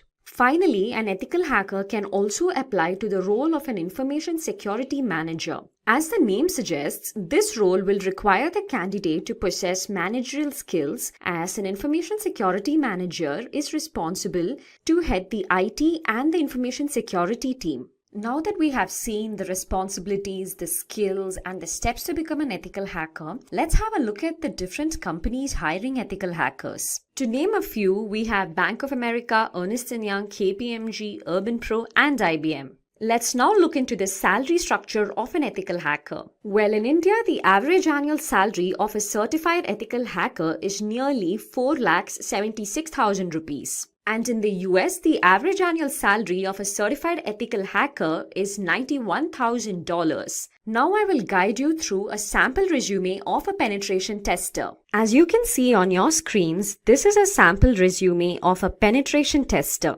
We will look into this resume closely and understand how your resume should look like if you are applying for the role of a penetration tester. As always, you can start off with your name and your email ID and your phone number, followed by a brief summary of your current job profile. It is preferred to add your LinkedIn profile link here and also your GitHub profile link if you have one. As I mentioned earlier, this is a sample resume for a penetration tester, and hence we have to have more than 2 years of experience in the information security field. As you can see under the experience section, the candidate has 2 prior experiences, out of which the first experience is that of a software tester and second is that of a penetration tester. You would have to mention your latest or current experience at the beginning. You can mention your job role and the company and the duration, under which you can list out the various responsibilities that you are looking into currently. If you are a penetration tester, you can mention responsibilities such as security monitoring, black box testing,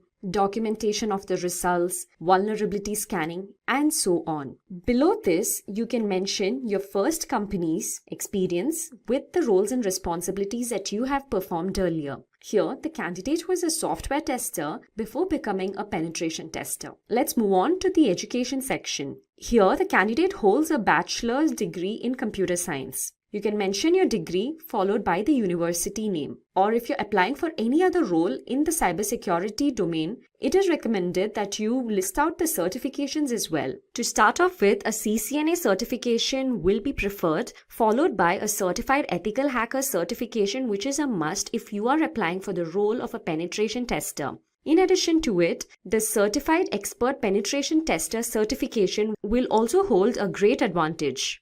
After mentioning the certifications, you can go ahead and mention your skill sets. Here we have the technical skills and non-technical skills. Under technical skills, you can mention the programming languages that you know. Here we have C, C++, Java, Perl. You can also mention the operating systems that you have worked on.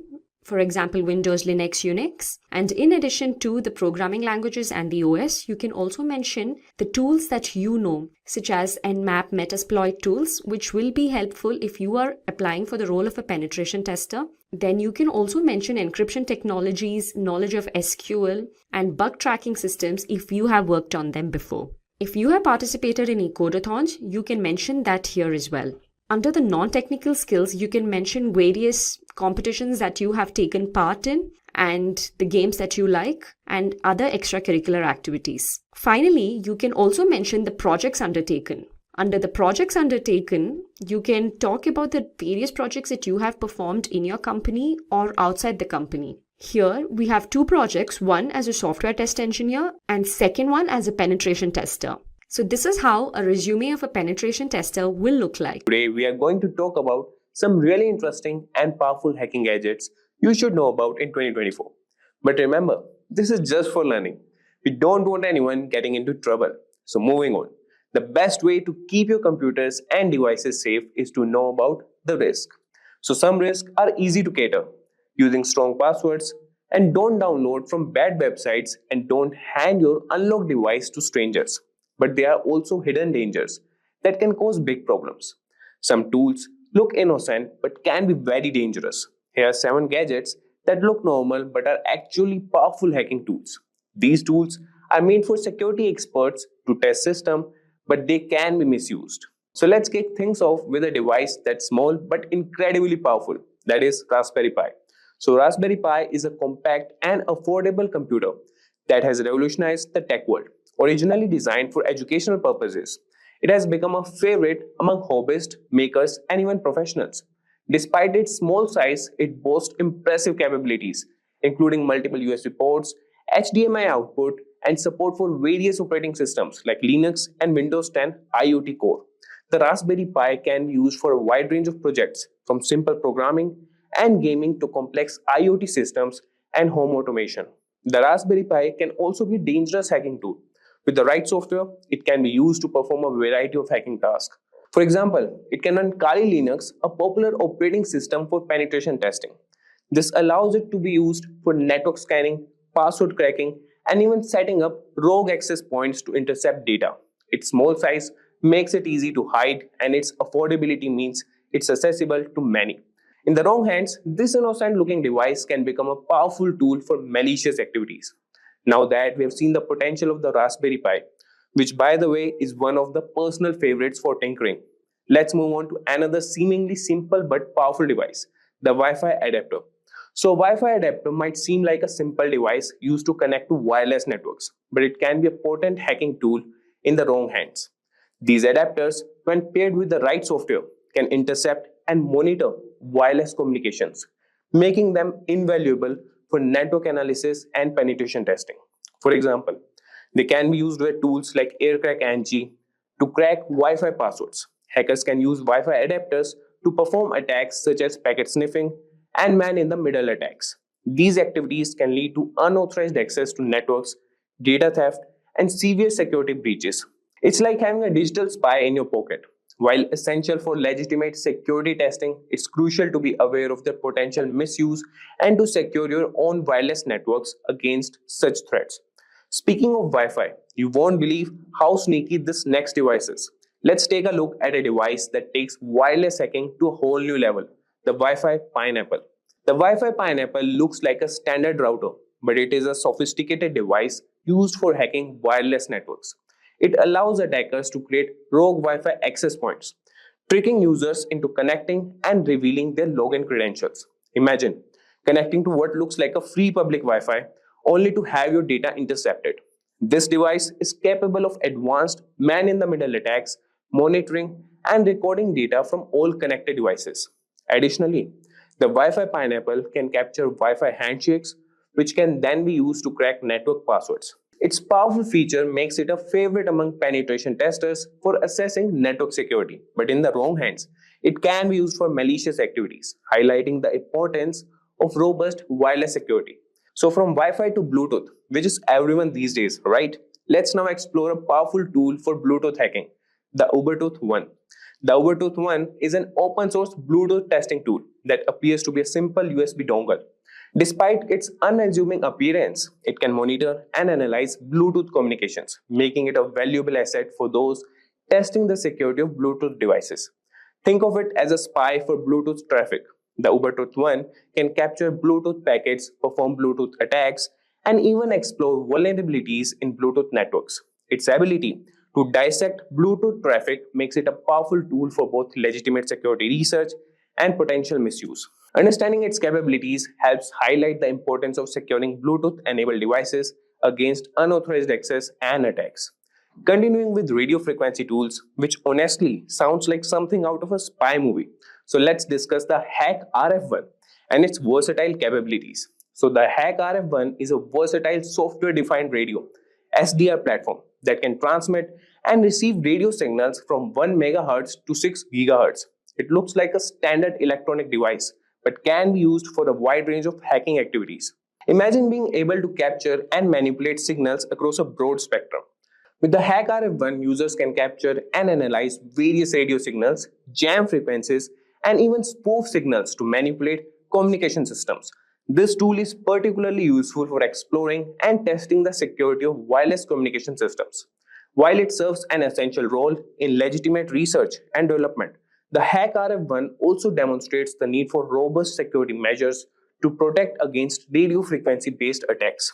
So now let's look at a tool that takes advantage of a computer's trust in USB devices. And trust me, this one's sneaky, the USB rubber ducky. So the USB rubber ducky is a device that looks like a regular flash drive but acts like a keyboard, typing commands into any computer it's plugged into.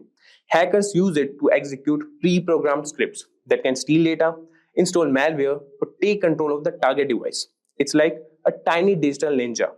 This tool exploits the trust computers have in USB devices, making it a potent weapon for cyber attacks. It's a reminder to be cautious about plugging in unknown USB devices, as they could be rubber duckies in disguise, ready to unleash harmful commands and compromise your system security. So finally, we have got a real undercover gadget here. Let's uncover the secret capabilities of the LAN turtle. The LAN turtle looks like a typical USB Ethernet adapter, but it's a covert hacking tool used to monitor and infiltrate networks. Don't let its innocent appearance fool you. It provides hackers with several capabilities, such as network scanning, DNS spoofing, and data capture. The LAN turtle can be discreetly plugged into a network, allowing access to gather sensitive information and gain unauthorized access. Its ability to operate undetected makes it particularly dangerous, emphasizing the need for vigilance and robust network security measures to prevent unauthorized devices from connecting to your systems. So there you have it, guys. We have explored some of the most powerful and dangerous hacking gadgets out there. These tools can do a lot of damage if they fall into the wrong hands. That's why it's so important to stay informed and vigilant about cybersecurity. Today, we are diving into a super important topic that affects everyone: phishing attacks. As cybercriminals get more sophisticated, it's important for us to stay one step ahead. So in this video, I'll be walking you through what phishing is, how it works, some famous examples of phishing attacks, different types of phishing, how to protect yourself, and what to do if you ever fall victim. So let's jump right in. What is phishing? To start, let's talk about what a phishing attack really is. In simple terms, phishing is a type of scam where hackers pretend to be legitimate people or companies to steal your personal information, whether it's your passwords, bank details, or even social security number. They typically do this through emails, text messages, or fake websites that seem genuine at first glance. But phishing attacks don't just rely on fake emails. They use a psychological trick known as social engineering. Now, social engineering is all about manipulating people into making poor decisions, like clicking on a malicious link or sharing personal information. Let's take an example. Imagine you work in a company and one day you get an urgent email from someone who looks like your boss. The email says, "I'm in a meeting right now, but I need you to send me the financial reports immediately. Click here to access a secure file."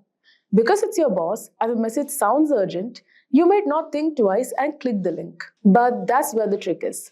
The link wasn't real, and now the hacker has the access to the company's sensitive data. So social engineering works because it plays on human emotions like fear, urgency, trust, and leads you to make hasty decisions without double-checking. So phishing attacks are serious business, and they have caused some of the most damaging data breaches in history.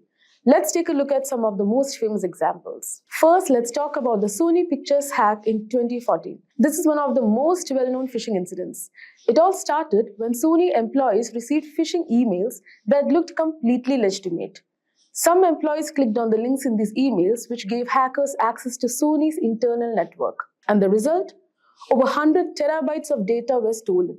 including unreleased movies, confidential employee information, and thousands of internal emails. The leaked data caused major damage to Sony's reputation and led to lawsuits. It was one of the most costly cyber attacks of its time. Another incredible phishing incident involved both Facebook and Google.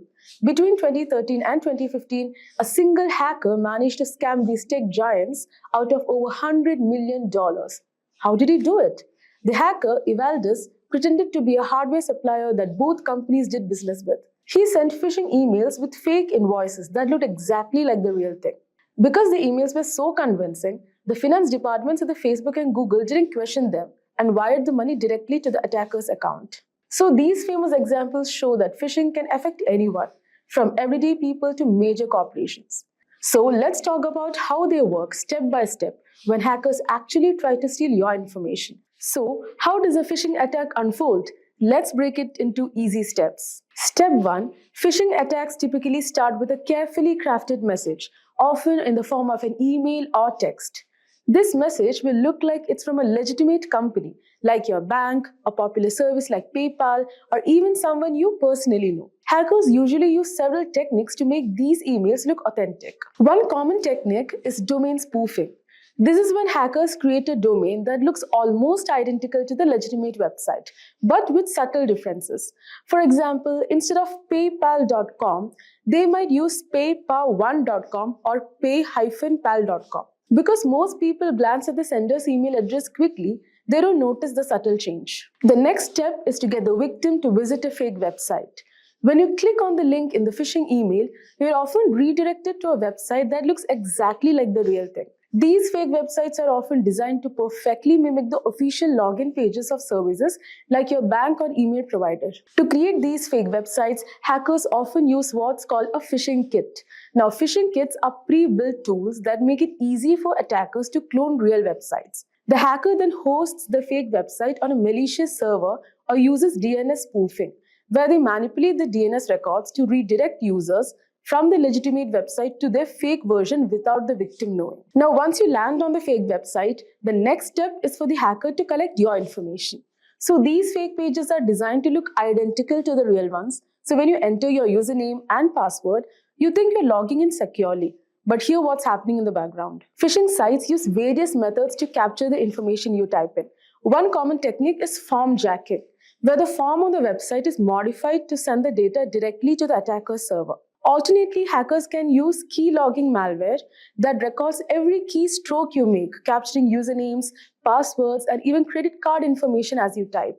So to make the fake site even more convincing, attackers often secure it with a real SSL certificate. Now this means the website might show up as secure with a padlock symbol in your browser, making you believe it's legitimate. So this is why it's important to check more than just the HTTPS in the URL. Now once the hacker has your data, they can use it in various ways. The most common method is using your stolen credentials to log into your accounts. This is known as credential stuffing.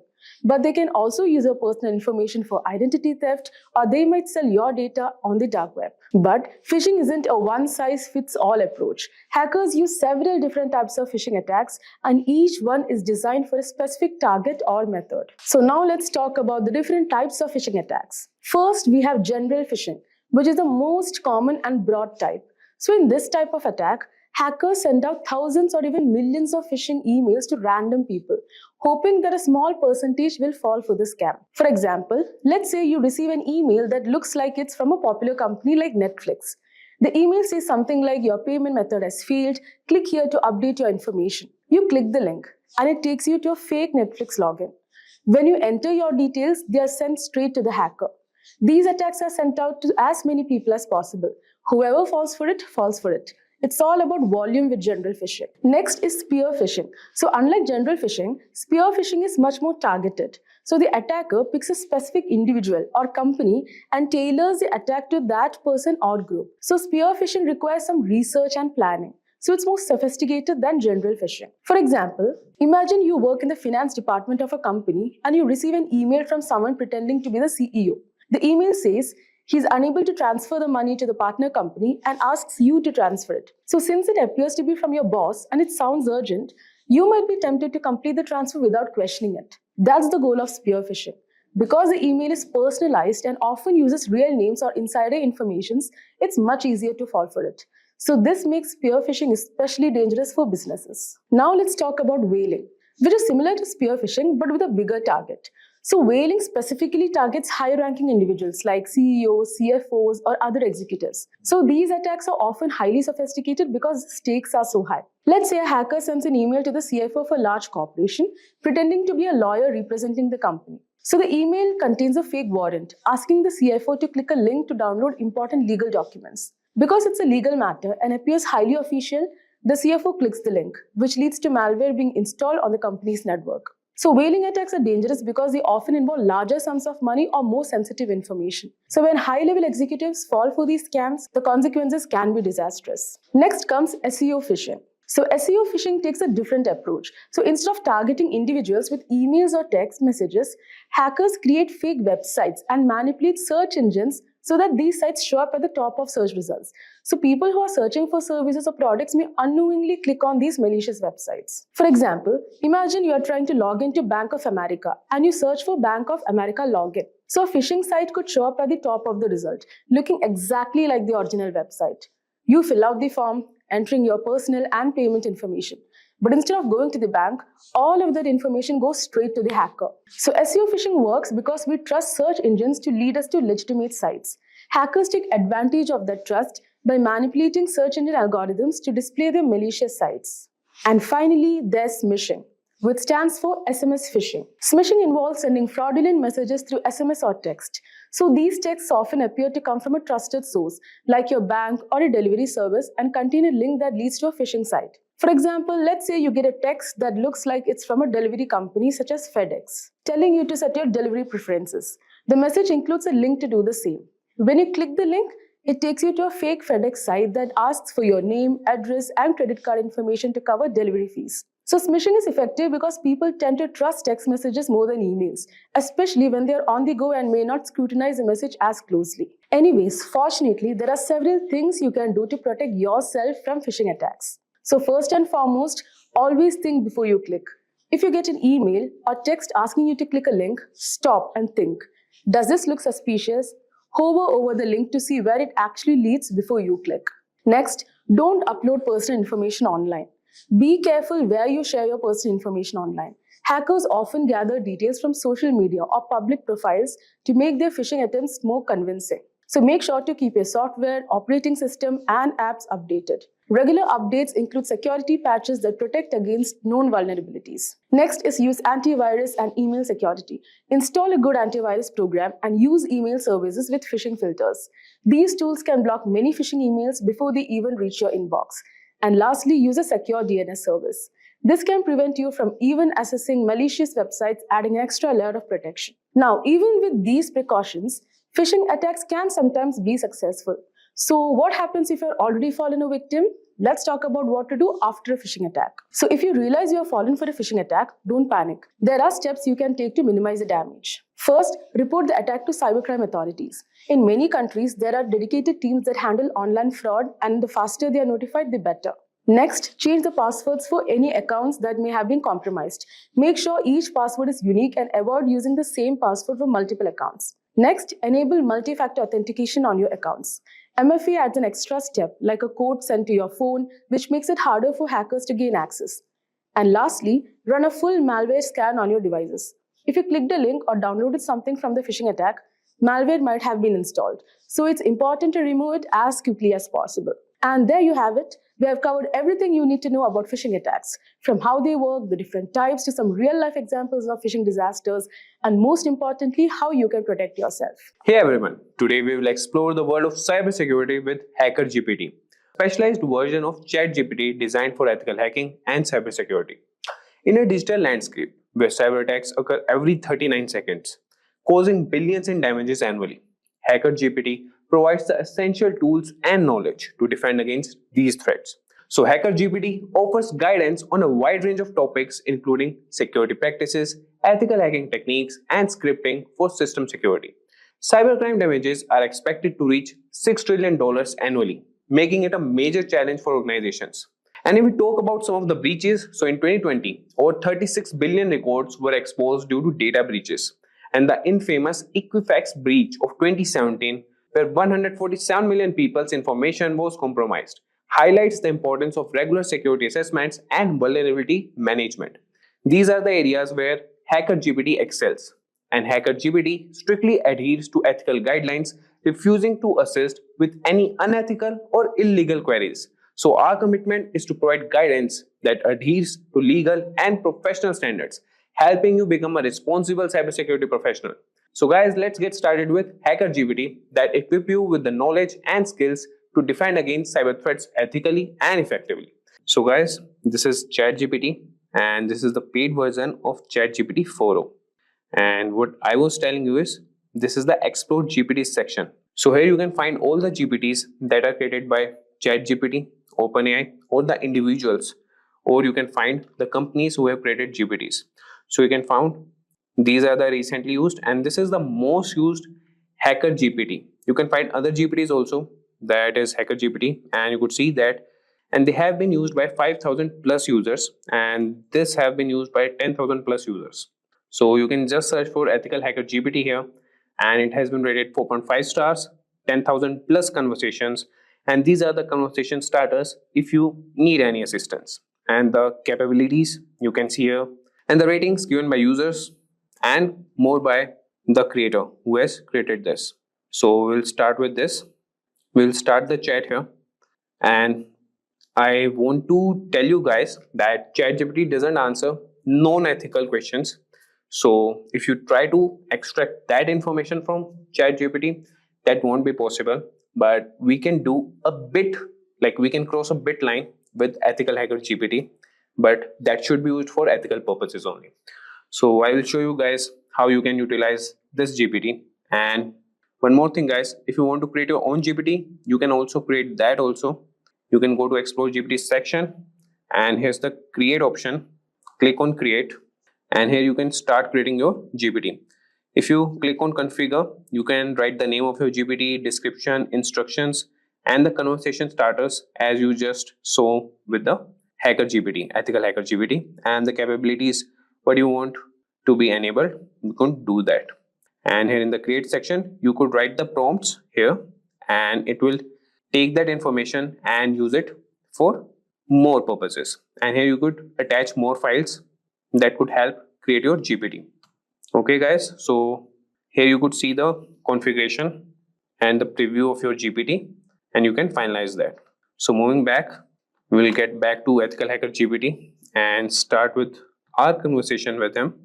So starting with, the first thing we can do is we can ask him like, how can I perform a basic security assessment on a web application? So if I tell you guys, performing a basic security assessment on a web application is crucial for identifying vulnerabilities and ensuring the application is secure. And this process involves using various tools and techniques to test the application for common security issues. So you could ask him that, how can I perform a basic security assessment on a web application?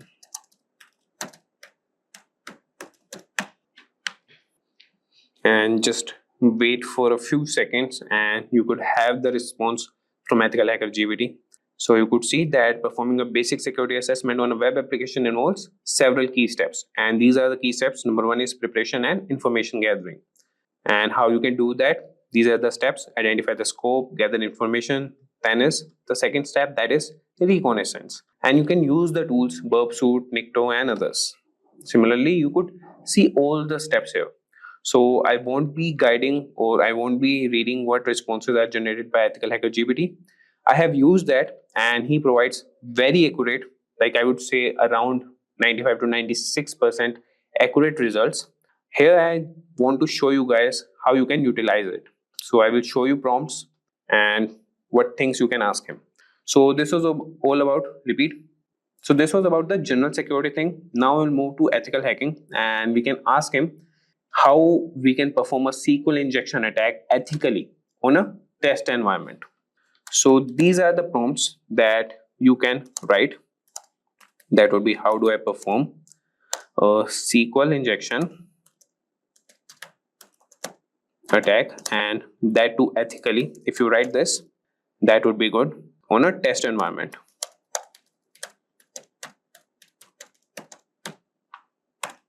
And if I tell you guys, so SQL injection is one of the most common web application vulnerabilities. And understanding how to perform a SQL injection attack ethically on a test environment can help you identify and mitigate this risk in your own applications. And you could see he has responded and he has provided you the steps that you can set up a control test environment first thing, then preparation, and you could use these tools. Then you have the manual SQL injection testing. So these are the methods that you could use, that is or 1 equal to 1 for the database, and automated SQL injection testing. So this is the command for that, and you could verify vulnerability, documentation, reporting. So you could see that this GPT is capable of answering the basic questions as we have discussed the basics question till now. Now we'll move to scripting and automation. So here you could see how he respond to this. So we'll ask him, can you provide a Python script to scan open ports on a network? So let's see what he provides. Provide a Python script, and that too to scan ports on a network. So scanning open ports on a network is a fundamental step in identifying potential vulnerabilities, and a Python script that can automate this process, making it easier to regularly check for open ports and secure them. So this is the Python script. You can use any ID and run on that, and you could see that he's explaining the code also. Yeah, you can ask him like, can you explain the code line by line, and this hacker GPT will do that for you. And how to run the script, that also he has provided you. And similarly, we can also ask him that how we can write a bash script to monitor and log unauthorized login attempts. And if you want, I can also run this prompt. How do I write a bash script, and that too to monitor and log unauthorized access, unauthorized login attempts. So we can monitor and log unauthorized login attempts, and that would be essential for maintaining the security of your system. So as you can see, he has written a bash script, and that can help you automate this process, and this will provide real-time alerts and logs for further analysis. And you could see that he is providing the explanation and how you can run the script, and he's writing the note also. Like, you can write more prompts if you have any doubts in any of the script or any of the responses that hacker GPT has responded, and he will definitely provide you with good responses. So now moving on, now we'll ask this EthicalHacker GPT about some specific security tools, and we could ask him about burp suit. And so let's write a prompt. Can you explain how to configure and use burp suit? Or we can write for web application testing. So if I sum you up, so burp suit is a powerful tool for web application security testing, and understanding how to configure and use it effectively can help you identify and address a wide range of security vulnerabilities in your applications. So you could see he has provided the initial steps, that would be downloading and installing burp suit, configuring your browser to use burp suit as a proxy, and then intercept and inspect traffic, and then you can use it for testing purpose, logging and reporting, and tips for effective testing. So this is the response for the security tools. And if we talk about incident response, we can ask him to write a script to collect system logs for forensic analysis. So collecting system logs is a critical part of incident response and forensic analysis. And this script can automate processes that can ensure that you have all the necessary data to investigate security incidents effectively. So if I write here, we can ask this hacker GPT, and I'm sure he will provide the response for that and write the script. So can you provide a script to collect system logs for forensic analysis. So as I told you, this is the critical part of incident response, and we have covered about the tools, that is burp suit. We have asked him about the automation process, general cybersecurity question, ethical hacking, that would be SQL injection attack, and the Python script to scan open ports on a network. So he can write scripts also, automation tasks, and he could respond with the general cybersecurity questions also. And if you see here for the incident response, he has written the script to collect system logs for forensic analysis. So I won't be explaining this code, as we're just looking for the prompts that we can give to EthicalHacker GPT. If you want, you could just ask him also that explain this code line by line. And here he has mentioned also the explanation, that is directories and files to collect. And after that, he is collecting the logs, and that would be copied in the directory, that is, he has mentioned it, a variable, that is output directory. Archiving logs, cleanup, and how to run the script. So this was about the incident response. Now we'll move to some advanced topics. And in advanced topics, what we can ask him is how to perform a man-in-the-middle attack in a controlled environment. And remember these, that you have to mention some of the keywords that would be in a controlled environment. And for that thing only, he will respond or provide the response to you. So I will start here, that how do I perform a man in the middle attack in a controlled environment. So if you understand man in the middle attack that works in a controlled environment, this can help you develop better defenses against such attacks. And it's important to learn and practice these techniques ethically.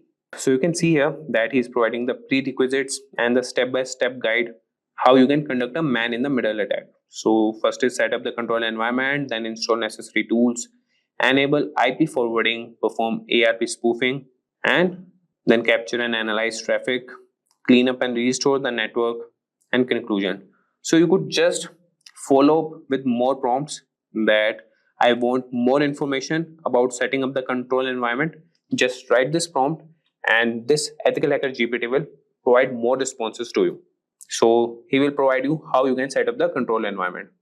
So now moving on, we will ask some more prompts, and that could be about the reverse engineering. So we could ask him that, can you explain the processes of reverse engineering a malware sample? Or we can also ask about honeypot to detect malicious activity. That could be, how can I implement a honeypot to detect malicious activity? Or what are the techniques for securing a Docker container? So we'll ask him one prompt here. Let's see what he responds to that. So how can I implement a honeypot to detect malicious activity?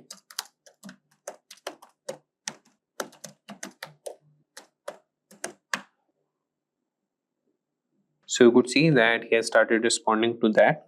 And if I tell you the sum, so a honeypot is a security mechanism set to detect, deflect, or in mechanism to some manner, and it counteract attempts at unauthorized use of information systems. Implementing a honeypot can help you monitor and understand attack patterns. And this is the step-by-step guide to implement a honeypot.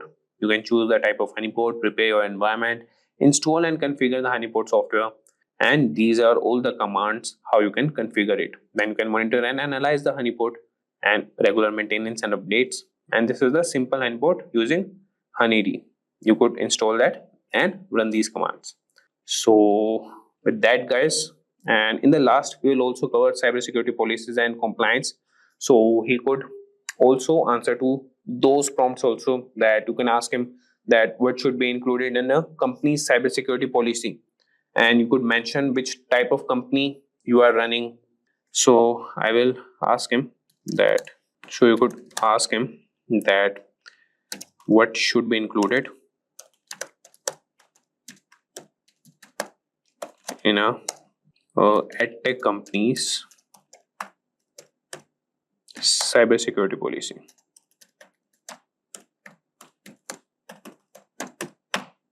So let's see. So you could see here that creating a comprehensive security policy for an edtech company involves adding various aspects, and that would be introduction.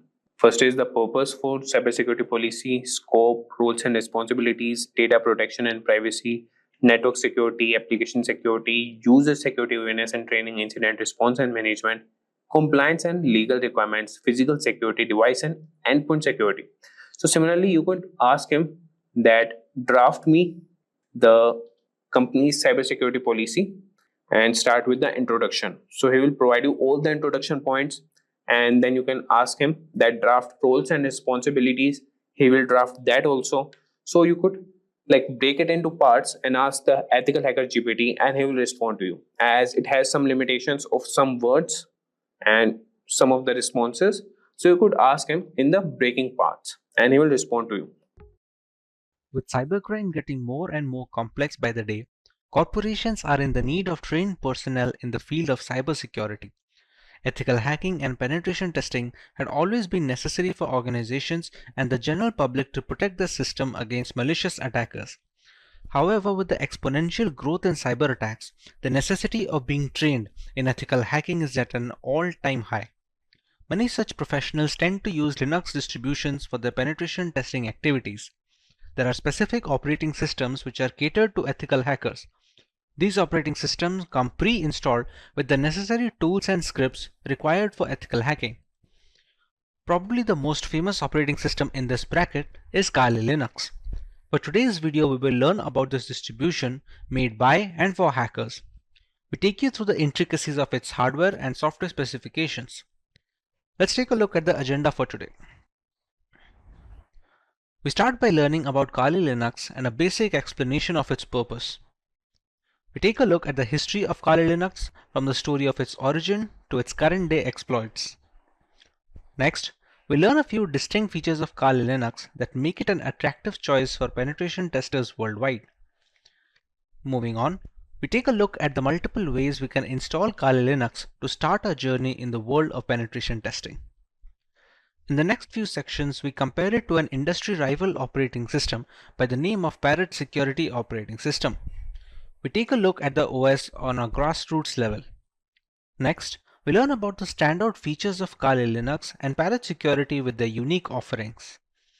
We make a direct comparison between Kali and Parrot Security OS as far as their hardware specifications and all-around usability is concerned. We make a conclusion as to which operating system caters to which category of user. In the next topic, we take a detailed look at how we can install Kali Linux on a Windows 10 system using the VMware virtualization software. Moving on, we go through some of the reasons why people should choose Kali Linux as their primary operating system when it comes to ethical hacking and penetration testing. In the next section, we cover the 5 different phases of penetration testing, where each stage is a crucial segment in the entire cycle of our ethical hacking campaign. We also take a look at the most popular tools installed in Kali Linux that are used regularly by ethical hackers as a part of their professional work. Coming to a few live demonstrations, we start by learning some Linux terminal basic commands, set up proxy chains to maintain our privacy on the internet, run a few Nmap scans to find information about our victims, use Wireshark to detect insecure browser traffic traveling through HTTP web pages, learn about Metasploit and its components, and finally use Metasploit to hack into a Windows 10 machine and grant ourselves root access or the admin access, which basically gives us the key to the entire machine. It's no secret that the majority of our internet usage is at the risk of being hacked, be it via unsafe messaging applications or misconfigured operating systems. To counteract this void of digital security, penetration testing has become the norm when it comes to vulnerability assessment. Kali Linux is an operating system that has become a well-known weapon in this fight against hackers. A Linux distribution that is made specifically for penetration testers, Kali Linux has layers of features that we will be covering in today's lesson. Let's take a look at the topics to be covered in this video. We start by learning about Kali Linux and a basic explanation of its purpose. We take a look at the history of Kali Linux from the story of its origin to its current day exploits. Next, we learn a few distinct features of Kali that make it an attractive choice for penetration testers worldwide. Finally, we take a look at the multiple ways we can install Kali Linux to start our journey in the world of penetration testing. Let's start by learning about Kali Linux in general. Kali Linux, which is formerly known as Backtrack Linux, is an open source Linux distribution aimed at advanced penetration testing and security auditing. It contains several hundred tools that are targeted towards various information security tasks such as penetration testing, security research, computer forensics, and reverse engineering. Kali Linux is a multiple platform solution accessible and freely available to information security professionals and hobbyists. Among all the Linux distributions, Kali Linux takes its roots from the Debian operating system. Debian has been a highly dependable and stable distribution for many years, providing a similarly strong foundation to the Kali desktop. While the operating system is capable of practically modifying every single part of our installation, the networking components of Kali become disabled by default. This is done to prevent any external factors from affecting the installation procedure, which may pose a risk in critical environments. Apart from boosting security, it allows a deeper element of control to the most enthusiastic of users. We did not get Kali Linux since the first day. How did it come into existence? Let's take a look at some of its history. Kali Linux is based on years of knowledge and experience in building penetration testing and operating systems. During all these project lifelines, there have been only a few different developers, as the team has always been small. The first project was called WOPEX, which stands for White Hat Knopex. As can be inferred from the name, it was based on the Knopex operating system as its underlying OS. WOPEX had releases ranging from version 2.0 to 2.7. This made way for the next project, which was known as WAX, or the longhand being White Hat Slacks. The name change was because the base OS was changed from Knopex to Slacks. WAX started at version 3 as a nod, it carrying on from WOPEX. There was a similar OS being produced at the same time, Auditor Security Collection, often being shortened to just Auditor, which was once again using Knopex. Its efforts were combined with WAX to produce Backtrack. Backtrack was based on Slackware from version 1 to version 3, but switched to Ubuntu later on with version 4 to version 5. Using the experience gained from all of this, Kali Linux came after Backtrack in 2013. Kali started off using Debian stable as the engine under the hood before moving to Debian testing when Kali Linux became a rolling operating system. Now that we understand the history and the purpose of Kali Linux, let us learn a little more about its distinct features. The latest version of Kali comes with more than 600 penetration tools pre-installed. After reviewing every tool that was included in Backtrack, developers have eliminated a great number of tools that either simply did not work or which duplicated other tools that provided the same or similar functionality. The Kali Linux team is made up of a small group of individuals who are the only ones trusted to commit packages and interact with the repositories, all of which is done using multiple secure protocols. Restricting access of critical code bases to external assets greatly reduces the risk of source contamination, which can cause Kali Linux users worldwide a great deal of damage as a direct victim of cybercrime. Although penetration tools tend to be written in English, the developers have ensured that Kali includes true multilingual support, allowing more users to operate in their native language and locate the tools they need for the job. The more comfortable a user feels with the intricacies of the operating system, the easier it is to maintain a stronghold over the configuration and the device in general. Since ARM-based single-board systems like the Raspberry Pi are becoming more and more prevalent and inexpensive, the development team knew that Kali's ARM support would need to be as robust as they could manage with fully working installations. Kali Linux is available on a wide range of ARM devices and has ARM repositories integrated with the mainline distributions, so the tools for ARM are updated in conjunction with the rest of the distribution. All this information is necessary for users to determine if Kali Linux is the correct choice for them. If it is, What are the ways that they can go forward with this installation and start their penetration testing journey? The first way to use Kali Linux is by launching the distribution in the live USB mode. This can be achieved by downloading the installer image file or the ISO file from the Kali Linux website and flashing it to a USB drive with a capacity of at least 8 GB. Some people don't need to save their data permanently, and a live USB is the perfect solution for such cases.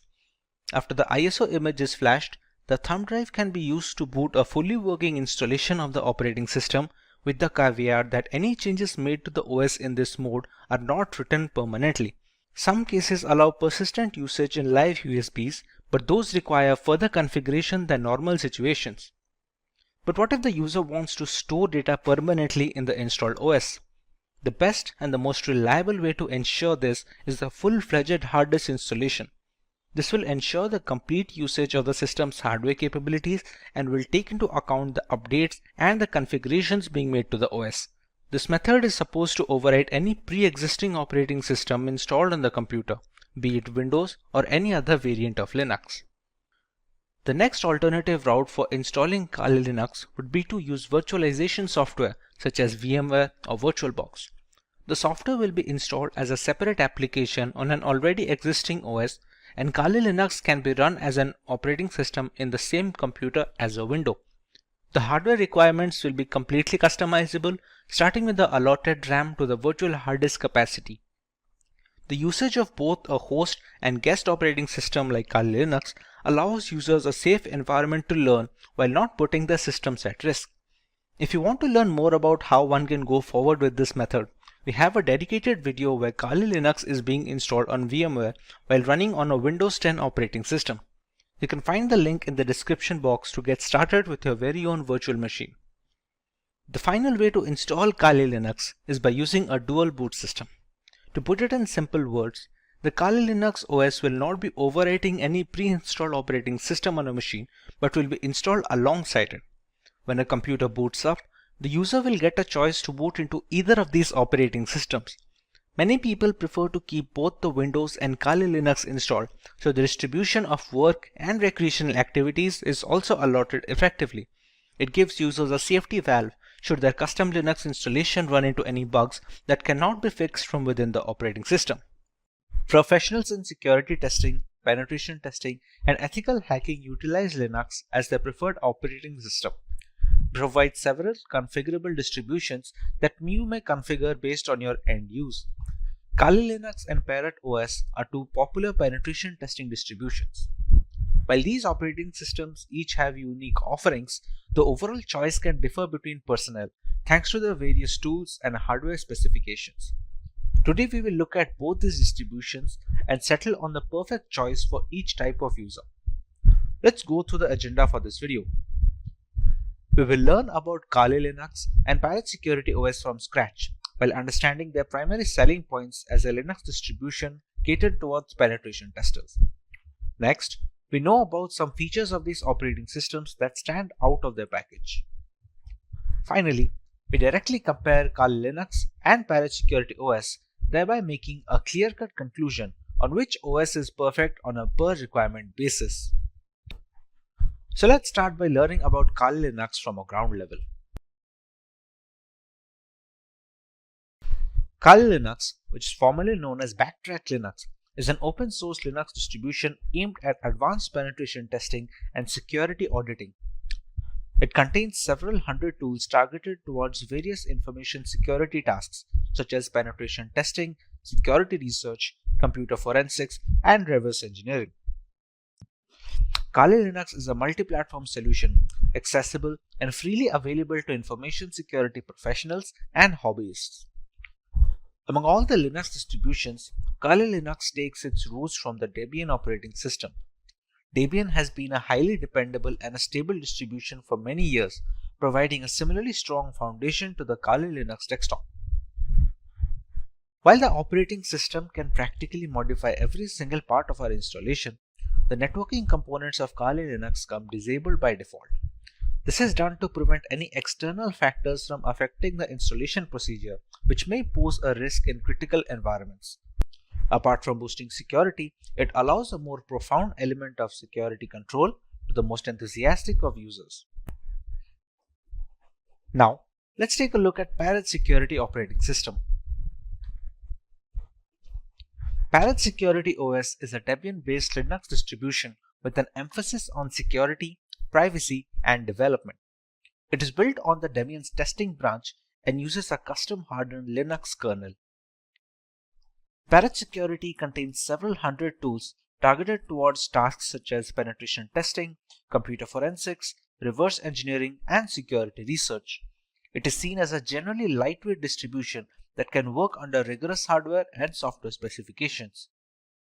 It features a distinct forensics mode that does not mount any of the system's hard disks or partitions and has no influence on the host system, making it much more stealthy than its regular occurrence. This mode is used on the host system to execute forensic procedures. A rolling release is a paradigm in which software upgrades are rolled out constantly rather than in batches of versions in software development. This ensures that the software is constantly up to date. A rolling release distribution such as Parrot Security OS follows the same concept. It provides the most recent Linux kernel and software versions as soon as they become available. With the basic introduction to the operating systems out of the way, let us take a look at the unique features of both Kali Linux and Parrot Security OS.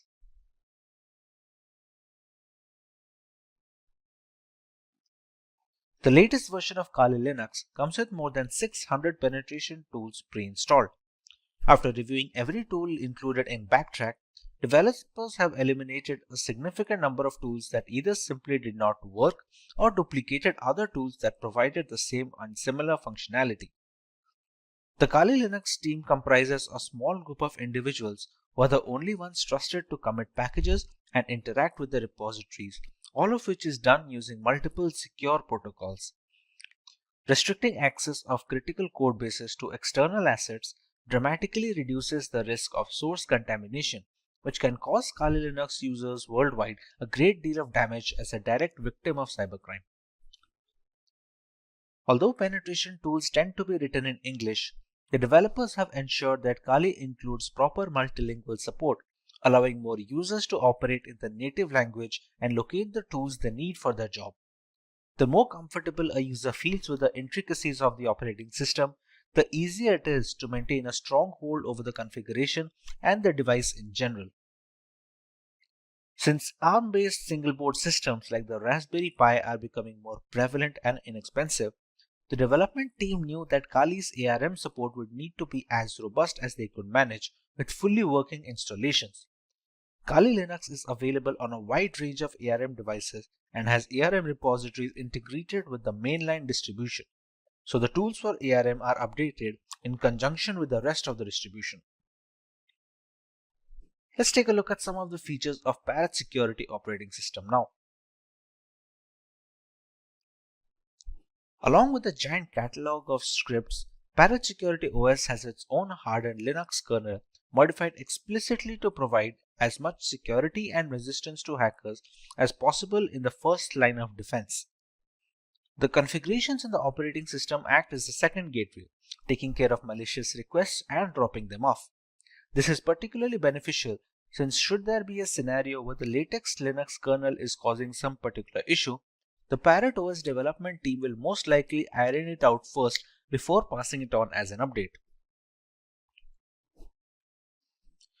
If the custom hardened kernel wasn't reason enough, Parrot Security developers managed to install more hacking tools and scripts to ensure a smooth transition for the Kali Linux users. All the tools you find in Kali are present in Parrot OS and a few extra ones for good measure. And this has been achieved while keeping roughly the same operating system size between both of them.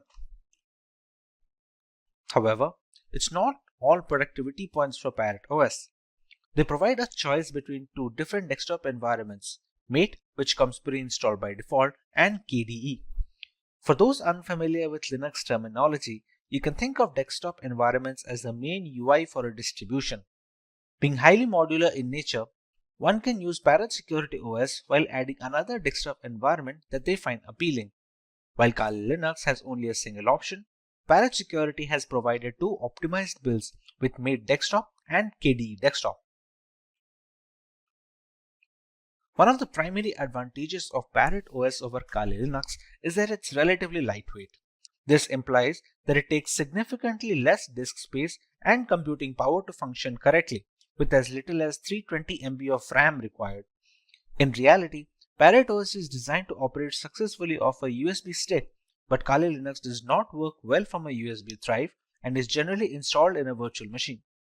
Parrot OS is more of a niche distribution if you're searching for something lighter than Kali Linux. Features are great, but what about performance? Real-world metrics. Let us compare both these operating systems directly with respect to their hardware specifications and usability. In the end, we can decide on what distribution is fit for each type of user.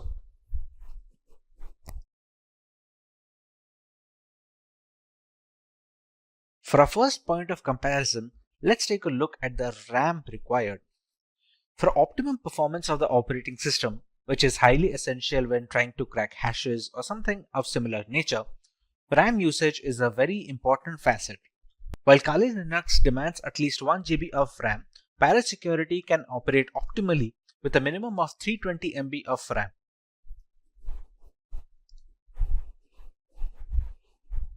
For correctly displaying graphical elements, Kali Linux requires GPU-based acceleration, while this is not the case with Parrot Security OS, which doesn't require any graphical acceleration needed from the user side. Once these operating systems are installed on VMware using their live boot ISOs, they take up a minimum amount of hard disk storage. Both of these operating systems have a recommended disk storage of minimum of 20 GB in Kali Linux and a minimum of 15 GB in Parrot Security, so they can install all the tools necessary in the ISO file. When it comes to the category and the selection of tools, Kali Linux has always been the first in securing every single tool available for hackers in the penetration testing industry. Parrot Security, on the other hand, has managed to take it up a notch. While specializing in wireless pen testing, Parrot Security makes it a point that all the tools that Kali Linux provides has been included in the ISO, while simultaneously adding some extra tools that many users will have to install from third-party sources in Kali Linux. Being a decade-old penetration testing distribution, Kali Linux has formed up a very big community with strong support signature. Parrot Security, on the other hand, is still growing, and it is garnering much more interest among veteran penetration testers and ethical hackers. A primary drawback of Kali Linux is the extensive hardware requirement. To perform optimally, it requires higher memory than Parrot Security. It also needs graphical acceleration while demanding more virtual hard disk storage. Parrot Security, on the other hand, was initially designed to run off a USB drive directly, thereby requiring very minimal requirements from a hardware perspective, like just 320 MB of RAM and no graphical acceleration needed. This means Parrot Security is much more feasible for people who are not able to devote massive resources to either their virtual machine or on their laptop hard disk directly. With the comparison done between both of these operating systems, let's take a look at the type of users both of these are catered to. One can go with Kali Linux if they want the extensive community support offered by its users, if they want to go with a trusted development team that have been working on this distribution since many years, if they have a powerful system which can run Kali Linux optimally without having to bottleneck performance, and if they are comfortable with a semi-professional environment which may or may not be very useful for new beginners. One can decide to go with Parrot Security if they want to go with a very lightweight and lean distribution that can run pretty much on all systems. It also has a lot of tools pre-installed, and some of them are not even present on Kali Linux. It is much more suitable for underpowered rigs where users do not have a lot of hardware resources to provide to the operating system, and thereby it is much more feasible for people with underpowered laptops or no graphical acceleration. Compared to Kali Linux, Parrot Security's desktop environment is also relatively easier to use for new beginners. For people who are just getting into ethical hacking, Parrot Security does a relatively better job of introducing them to the operating system and to the various tools without having to dump them into the entire intricacies. The installation of Kali Linux. There are multiple ways to install Kali Linux. We can either install it on a normal hard drive in a virtual machine software such as VMware or VirtualBox, or we can do that in hard bare metal machines. Now, for the convenience of explanation, we're going to install Kali Linux today on a virtual machine software known as VMware. VMware is able to run multiple operating systems on a single host machine, which in our case is a Windows 10 system. To get started with Kali Linux installation, we have to go to the website to download an image file. We go to Get Kali, and as you can see, there are multiple platforms on which this operating system can be inverted. As per our requirement, we're going to go with the virtual machine section. As you can see, it is already recommended by the developers. This is the download button, which will download a 64-bit ISO file. We can download 32-bit, but that is more necessary for hard metal machines, or if you're going to use it for older devices which do not support 64-bit operating systems yet. After clicking on the download button, we can see we have a WinRAR archive which will have the ISO files. For now, we have downloaded the ISO file and it is already present with me. So we can start working on the VMware side of things.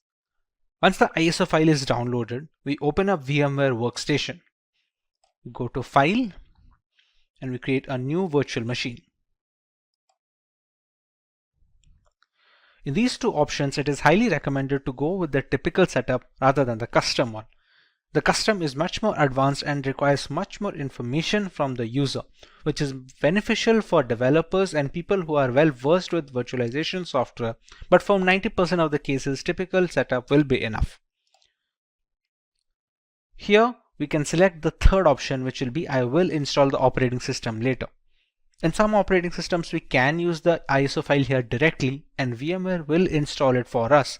But for right now, in the case of Kali Linux, the third option is always the safest. Kali Linux is a Linux distribution, so we can select Linux over here, and the version, as you can see here, have multiple versions such as the multiple kernels. Every distribution has a parent distribution. For example, Kali Linux has Debian, and there are other distributions which are based or forked from some parent distribution. Kali Linux is based off Debian, so we can go with the highest version of Debian, which is the Debian 10.x 64-bit.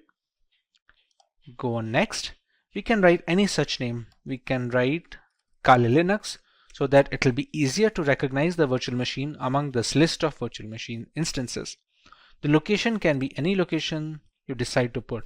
By default, it should be the documents folder, but anywhere you put, it will hold up all the information of the operating system. All the files you download, all the configurations you store, everything will be stored in this particular location that you provide.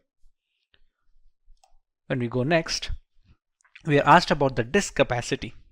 This disk capacity will be all the storage that will be provided to your virtual machine of Kali Linux.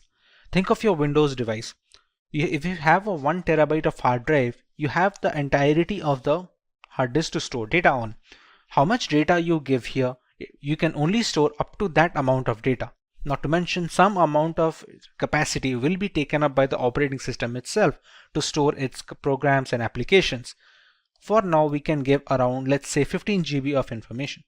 Or if the recommended size for Debian is 20, you can just go ahead at 20. It depends all on the user case. If you are going to use it extensively, you can even go as high as 50 or 60 GB if you have plans to download many more applications and perform multiple different tests. Another option we get over here is storing virtual disks as a single file or storing them into multiple files.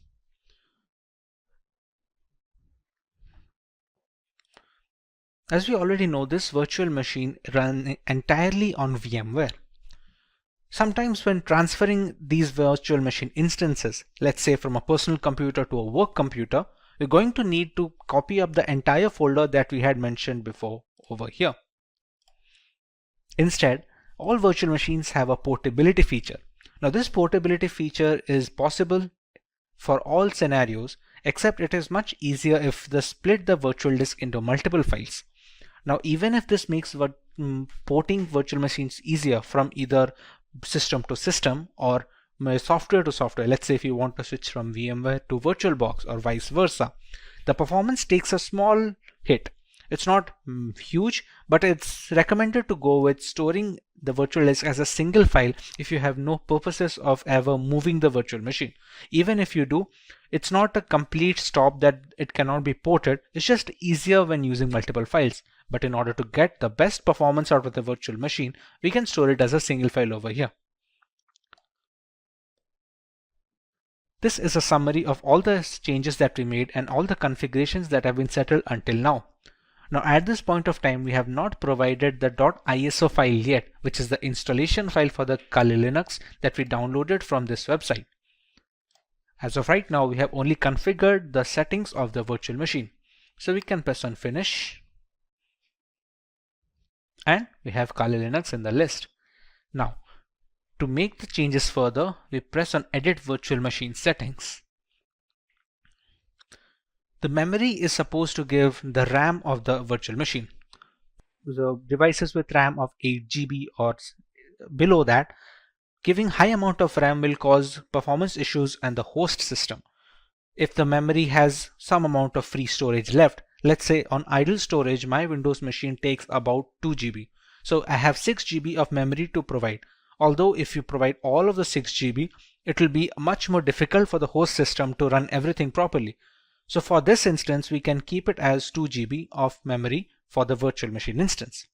Similarly, we can use the number of processors and we can customize it according to our liking. Let's say if we want to use one processor, but we want to use 2 different cores, we can select them as well. Hard disk is pre-set up as the SCSI hard disk and it does not need to be changed for the installation of this operating system at all. CD/ID DVD. This is where the installation file comes. You can think of the ISO file that we downloaded as a pen drive or a USB thumb drive, which is necessary to install an operating system. To provide this, we're going to select Use ISO image file. We're going to click on Browse. Go to Downloads and select the ISO file over here. Select Open. And we can see it is already loaded up. Next, in the network adapter, it is recommended to use NAT. This helps the virtual machine to draw the internet from the host machine settings. If your host machine is connected to the internet, then the virtual machine is connected as well. There are some other options such as host only or custom segments or LAN segments, but those are not necessary for installation. Rest of them are pretty standard, which do not need any extra configuration and can be left as it is. Press OK. And now we can power on this virtual machine.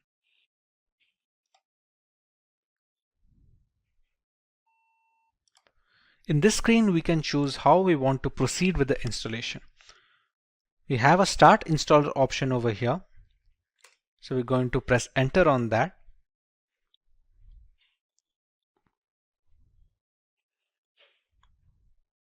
We're going to wait for the things to load from the ISO file. The first step in the installation is choosing the language of the operating system. For this, we can go with English as standard. This is a location. This will be used for setting up the time and some of the internal settings which depend entirely on the location of the user. So for this, we're going to go with India. Configuring the keyboard, it's always recommended to go with the American English first. Many people make a mistake of going with the Indian keyboard if it is possible, and it provides a lot of issues later on. So it's always preferred to go with the American English, and if later we see some necessity of another keyboard dialect that is required, we can install it later. But for now, we should always stick with American English as a basic. At this point, it's going to load the installation components from the .iso file. It is a big file of 3.6 GB, so it has a lot of components that need to be put into the virtual machine, which can also be used to detect hardware.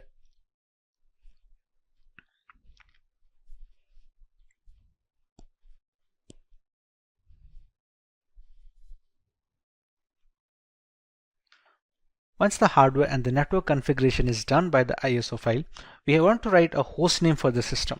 This hostname can be anything which is used to recognize this device on a local network or a LAN cable. Let's say if we use the name Kali. Domain name, we can skip it for now. It's not necessary as such for the installation. This is the full name for the user. Let's say we can provide the name as Simplilearn as a full name. Next, we're going to set up a username. This username is going to be necessary to identify the user from its root accounts and the subsequent below accounts. For now, we can give it as something as simply123. Now we have to choose a password for the user. Now remember, since this is the first user that is being added onto this newly installed operating system, it needs to be a password for the administrator. We can use whichever password we like over here and use the same password below and press on continue. At this point, it's going to detect on the components on which the operating system can be installed. Like here, there are multiple options like the use entire disk and set up LVM, use entire disk and set up encrypted LVM. For newcomers, it is recommended to just use the first one, since LVM encryption is something that you can learn afterwards when you're much more hands-on with the Linux operating system. For now, we're going to use the use entire disk guided installation and press on continue. When we set up the virtual machine on VMware, we had set up a disk capacity. There we gave a purpose 20 GB. That is the hard disk which is being discovered here. Even though it is a virtual disk, on VMware it acts as a normal hard disk on which an operating system can be installed. So we select this one and press on continue. Here there is a multiple partition system. All the operating systems that are installed have different components. One is used for the keeping of the applications, one for the files, other for the RAM management and other things. For newcomers, it is always recommended to keep it in one partition. And we're going to select that and press on continue. This is just an overview of the partition it's going to make. As you can see, it has a primary partition of 20.4 GB and a logical partition of 1 GB used for swap memory. Now these kind of naming can be confusing for people who are not well versed with Linux operating systems or in general virtualization, but for now you can go ahead and press on continue, as this will be fine. We can press on finish partitioning and write changes to disk and continue. It's just a confirmation page.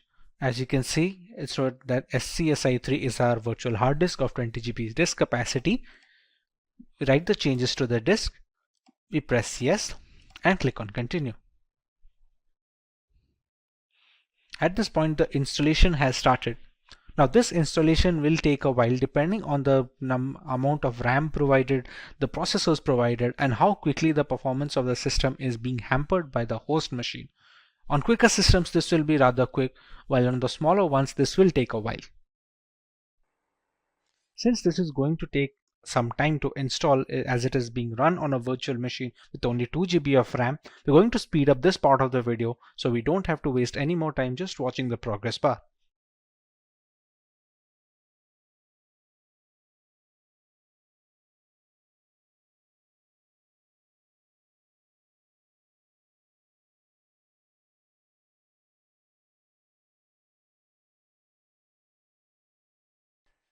Now that our core installation is completed, it's asking us to configure a package manager.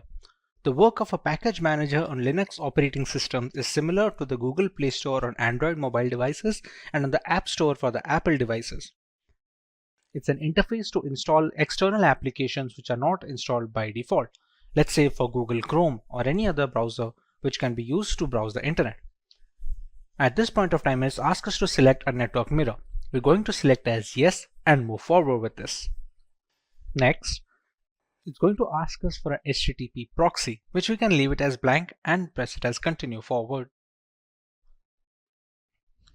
At this point of time, it's looking for updates to the Kali Linux installation. This will fetch the new builds from the Kali server, so the installation is always updated to the latest version. Now that the package manager is configured, we have the grub bootloader. The grub is used for selecting the operating system while booting up. Its core functionality is to allow the operating system to be loaded correctly without any faults. So at this point of time, if it asks install the grub bootloader to your primary drive, we can select this as yes and press continue. Remember, the installation was conducted on dev SDA.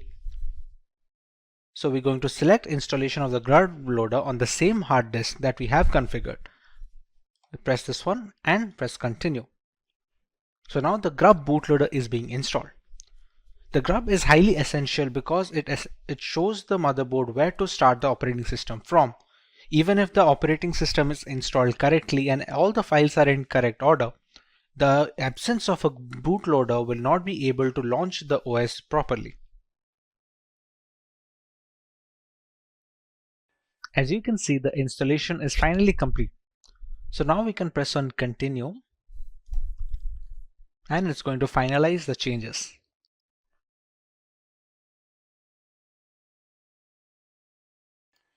Now you can see Kali Linux being booted up straight away. It doesn't check for the ISO file anymore since the operating system is now installed onto the virtual hard disk storage that we had configured before.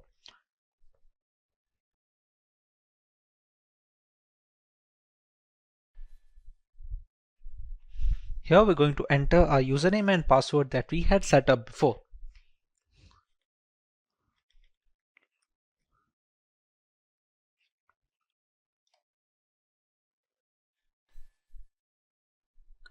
And we have the Kali Linux system booted up.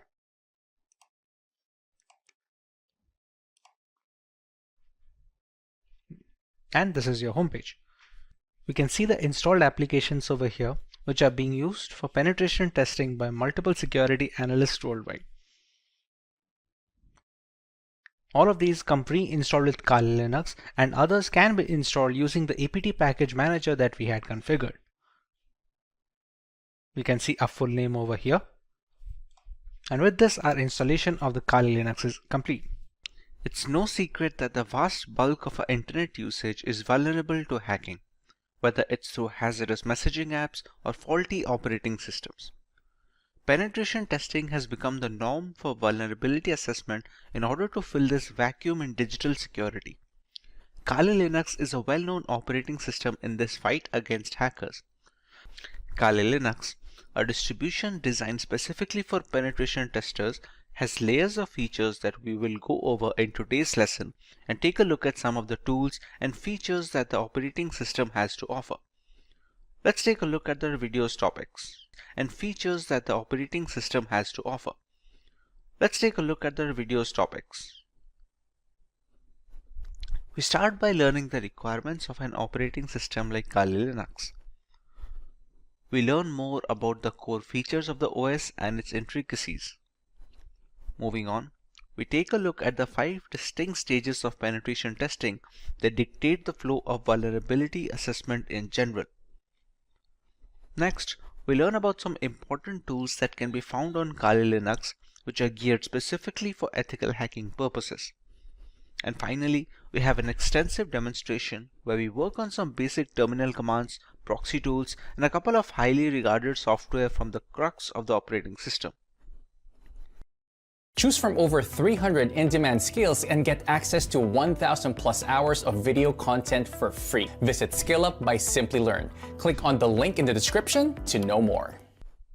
Let's start by learning why one should learn Kali Linux in the first place. In today's world, an organization's most valuable asset is its information or data.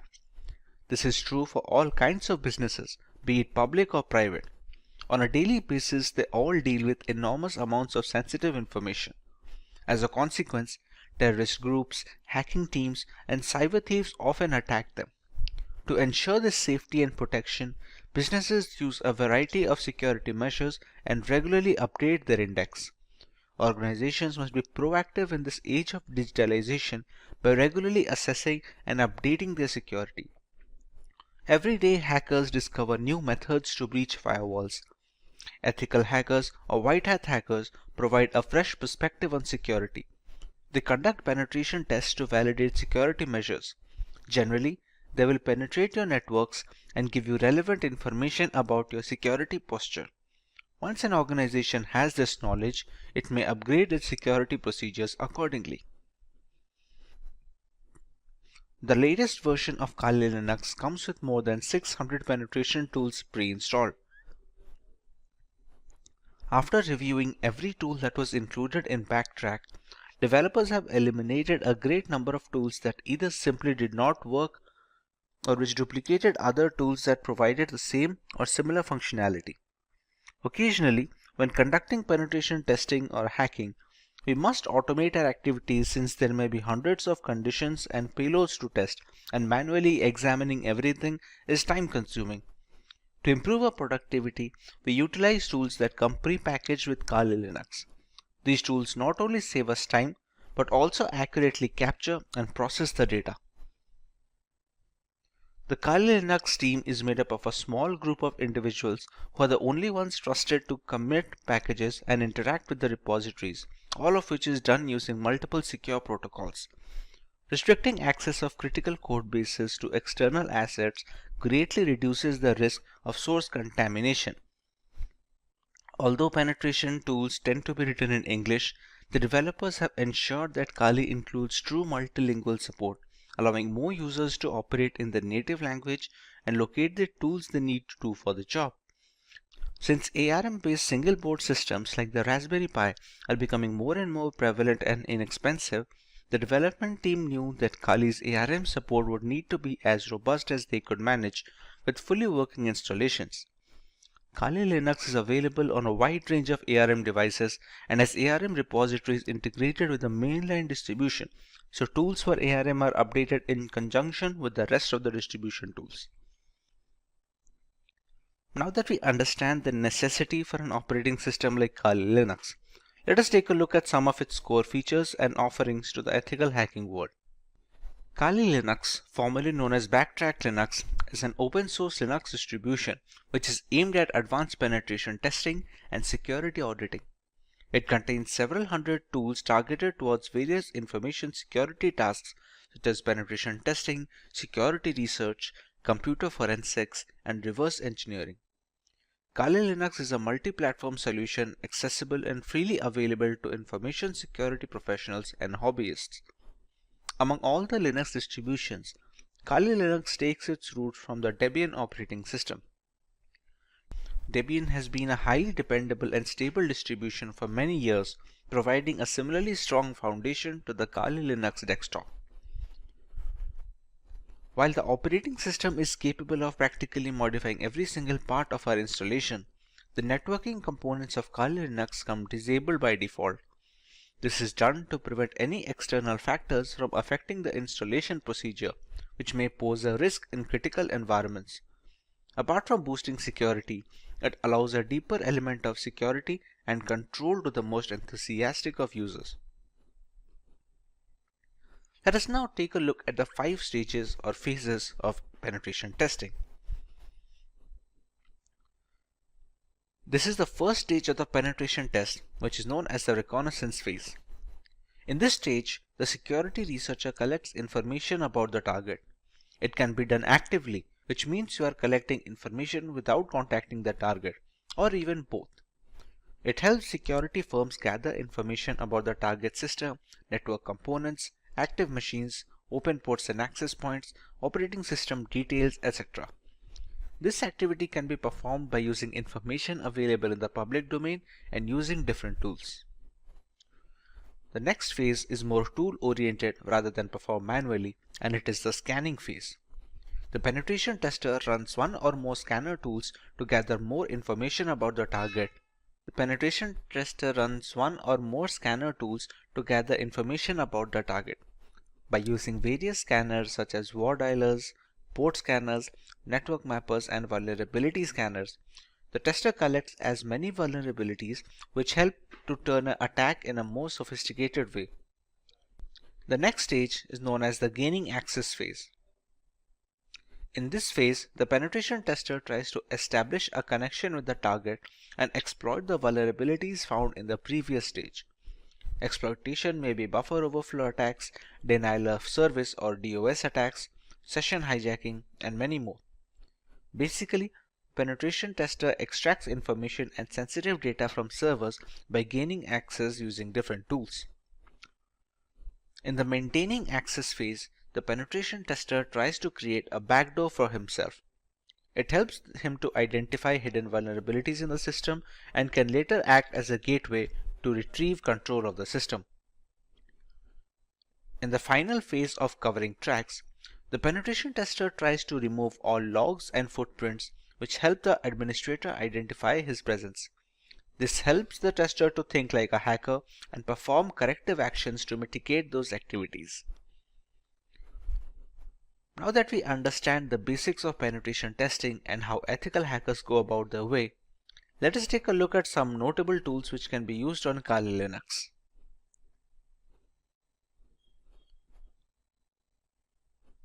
At the top of the chain lies Nmap. Nmap is a free and open source utility port scanner which can be used for network discovery and security auditing. Many systems and network administrators also find it useful for tasks such as network inventory, managing service upgrade schedules, and monitoring host or service uptime. It is most beneficial in the early stages of ethical hacking, where a hacker must figure the possible entry point to a system before running the necessary exploits, thus allowing the hacker to leverage any insecure openings and breach the device. It's a part of the scanning phase of the penetration testing. Nmap uses raw IP packets in novel ways to determine what hosts are available on the network, what services these hosts are offering, what operating systems they are running and their versions, what type of packet filters and firewalls are in use, and dozens of other characteristics. It was designed to rapidly scan large networks but works fine against single hosts as well. Since every application that connects to a network needs to do so via a port, the wrong port or server configuration can open a can of worms which lead to a thorough breach of the system and ultimately a fully hacked device. Next on the list we have Metasploit. The Metasploit framework is a very powerful tool that can be used by cybercriminals as well as ethical hackers to probe systemic vulnerabilities on networks and servers. As a part of the third stage of penetration testing, it's an open source framework which can be easily customized and used with most operating systems. With Metasploit, the ethical hacking team can use a ready-made or custom code and introduce it into a network to probe for weak spots. As another flavor of threat hunting, once these flaws are identified and documented, the information can be used to address systemic weaknesses and prioritize solutions. Once a particular vulnerability is identified and the exploit is fed into the system, there are a host of options for the hacker. Depending on the vulnerability, hackers can even run root commands from the terminal, allowing complete control over the activities of the compromised system as well as all personal data stored on the device. A big advantage of Metasploit is the ability to run full-fledged scans on a target system, thereby giving a detailed picture of the security index of said system. This also provides the necessary exploits that can be used to bypass the firewalls and the antivirus software. Having a single solution to gather almost all the necessary points of attack is very useful for ethical hackers and penetration testers, as denoted by the high rank in this list. At number 3, we have Wireshark. Wireshark is the world's foremost and widely used networking protocol analyzer. It lets you see what's happening on your network at a microscopic level and is the de facto standard across many commercial and non-profit enterprises, government agencies, and educational institutions. Wireshark is a popular open source tool to capture network packets and converts them to human-readable binary format. It provides every single detail of the organization's network infrastructure. It consists of devices designed to help measure the ins and outs of the network. The information collected through Wireshark can be used for various purposes, such as real-time or offline network analysis, identification of the traffic coming onto your network, its frequency, and its latency between specific hops. This helps network administrators generate statistics based on real-time data. Wireshark is also a cross-platform tool that can be installed on Windows, Linux, and Mac systems to enable hackers in all ecosystems to monitor network traffic irrespective of the operating system. The development team is determined to maintain this level of freedom for their users in the foreseeable future. The next tool on our list is AirGarden, which is a part of the third phase of penetration testing. This is a multi-use bash script for Linux systems to hack and audit wireless networks like our everyday Wi-Fi router and its counterparts.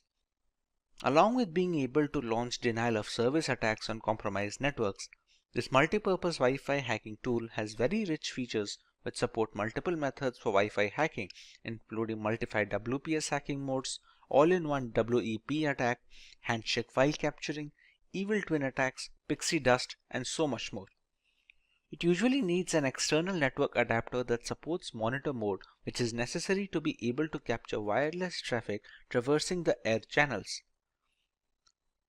Thanks to its open source nature, AirGarden can be used with multiple community plugins and add-ons, thereby increasing its effectiveness against a wide variety of routers, both in the 2.4 GHz band and 5 GHz band. The next tool is John the Ripper. John the Ripper is an open source password security auditing and password recovery tool available for many operating systems. John the Ripper Jumbo supports hundreds of hash and cipher types, including for user passwords of operating systems, web apps, groupware, database servers, network traffic captures, encrypted private keys, file systems, and document files. Some of the key features of the tool include offering multiple modes to speed up password cracking, automatically detecting the hashing algorithm used by the passwords, and the ease of running and configuring the tool, making it a password cracking script of choice for novices and professionals alike. It can use dictionary attacks along with regular brute forcing to speed up the process of cracking the correct password without wasting additional resources. The word list being used in this dictionary attacks can be used from the user's end, allowing for a completely customizable process. Now that we have covered the basics of Kali Linux, let us take a look at the agenda for our demo today. We start out with a few terminal commands that are a basic part of a Linux operating system. We configure our own proxy chains to maintain anonymity while running penetration testing attacks on our victims. Next, we run a few Nmap scans on a local Windows 10 machine to find out the type of information that can be gathered in such a scenario. Moving on, we use Wireshark to monitor internet traffic and understand the importance of encryption and security when browsing the World Wide Web. Next, we learn about Metasploit and its various applications in the line of vulnerability assessment of a device. And finally, we use Metasploit to take root access of a fully updated Windows 10 computer system. Let's begin with some terminal basics on Kali Linux. When most people hear the term Linux, they envision a complex operating system used only by programmers. However, the experience is not as frightening as it appears. Linux is an umbrella term for a collection of free and open source Unix operating systems. There are many variants like Ubuntu, Fedora, Debian. These are distributions, which will be a more precise term. When using a Linux operating system, you will most likely utilize a shell, which is a command line interface that provides access to the operating system services. The majority of Linux distributions ship with a graphical user interface, also known as GUI, as their primary shell. This is done to facilitate user interaction in the first place. Having said that, a command line interface is suggested due to its increased power and effectiveness. By entering the commands into the CLI, tasks that require a multi-step GUI procedure may be completed in a matter of seconds. You can start the terminal by clicking on the prompt icon here on top. Once the terminal is opened, we can put up our commands. The first command that we are going to look into is pwd. Pwd stands for Present Working Directory. As of right now, what you are seeing is the terminal window by default. If I write pwd and press enter, this shows the directory in which the terminal is being run on. As of right now, it's in the NF folder of my desktop, which is specifically this folder. If I open up this folder, you can see it is currently empty, as in it has no contents. If I use another command known as mkdir, which is supposed to stand for make directory, and I write NF2, shortage for new folder 2. If I open up the NF, you can see the new folder is created. This is how the pwd command works. Another important command to change directories, it's called the cd command. Let's say right now if I am in NF, I want to create a new file in NF2 folder or something else in the NF2 folder. I have to shift to cd NF2. Now if I write pwd, it will show the present working directory of home, Simplilearn, desktop, NF, and inside that I am in NF2 right now. It is done to navigate through the Linux files and directories. It requires either the full path or just the name of the directory. If we have to move a completely different folder on a completely different file, then we can use the entire path like this. For now, cd works. Another few commands is we can write cd ... and it will come back one folder. Now the pwd will be just NF and not NF2. Let's say we are in this folder and we want to go a different file. Let's say if we just go for cd home, Simplilearn. That's it. Right now, these are the folders in our current present working directory. We have the desktop, the documents, downloads, etc. From here, we can again go to the desktop using the same cd command, cross-check the changing of directories, and check the files again. And yes, there we go, NF.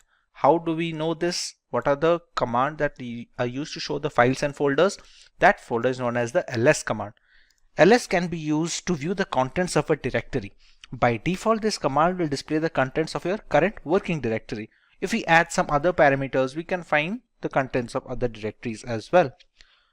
There are some hidden files as well in Linux which cannot be showed just with ls. For example, if we just go to cd etc, which is a configuration folder for Linux, if we write ls now, these are the files that can be seen. If we want to see the hidden files, we'll have to add one more parameter here like ls -a, and as you can see, the number of files have increased this time around. There are other things as well that we can see with Linux. ls -al will show the hidden files along with some of the parameters and some of the permissions that has been provided for each file. As you can see, many of these files have root access. Some of them can write, some of them can read. It differs file to file, and the ls -al command is used to check each of these files' permission and change them accordingly if needed. The next command that we can look for is the cat command or concatenate. It is one of the most frequently used commands, and it is used to list the contents of a file on the output. For example, let's say if I have a file at the desktop. In this NF2 folder, I will create a document, create an empty file, e file. I'll open up the document and I'll write it as hello Kali. I will save this up. Now, to change the directories from etc to NF2, we have already discussed how to use the cd command using just the folder name. Now, if we want to go to the entire directory, we can write cd home. As you can see, it is already prompting us to complete the name of the directory. At this point, we just have to press tab and it completes it for ourselves. Next, we already know we have to enter the desktop, NF and NF2. And this brings us to the current working directory. Here, if we press ls, we can find a file over here. Now, as discussed for the concatenate, it is used to show the contents of a file. So right now, if we press cat, which stands for concatenate, e-file. As you can see, we have written hello Kali in the text file and we can see the output right now. We can also use it to create new files. For example, if we write cat, any file name such as e-file2. Here we can write anything. Hello Kali again.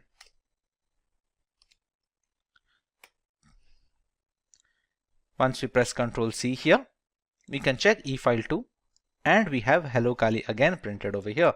We can see the same using the concatenate command as well. If I press ls, you can see we have two files here, and I can go with cat efile2 and I have hello Kali again. This is how the concatenate command works. Apart from this, it can be used to copy. There is a different command like called cp, which is used to copy the files from one place to another. Mind you, this is not moving, this is only going to copy the command. For example, currently our pwd, which is the present working directory, is in the nf2 folder, as you can see over here. Let's copy the efile2 to the nf folder. We can write cp efile2 and give the path of the nf folder, which will be home, Simplilearn, desktop, and nf. Now if I press ls, I'll find both the files in nf2 since I copied. To go back to the nf folder again, we can again use the same command of we can again use the home, Simplilearn, desktop, and just nf. No nf2 this time, just nf. As you can see, this will change back our present working directory. Now when we press ls, we will find the efile2 file and the nf2 folder, and we can confirm this using the GUI as well. This is the nf folder, and you can see the nf2 folder and the efile2 document. If I write cat efile2,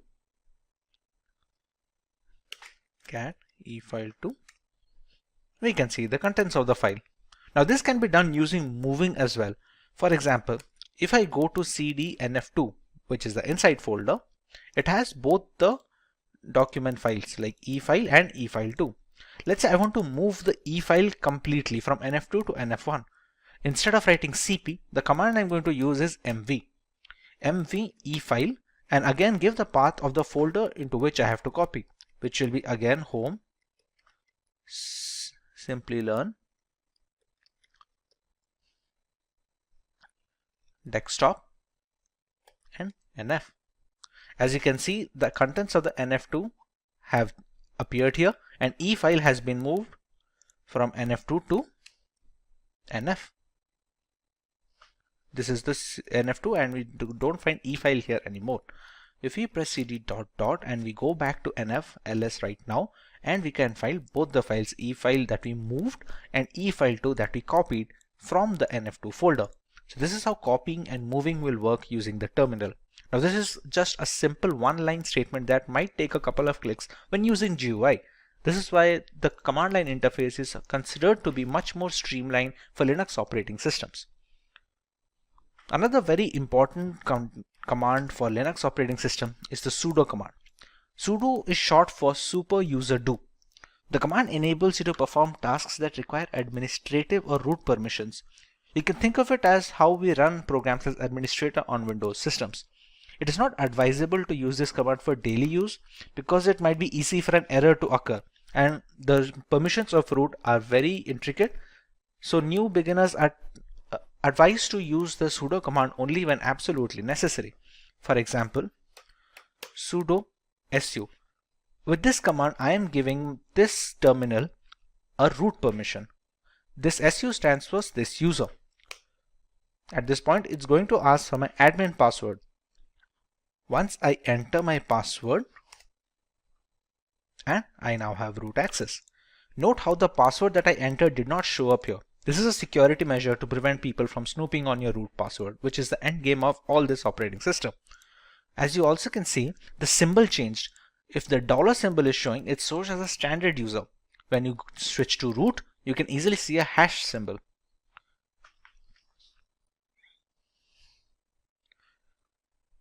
This opens up a separate shell inside this terminal command. For example, we can exit out of the root user to the standard user using the command exit. And once again, we have the dollar sign and the root has vanished over here. There are some commands that will only work with administrative access. For example, when updating the Kali Linux system, we have to use apt update. As you can see, it says problem unlinking the file because permission denied. Now let's try this using sudo. sudo apt update. As you can see, it is updating the package repositories which work as the software installed on the system. This can be done using either writing the sudo command every time we want to perform a root access, or we can just write sudo su once and write apt update alone. The fetching is complete over here. For the second example, let's say I just write sudo su, and this time it's not going to ask me the password because at this current terminal process I've already provided the root password once and it is in memory right now. Now when we used to update the system, we had to write sudo apt update. That was because we were running it as a standard user. Now we are running it as a root user, so all we have to write is apt update and it's going to continue its work. There you go. Another command that can be useful is the ping command. It's pretty self-explanatory. It's going to be checking the internet connectivity. You can be used to check internet connectivity, or you can see if there is a local server on your system which needs to be pinged. Then you can check that. For example, if we have to write ping, and we can use either IP address or domain. Let's say if we want to check that if we can access google.com using this Kali Linux installation or not, we can write ping google.com. And you can see it shows the bytes being sent and received and how much time it took to take up the request. This can be done for local systems as well. For example, this installation of Kali Linux is being run on a virtual machine. Once this machine is running, I still have my host machine running over here, the IP address of which is 192.168.29.179. If I try to ping this from here,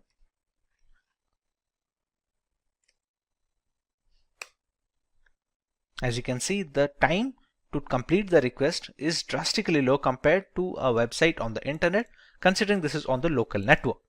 This is how the ping command is worked, and it can show you what kind of packages are transmitted, how many are received, if there was any kind of packet loss between the connection window, and other details.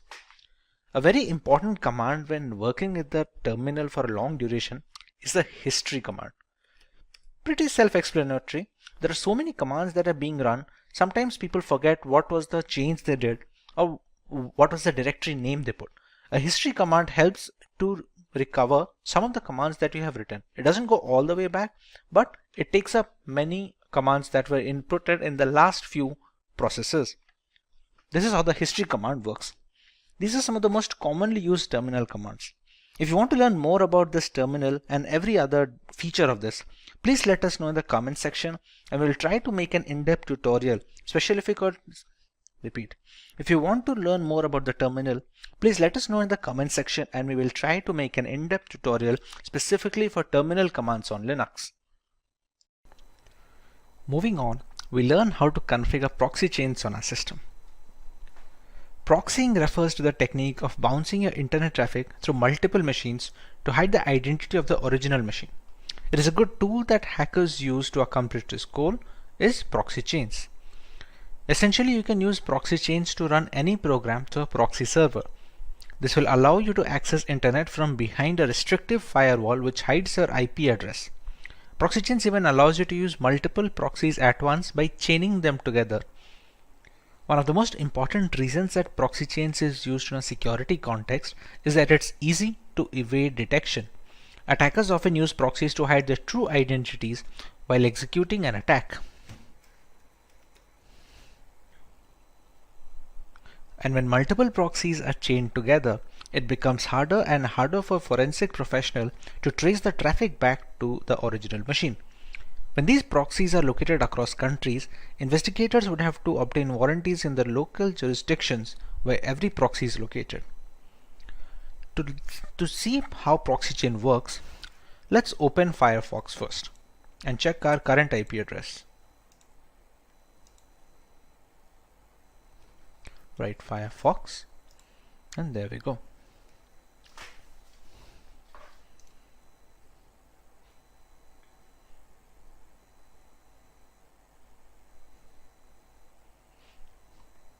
As we can see, Firefox is now open. Let's check our current IP address right now. if we go to an address called myip.com,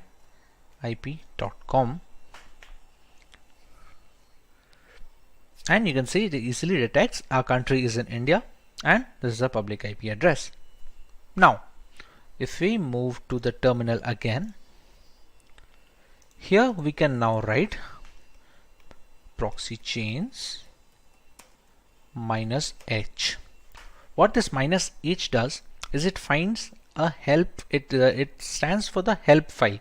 This is for help file. What we found out using this is proxy chains has a config file here, etc proxychains4.conf. This is the config file found. Using this config file, we can customize how our proxy chain should work. If we want to open that, we have to use it in a text editor. On Windows, we have Notepad and other things like that, Microsoft Word to edit documents. On Linux, we have a tool called Nano. To access the Nano, we use the command nano and give the path of the file that we want to check. As of right now, the proxy chains config file is located over here. So we're going to follow the path there, chains4.conf, and here we go. We see the config file. There are three basic types of proxy chaining here. We have a strict chain where all the proxy in the list will be used and they will be chained in order. We have a random chain where each connection made through proxy chains will be done by a random combo of proxies in the proxy list. And you have a dynamic chain. It's the same as strict chain, but dead proxies are excluded from the chain. And here we can set up whichever type we want. To enable or disable a particular type, we use the hash symbol here. As you can see right now, all the lines have a hashtag symbol at the front, except this one, a dynamic chain. This is the current one being used. Let's say if I want to use a strict chain method, so I can add a hash value here and remove the hash here. At one point of time, any one of these 3-4 types should be enabled. Let's go for the dynamic chain.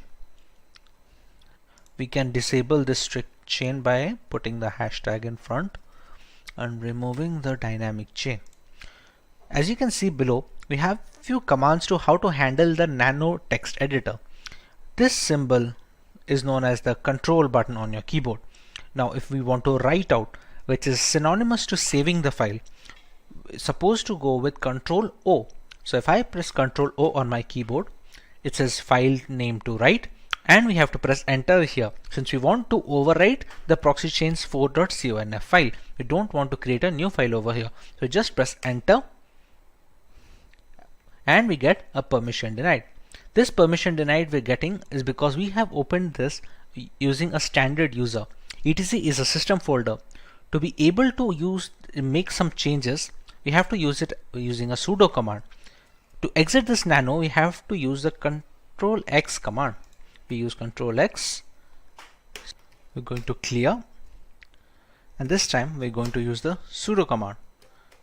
Sudo nano etc proxy chains 4.conf, and we have the same file open up again. Now this time if we want to make a change, let's say we're going to add a strict chain instead of a dynamic chain, we remove the hashtag from strict. We're going to use Control O for the save file option. We're going to press enter and it says wrote 160 lines. Again, if we want to reverse this change, we put the hashtag over here, enable dynamic chain, we press Control O, press enter, and it says wrote 160 lines. Now we can exit straight away using the Control X format. Right now we have not provided any file or a proxy chain. We can have proxy IP addresses from the internet, but we have to make sure that they are safe and they don't snoop on our data. When there is no proxy chains being provided personally, it's going to use the Tor network, but for that we have to start Tor. Tor is a service in Linux. To know more about this Tor, we can write sudo systemctl, which is used to know the status of services on the Linux operating system, and status of Tor. Systemctl, sorry, as instead of STL, it should be systemctl status tor. As you can see, it is a tor service anonymizing overlay network for TCP connections, and it's currently inactive. Now to start this up, we have to write sudo systemctl start tor. Now if we repeat the same sudo systemctl status tor, as you can see, it's active now. You can see the green logo over here. Okay. To integrate the Firefox and the browser, we can use the proxy chains command directly over here. We can write proxy chains. We can use Firefox to launch our web browser, and let's say if we want to visit google.com. We press enter and the Firefox window is launched, and it should open up google.com next. And there we go. If we go to myip.com once again, as you can see, we have a different IP address and the country is unknown as well. So this is how we can use proxy chains to anonymize internet usage when using Kali Linux. Next on our agenda is the ability to scan networks using Nmap. At its core, Nmap is a network scanning tool that uses IP packets to identify all the devices connected to a network. You can learn more about Nmap using their help file. As you can see, these are some of the parameters that can be used when scanning ports of a system. You can see the version and the URL of the service over here. The primary uses of Nmap can be broken into three core processes. First, the program gives you detailed information on every IP active on your network, and then each IP can then be scanned. Secondly, it can also be used to providing a lot of live hosts and open ports, as well as identifying the OS of every connected device. Thirdly, Nmap has also become a valuable tool for users looking to protect personal and business websites. Using Nmap to scan your own web server, particularly if you're hosting your website from home, is essentially simulating the process that a hacker would use to attack your site. Attacking your own site in this way is a powerful way of identifying security vulnerabilities. As we already discussed, the host Windows 10 machine on this system has an IP address of 192.168.29.179. If you want to test the OS scan of this system, we're going to first get the root permission over here. We use the sudo command, and now we are a root user. We're going to launch the command nmap -o, which is supposed to be an OS detection scan. The IP address we can use of the host system 192.168.29.179. In a legitimate penetration testing scenario, we can use the IP address of the vulnerable device over here. We are going to let it scan for a while, and it's going to give us some guesses on what can the OS be.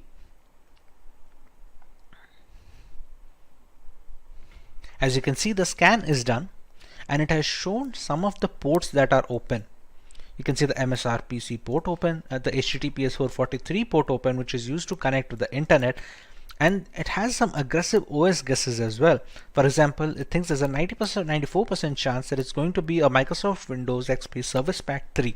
That's partly because a lot of the Windows XP update packages are still prevalent on Windows. Now that the OS detection is confirmed, there are multiple more details that we can gather from Nmap. Let's go with the nmap -a command, which is supposed to capture as much data as possible. There is also a speed setting. You can call it a speed setting or a control setting of the -t. -t ranges from T0 to T1 to T2 all the way up to T5. This basically determines how aggressively the victim is being scanned. If you scan slowly, it will take more time to provide the results, but it will also give a less chance for the intrusion detection system on the vulnerable machine firewall to detect that someone is trying to penetrate the network. For now, if we want to go with somewhat of a high speed, we can go with the T4 and provide the same IP address of the local machine I am trying to attack. It's going to take a little bit of time since it's trying to capture a lot of information.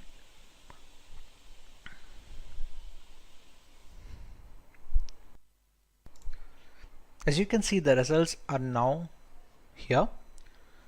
It launched a scan and took a few top ports that are most likely vulnerable from a Windows XP perspective, and it showed a few ports over here. It has not shown 991 filtered ports, which could not be attacked anyway since they were closed for outside access. It shows a few fingerprint settings like the connection policies and the port details.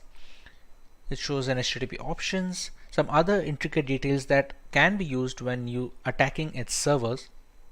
It shows a VMware version that it's running and some few other ports over here.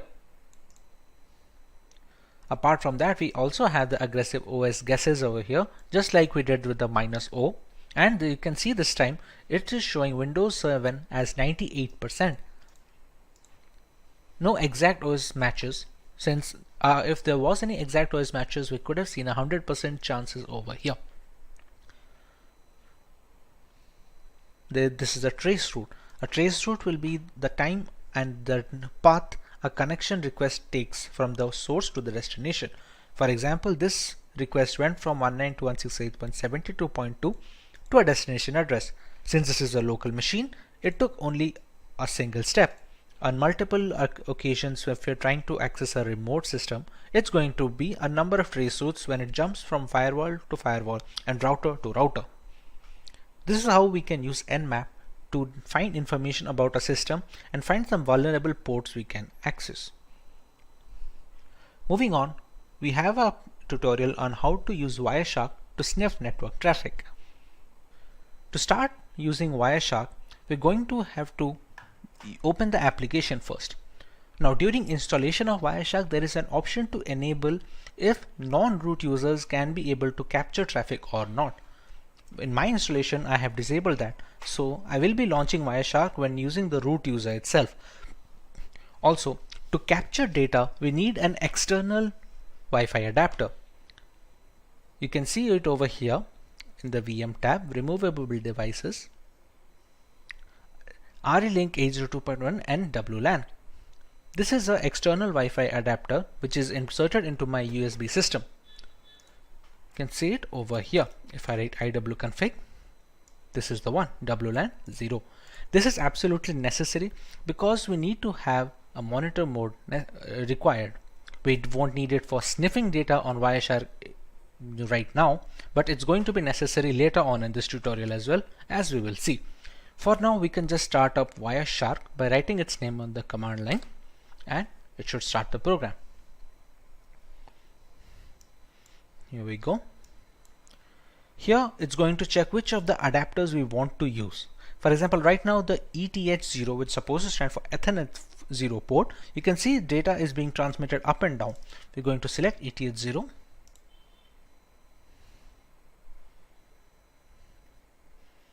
And we have started capturing data. You can see the data request from the source to destination, from the time and which protocol it is following, everything we can see. And we can see the IPv4 flags here as well, as you can see over here. To capture internet traffic, we can try running Firefox.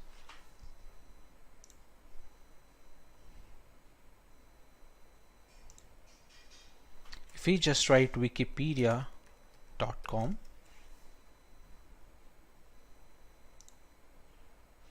and you can see the number of requests increasing.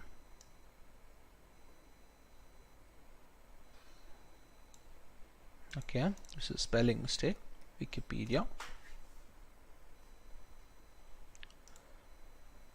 Here you can see the application data of all these requests going up, and they're connected to a destination server of 102.166.224. Now, even if we check the transmission control protocol flags over here and so many more things, we cannot find anything beneficial. As you can see, the information over here is gibberish, which is supposed to be, since it's supposed to be encrypted. Now, this is possible due to this being an HTTPS website. Hence, you can see the log symbol over here, and connection is supposed to be secure. Now, what about HTTP ports? We have seen many people recommend to not visit HTTP ports. Repeat. we have seen many people recommend to not visit HTTP websites, and even if we have to visit, to not provide any critical information. For example, let's go to a random HTTP page over here. As you can see, this is saying connection is not secure, and this is an HTTP page and not HTTPS. Now let's check for some of the information that is passing through this. This is a login form. Let's say I have a legitimate account over here. If I write my account name, and my password is supposed to be password 1234. I press login, and the password does not match because I do not have an account over here. But let's say I did and I was logged in as expected. We can go to Wireshark. We can use filters over here. Now all the requests that I am sending, it's a TCP request. So I can write a filter containing TCP contains whatever string if it is being passed. Let's say for the end username, I write my account name. So I can just write my account name over here and press enter to find a request over here. Now as you can see, there are many flags over here. If we go to the HTML form URL encoded and open up some of its flags, as you can see, I can see my account name and Simplilearn password over here. This is the same details that I input on the website. Let's say I did have a legitimate account on this website. I would have logged in with no problems, but anyone who would be using Wireshark to sniff on the data can easily get my credentials from here. This is why it's recommended to not provide any information on HTTP pages. The security is not up to the mark, and always look for the lock symbol when visiting any website or making any internet transactions or providing any information. This is how we can use Wireshark to detect transmission and sniff packet data that is being transferred through the network adapter. Next, we have to learn about what is Metasploit. The Metasploit project is a computer security project that provides information about security vulnerabilities and aids in penetration testing and IDS development. We can open up the terminal here. We're going to allow root access, and to open up Metasploit, the keyword is MSF console. It's going to take a little bit of time to start it up. Now the Metasploit console has been loaded. From here, we can decide what type of attack we want to launch and what kind of exploits we can launch against vulnerable targets. For example, like we had already discussed, I'm running this virtual machine on a Windows 10 host machine. So if I open the command prompt from my Windows 10 over here, if I need to check the IP address once, I go with ipconfig. Here you can see the IP address of this local machine. Moving on, if we have to attack that machine, let's say we want to see what kind of exploits are going to work over there. Now we already know that Windows has some common vulnerabilities. One of those vulnerabilities is the HTA server vulnerability. HTA is supposed to be a HTML application, but when passed the right payload, it can be used to open a backdoor into a system. To start off with the Metasploit and accessing such applications, we're going to use the command use exploit, and the name of the reverse HTA server is this: Windows MISC for miscellaneous HTA server. As you can see, it already found this one. Alright, now there are some options that we need to set for this exploit to go through. For example, you can see some of the options over here. There is the payload. The payload is supposed to be the malicious file that we are going to send on the HTML application, which allows us to give the backdoor. For example, right now the payload, which is the malicious file, is a Windows Meterpreter reverse TCP. Completely understandable. Now let's set the L host. L host and R host and SRV host should be the one where we are going to launch the attack from. For example, if we launched another tab of this console and we just press ifconfig, the IP address is 192.168.72.130. So we're going to set the L host as 192.168.72.130, and we're going to do the same thing with SRV host.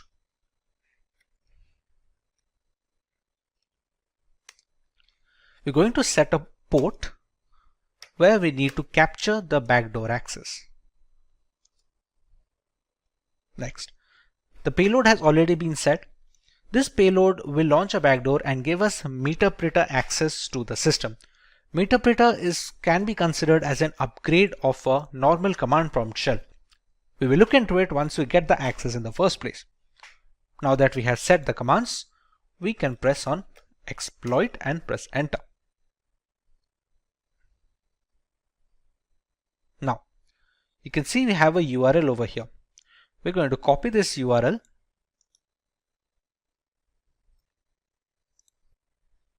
Once the URL is copied, we take it into the browser and paste it.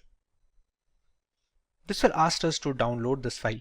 Now, as per browser security settings, this file should be blocked by default. We can decide to keep it, and with the correct formulation of this malicious package, even the website browser antivirus softwares will not be able to detect good payloads. We're going to save this file and we're going to open it. Publisher could not be verified. If we press run and we go back to our meterpreter access over here, you can see it has already captured a URL of an HT server and it is writing delivering payload. Just have to wait for a few seconds till the payload is delivered. It has sent this much amount of data. Meterpreter session 1 is opened and we should get the access soon. There we go. Now, to understand where is the session set, we can write sessions -i. As you can see, it has a meterpreter over here. We're going to write sessions -i. The session ID is 1, so we're going to write 1. And we have the meterpreter access. Now, to get a fair idea of the system, we're going to write sysinfo, and it's going to the computer name, the OS, architecture, all these things. We can write the help command to see what are the things that we can get out of the system. We can take screenshots, we can control the webcam and start a video chat. We can take a lot of things over here. There are other commands as well where we can change the file directory, like the cat command, cd command. There are so many things that work in the normal CMD which we can run on the meterpreter as well. Now, if we want to access this command prompt of the system directly, we can go with this. We have to write shell, and there we go. We are in the downloads folder right now. To see if this is the same computer or not, we're going to write ipconfig. As you can see, it is our victim machine with 192.168.29.171. We can just press exit and we're back with the meterpreter access. This is how we can use meterpreter and metasploit to gain access to a Windows 10 machine. Next, let's take a look at how we can get root access from a Windows 10 system. We just learned how we can get a meterpreter access from a system. We can background this meterpreter session by writing background and pressing enter. We can still see the sessions -i. It's still present over here. Now, these kind of access are not administrative access. These are the kind of backdoors that can be created for standard users. But to get a complete access of a system, including the program files, the Windows documents, we need to have root access or administrative access. To do that, we're going to use another exploit. Reminder that the meterpreter session of the standard access is already present and we're not messing with it right now. We're going to set up another session, albeit with the same machine. That exploit name is use exploit Windows local bypass UAC event viewer, and there we go. Now, if we check the options that we can put in this system, we have to choose an exploit target. We need to put a session as well. Let's say we're going to use the session 1. This is the session that has the metadata access with the standard user. It doesn't have the system user. We're going to write set session 1 and we're going to run exploit. Run a few commands and it opened a second metadata session. As you can see, it is the session 2. If I write sysinfo, you can still see I'm not the system user right now. I'm still just a normal user. How can we check that? If you go to shell, I can still see user GNB downloads, all these things. If I press exit, go back to the metadata. There is a command on metadata, get system. It attempts to elevate your privilege to that of the local system, which basically means you get promoted into root access. So if we write get system,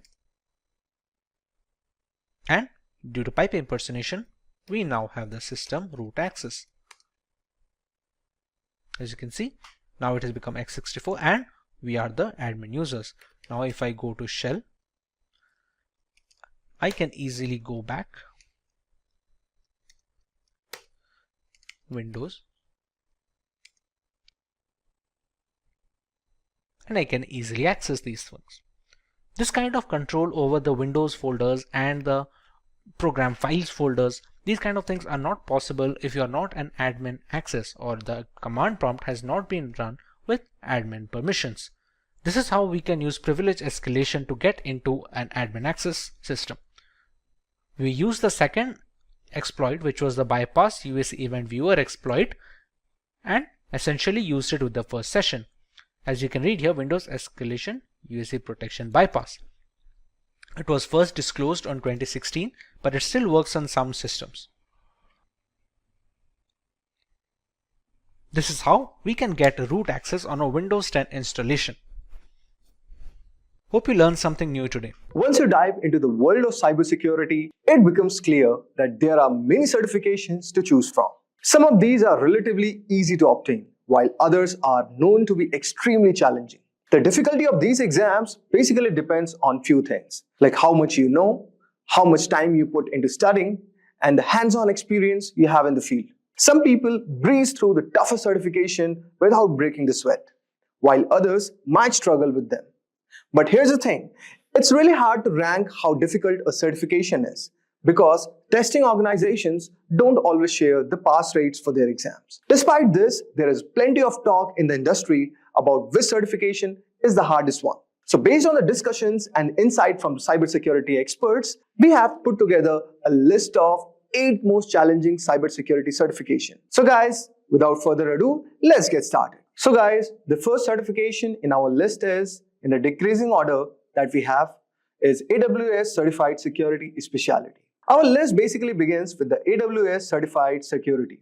This specialty certification is a must-have for cloud security professionals. This certification focuses on especially security in the Amazon Web Services cloud environment. In this certification, you will learn about AWS security concepts like the shared responsibility model, data protection, and secure internet protocols. You will also cover topics like identity and access management, incident response, and infrastructure security. The exam itself lasts for 170 minutes and consists of 65 multiple choice and multi-response questions. While there are no official prerequisites for this certification, it's recommended that you have at least 5 years of experience in designing and implementing IT security solutions and 2 years of hands-on experience with AWS. Most candidates who attempt these exams usually have the other AWS certification under their belt, such as the AWS Certified Solutions Architect. AWS Associate also works, and also the AWS Certified Solution Architect Professional. These certifications basically provide a strong foundation in the AWS concepts, making the AWS Certified Security Specialty kind of easier to tackle.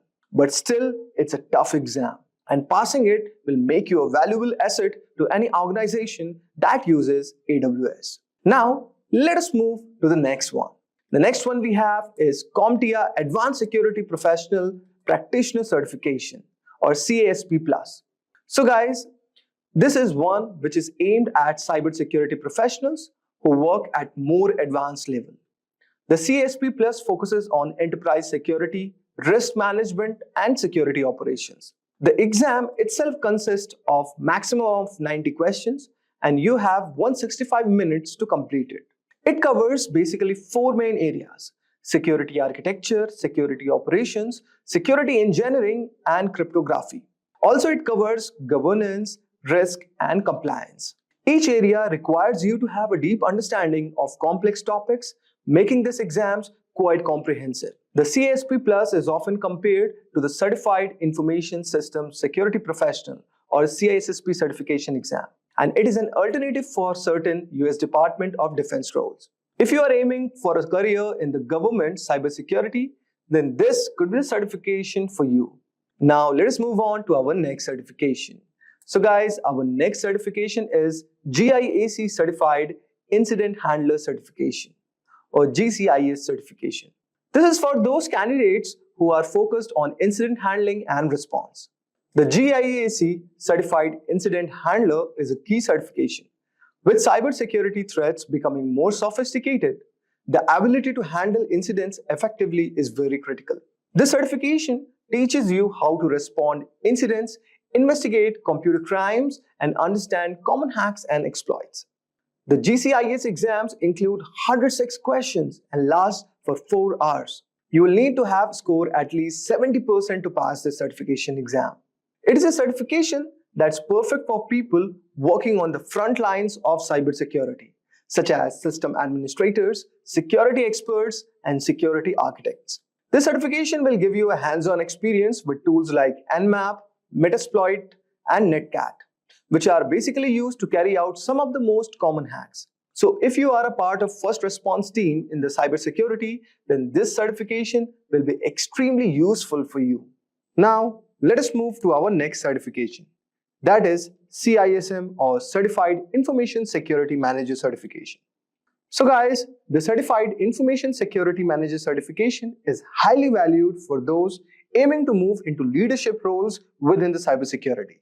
It is specifically focusing on the management side, making it ideal for professionals who want to lead and govern an organization's information security program.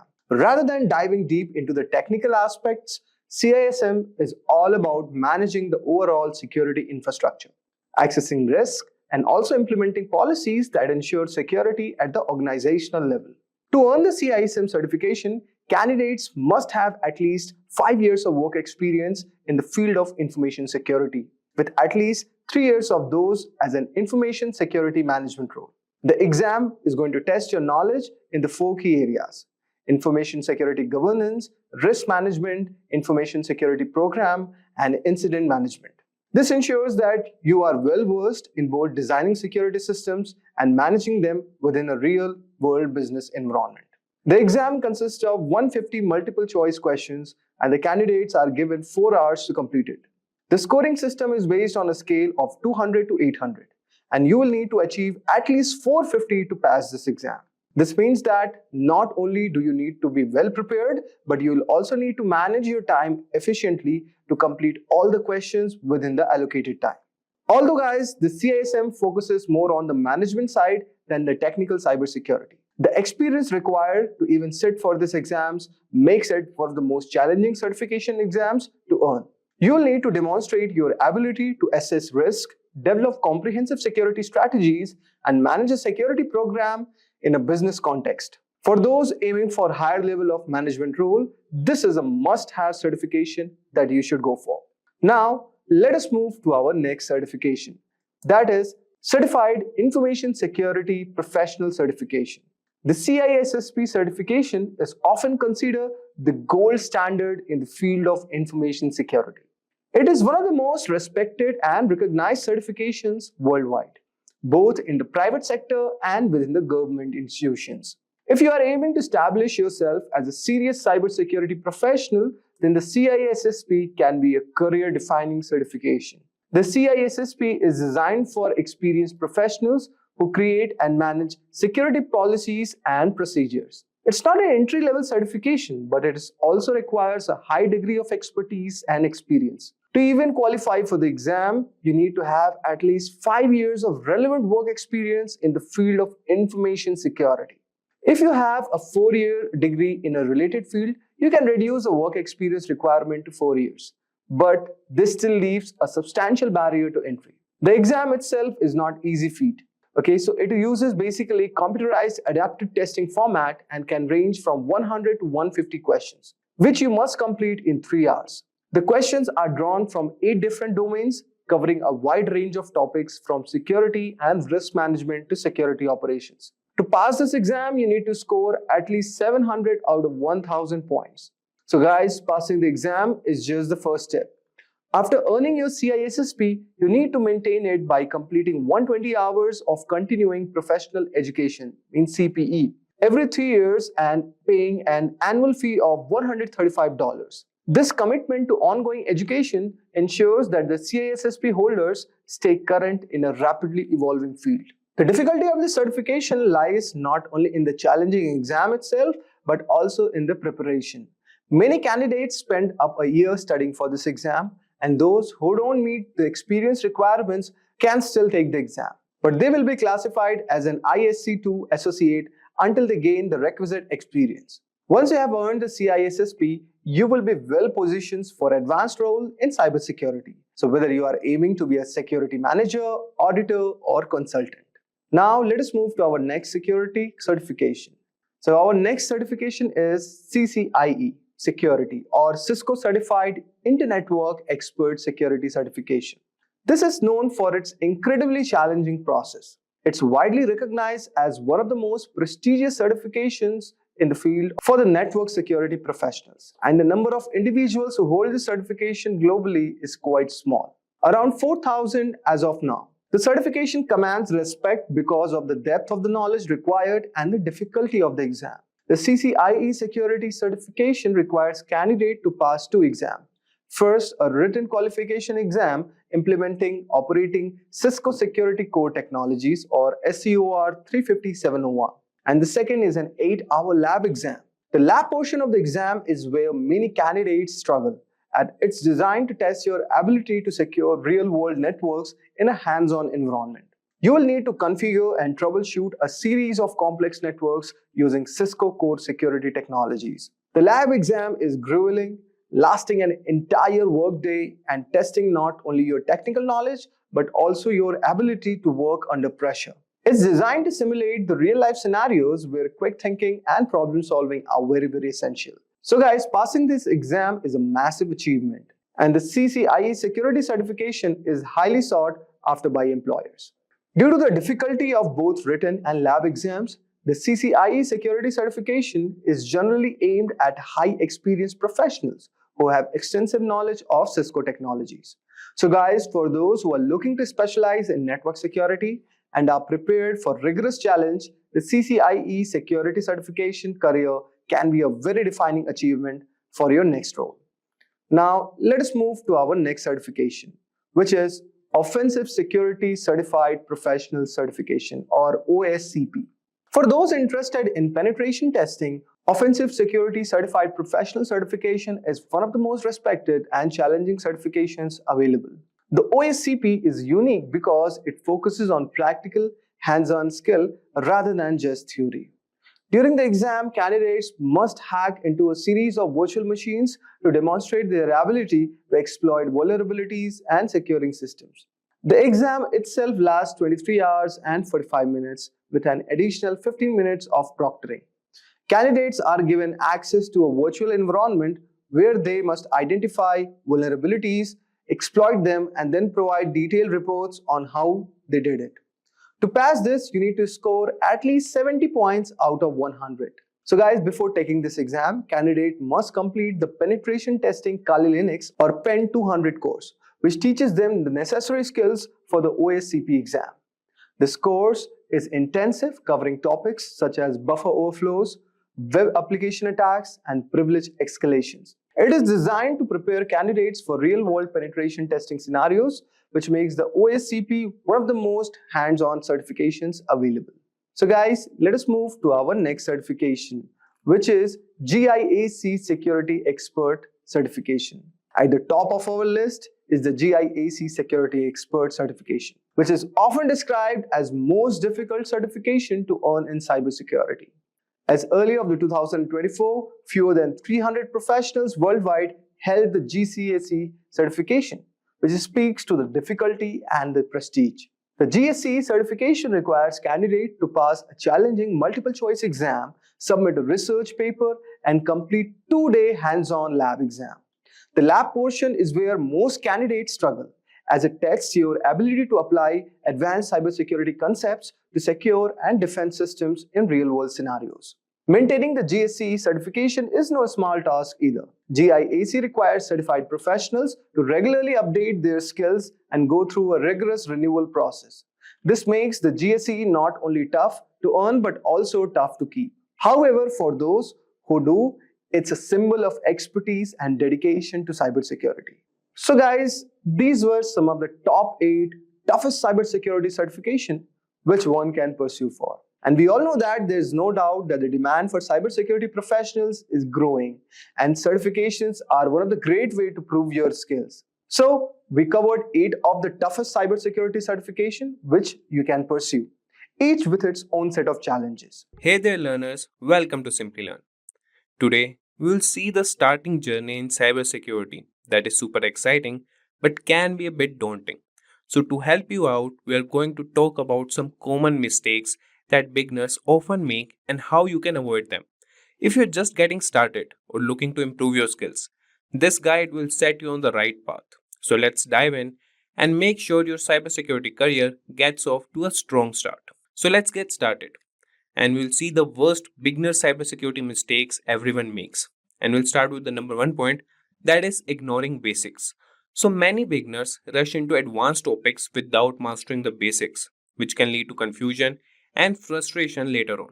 It's essential to build a strong foundation before diving into complex subjects. If we talk about number 1 is understanding networking. Networking is the backbone of cybersecurity. Learn how data travels across networks, different types of networks like LAN and WAN, and basic networking protocols. Knowing how network protocol functions help you understand how attacks occur and how to defend against them. Then comes mastering operating systems. So operating systems are another critical area. Whether it's Windows, Linux or Mac OS, you need to know how different OS work and learn about file systems, user management, and basic command line skills. So this knowledge is crucial for tasks like malware analysis and system hardening. Then comes the basic coding skills. So coding is an invaluable skill in cybersecurity.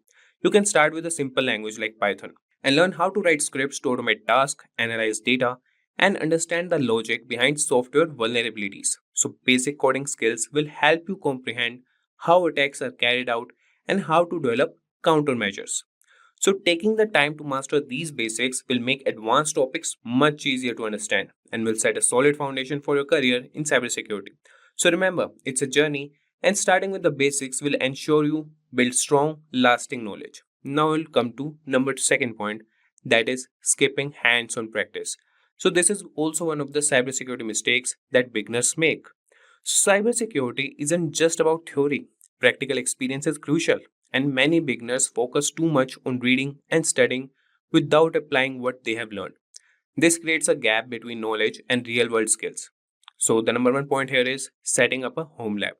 So create a home lab with an old computer or virtual machine to practice what you learn. Install different operating systems, set up networks, and simulate attacks in a controlled environment. Then comes real-world scenarios. So use your home lab to practice real-world scenarios like configuring firewalls and detecting intrusions. Platforms like Hack the Box and Try Hack Me offer cybersecurity challenges that mimic real-life networks and systems. Then comes building confidence. So hands-on practice builds confidence. So solving real problems and seeing the results of your actions make you more comfortable with cybersecurity tools and techniques. And this confidence is crucial when making quick, informed decisions in this field. So gaining practical experience bridges the gap between theory and practice, making you a more effective and confident cybersecurity professional. So now we'll see the third mistake that cybersecurity beginners make. That is lack of documentation. So documenting your work is a crucial yet often overlooked aspect of cybersecurity. Many beginners focus solely on learning new skills and solving problems without keeping track of their progress. However, good documentation practices can significantly enhance your learning experience. And by keeping detailed notes on what you learn, the tools you use, and the methods you apply, you create a valuable resource for future reference. And this habit helps you review and reinforce your knowledge, making it easier to remember complex concepts. Additionally, well documented work allows you to share your insights and solutions with others, whether through blogs, presentations, or team collaborations. It also helps in troubleshooting, as you can quickly revisit your steps to identify where something might have gone wrong. So, in the professional world, documentation is essential for maintaining clear and efficient communication within a team. And by starting this practice early, you will develop a habit that will benefit you throughout your career. And now we'll move to the fourth cybersecurity mistake for beginners, that is waiting too long to start applying for jobs. So, a common mistake many beginners make is waiting until they feel perfectly qualified before applying for cybersecurity jobs. This approach can be counterproductive.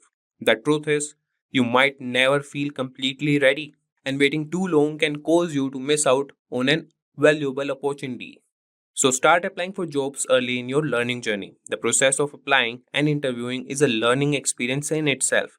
It helps you understand what employers are looking for, and it can highlight areas where you need to improve. So, early job applications also provide you with real world feedback and networking opportunities.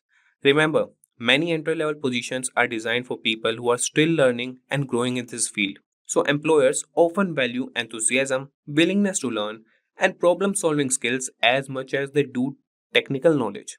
So, by starting early, you can gain experience and build confidence, even if you are not yet perfectly qualified.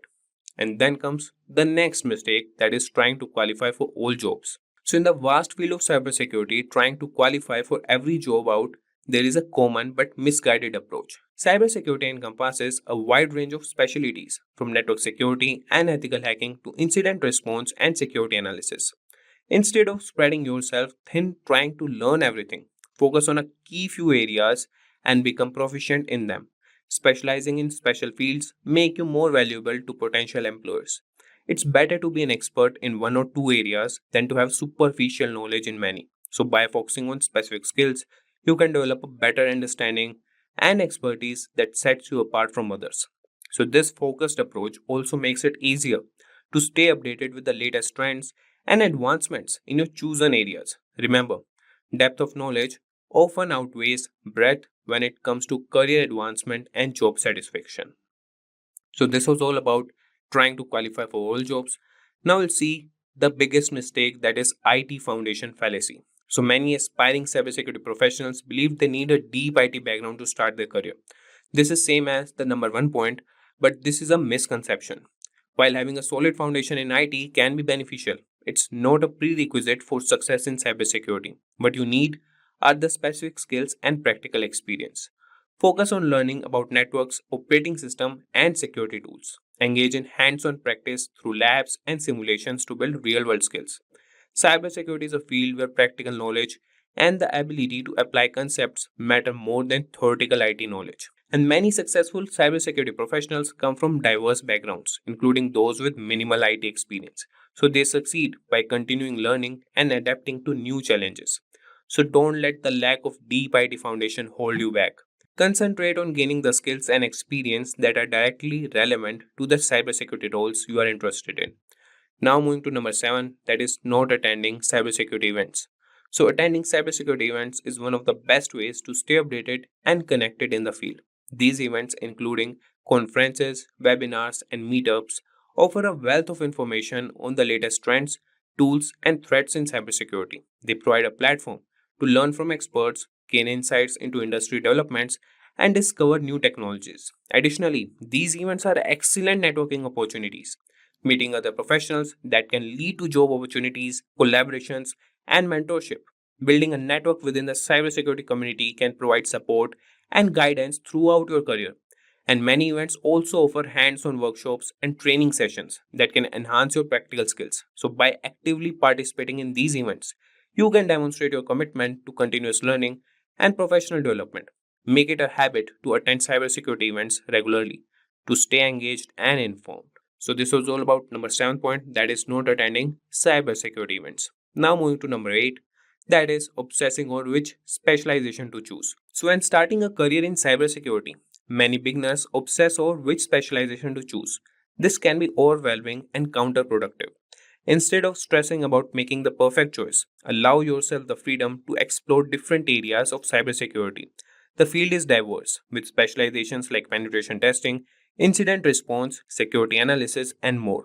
Take the time to experiment with various topics and see what interests you the most.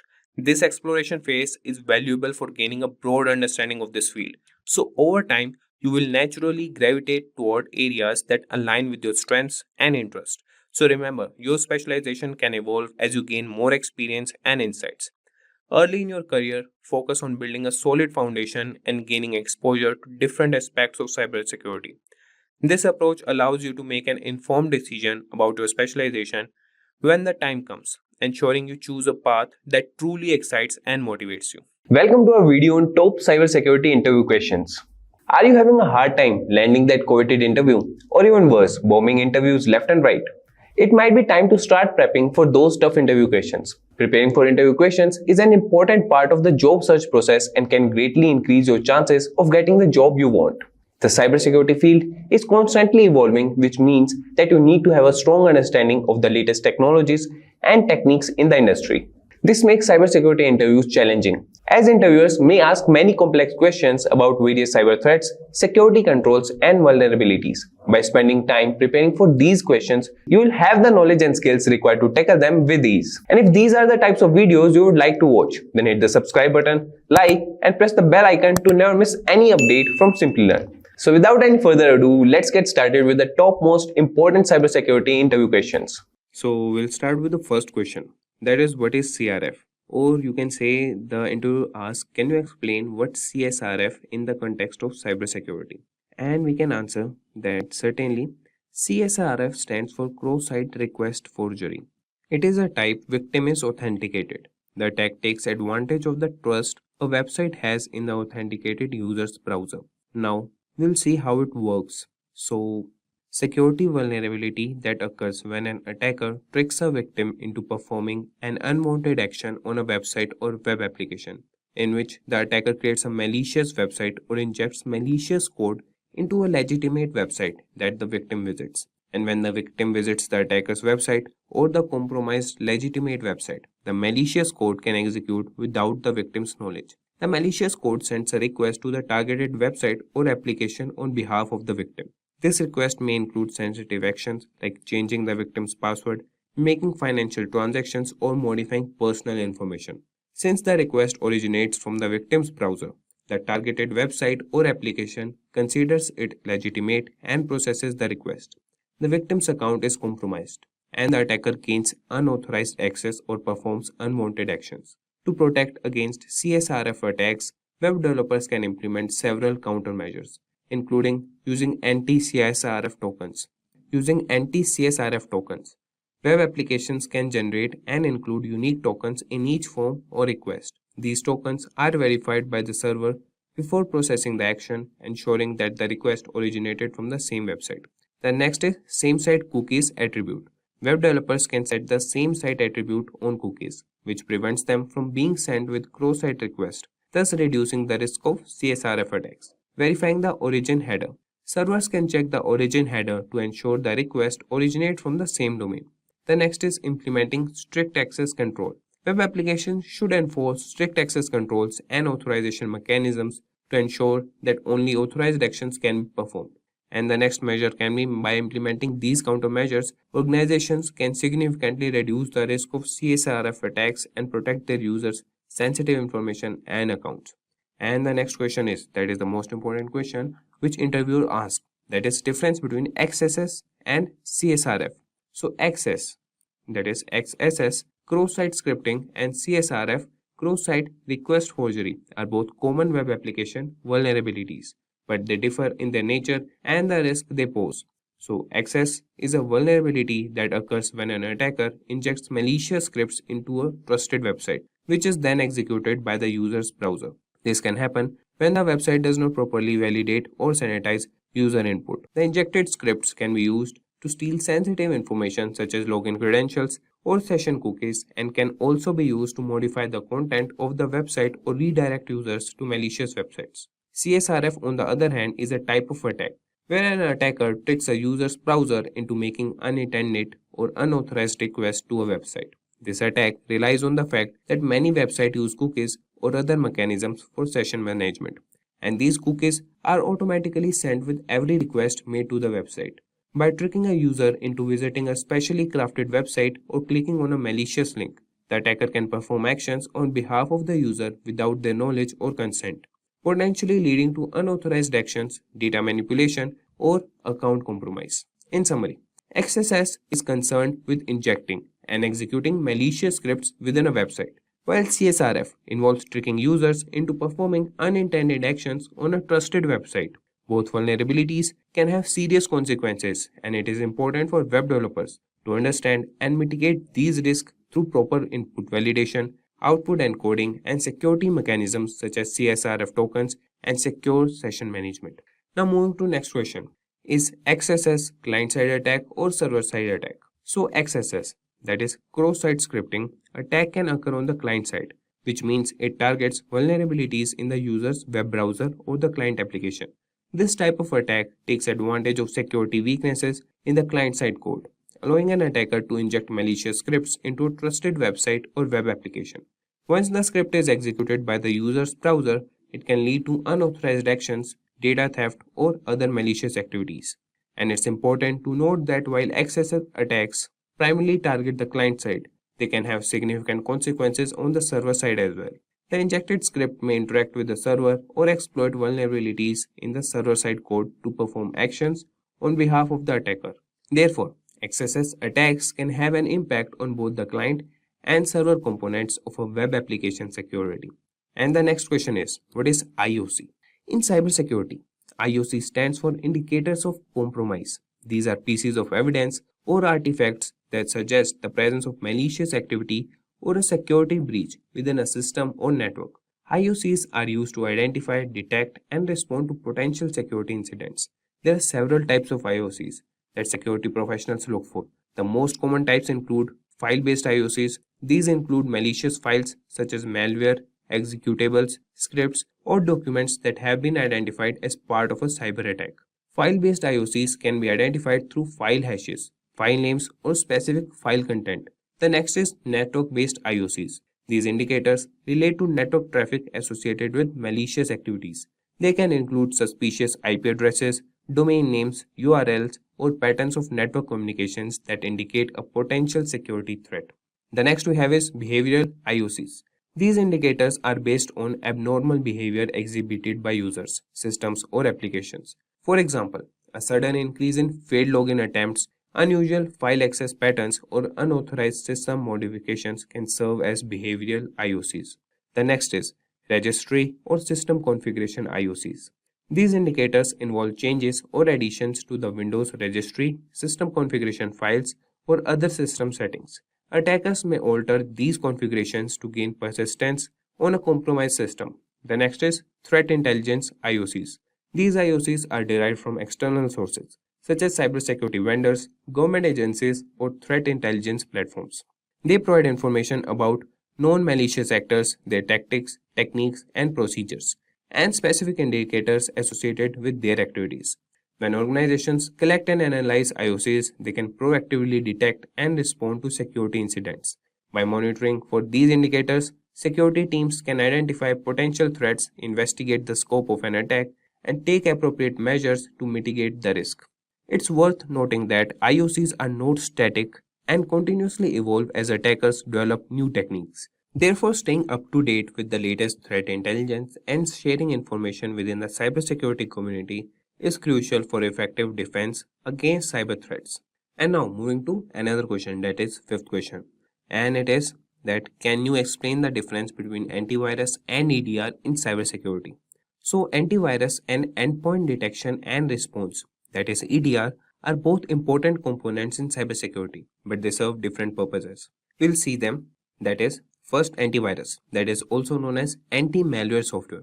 It is designed to detect, prevent, and remove known types of malicious software such as viruses, bombs, trojans, and ransomware. It relies on signature-based detection, where it compares the code patterns or files or programs against a database of known malware signatures. When a match is found, the antivirus software takes appropriate action to quarantine or delete the infected file.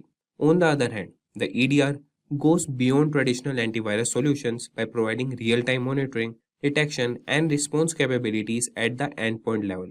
EDR solutions are designed to detect and respond to sophisticated and advanced threats that may evade traditional antivirus software. They use a combination of techniques, including behavioral analysis, machine learning, and threat intelligence, to identify malicious activities and potential threats. EDR solutions continuously monitor endpoints such as workstations, servers, and mobile devices for any suspicious activities or anomalous behavior. They collect and analyze vast amounts of endpoint data, including process executions, network connections, file changes, and system configurations to identify potential security incidents. If a threat is detected, EDR solutions provide detailed visibility into the incident, allowing security teams to investigate, contain, and respond to the threat in real time. While antivirus focuses on known threats and relies on signature-based detection, EDR solutions are more proactive and capable of identifying previously unseen or zero-day threats. They offer enhanced threat hunting capabilities, allowing security analysts to search for indicators of compromise, that is IOCs, and identify potential vulnerabilities or security gaps in the environment. In summary, antivirus is an essential component in protecting against known malware, while EDR provides advanced threat detection, real-time monitoring, and incident response capabilities to defend against sophisticated and emerging threats. Combining both antivirus and EDR solutions can significantly enhance an organization's overall cybersecurity posture. Now, moving to another question, that is IPS versus firewall. That is, can you explain the difference between IPS and a firewall in cybersecurity? So, an IPS, that is intrusion prevention system, and a firewall are two distinct but complementary security mechanisms. Let's see the differences between them. So a firewall acts as a barrier between an internal network and external network, typically the internet. It examines incoming and outgoing network traffic based on predefined rules or policies. Its primary function is to enforce access controls and permit or deny network traffic based on factors such as IP addresses, ports, protocols, and application types. Firewalls work at the network layer, layer 3, or the transport layer, layer 4 of the network stack. On the other hand, an IPS is designed to detect and prevent network-based attacks. It goes beyond the basic access control functions of a firewall. An IPS monitors network traffic in real time, searching for signs of known attack patterns or suspicious behavior. It can detect and block unauthorized access attempts, malware, network intrusions, and other malicious activities. IPS systems are typically placed in line with network traffic and can operate at the network layer, that is layer 3, transport layer, layer 4, or even the application layer, that is layer 7. To summarize, a firewall acts as a gatekeeper, controlling the flow of traffic into and out of a network based on predefined rules. It focuses on access control. On the other hand, an IPS is a more advanced security mechanism that actively inspects network traffic, identifies potential threats or attacks, and takes action to prevent them. It focuses on detecting and preventing intrusions. In practice, organizations often use both firewalls and IPS systems together to provide layered security.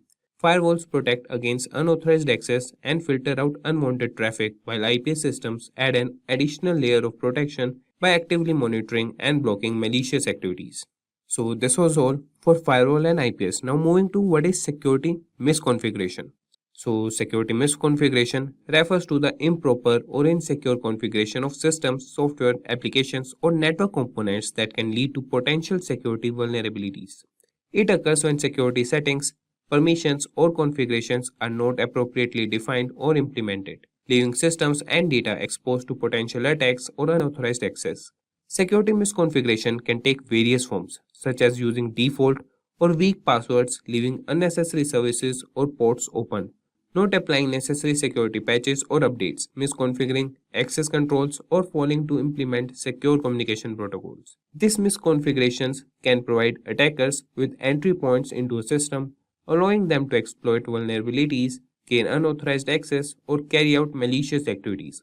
Organizations often face security misconfigurations due to human error, lack of awareness, or inadequate security practices. It's crucial to regularly review and audit system configurations, apply secure defaults, disable unnecessary features, follow security best practices, and stay updated with the latest patches and updates. By addressing security misconfigurations, organizations can significantly reduce their attack surface and enhance the overall security posture of their systems and networks.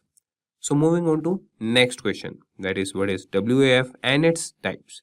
So WAF stands for Web Application Firewall. It is a security measure used to protect web applications from various types of cyber attacks. A WAF acts as a filter between the web application and the external network, monitoring and analyzing incoming and outgoing web traffic. There are primarily two types of WAFs commonly used in cybersecurity, that are network-based WAF. This type of WAF is implemented at the network parameter, typically as a dedicated hardware appliance or a virtual appliance. It intercepts web traffic before it reaches the web application server.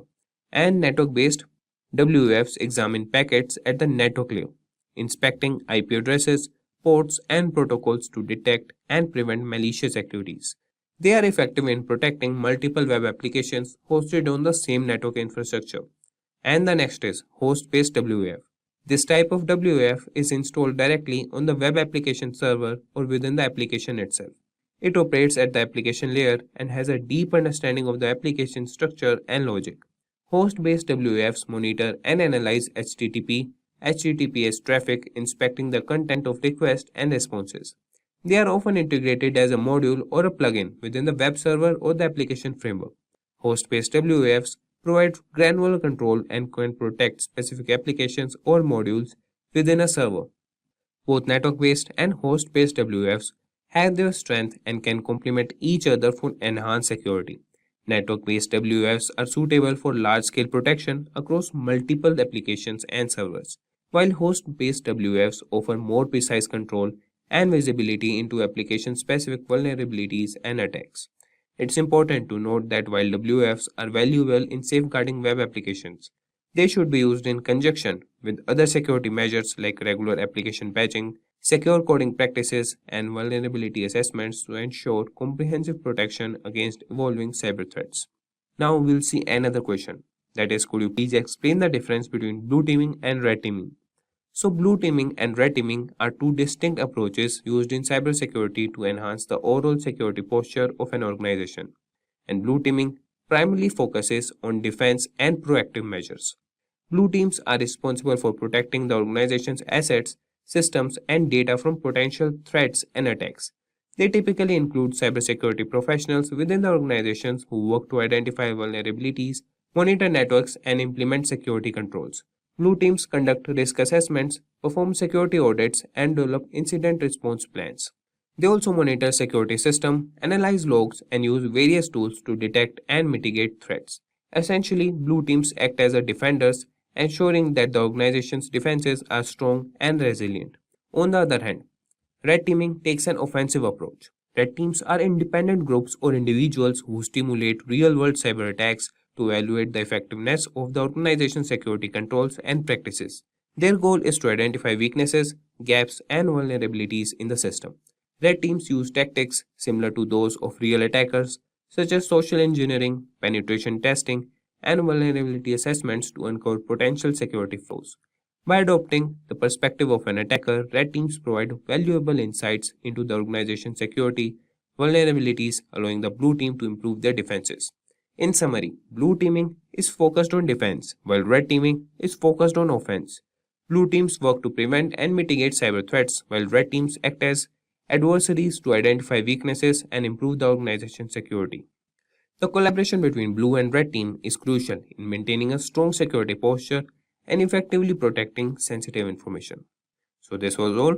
That is the difference between blue teaming and red teaming. Now moving on to the 10th question, that is what is false positive and false negative in case of IDS. So, in the context of intrusion detection system, that is IDS, false positive and false negative are two important terms used to describe the accuracy of the system in identifying and classifying security events. A false positive occurs when an IDS incorrectly identifies a benign activity or event as malicious. On the other hand, a false negative happens when an IDS fails to detect an actual malicious activity or event. It occurs when an intrusion or attack goes unnoticed and is not flagged by the system. This can be quite dangerous as it allows malicious activities to go undetected, potentially causing harm to the system or network.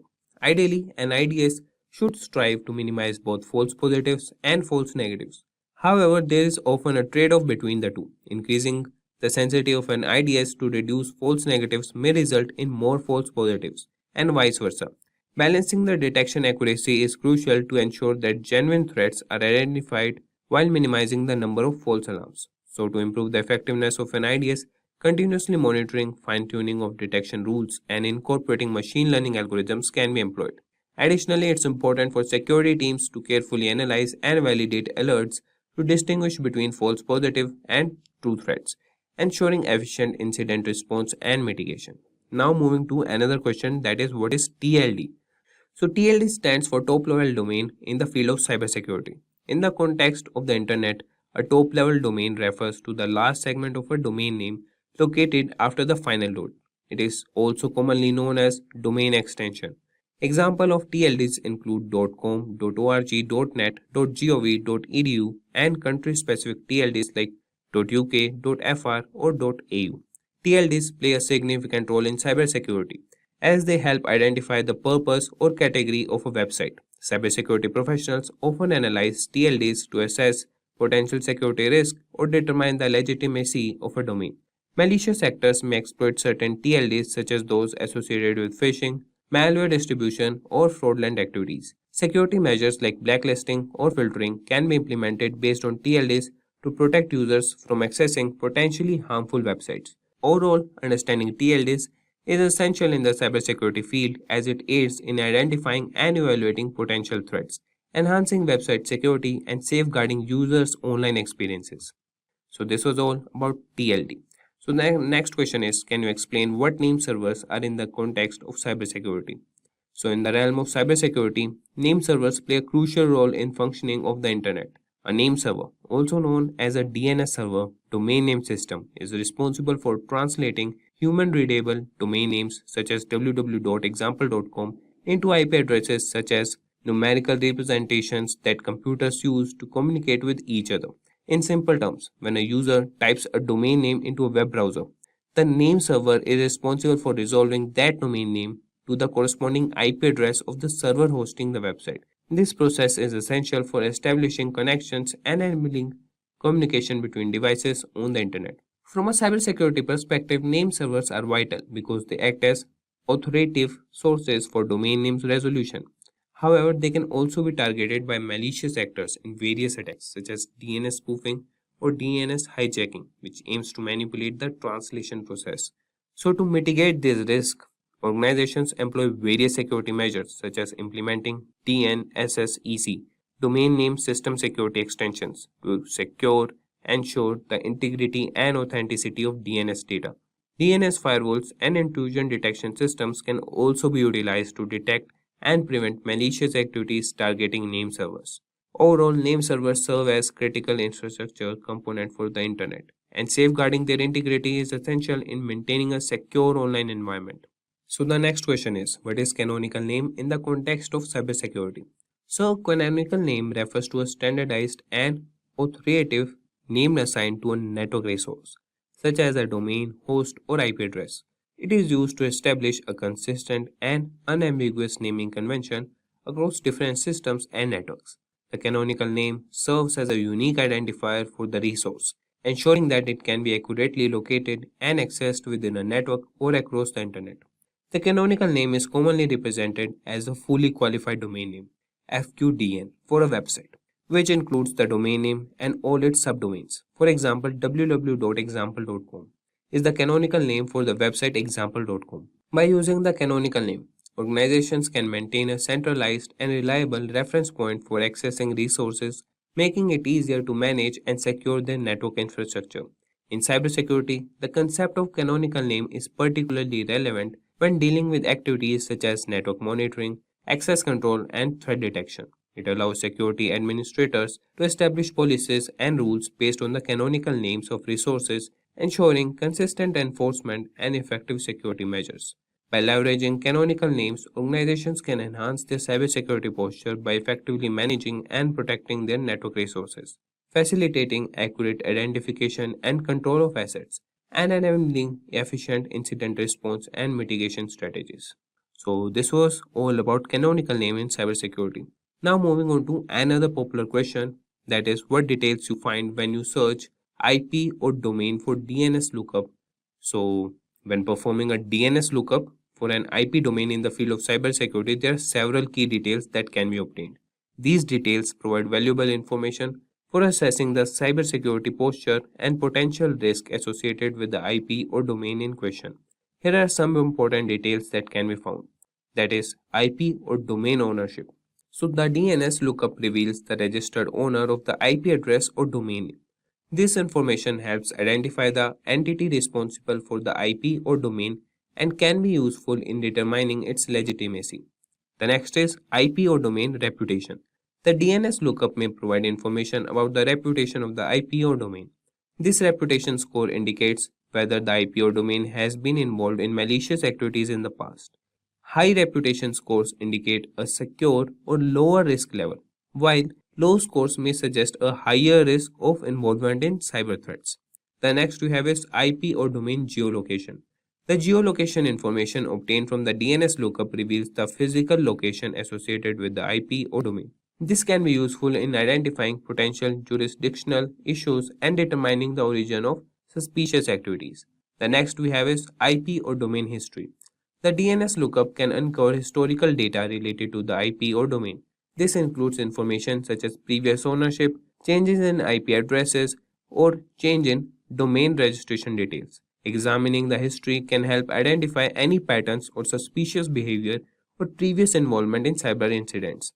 The next is DNS records. The DNS lookup provides information about the DNS records associated with the IP or domain. This includes details such as the IP addresses associated with the domain, mail server information, subdomains, and other records like TXT records used for various purposes, such as SPF, Sender Policy Framework, or DMARC, Domain-Based Message Authentication, Reporting, and Conformance configurations. The next is IP or domain blacklisting. The DNS lookup can reveal whether the IP or domain is listed on any known blacklist. Blacklisting occurs when an IP or domain is identified as being associated with malicious activities, spamming, or other undesirable behavior.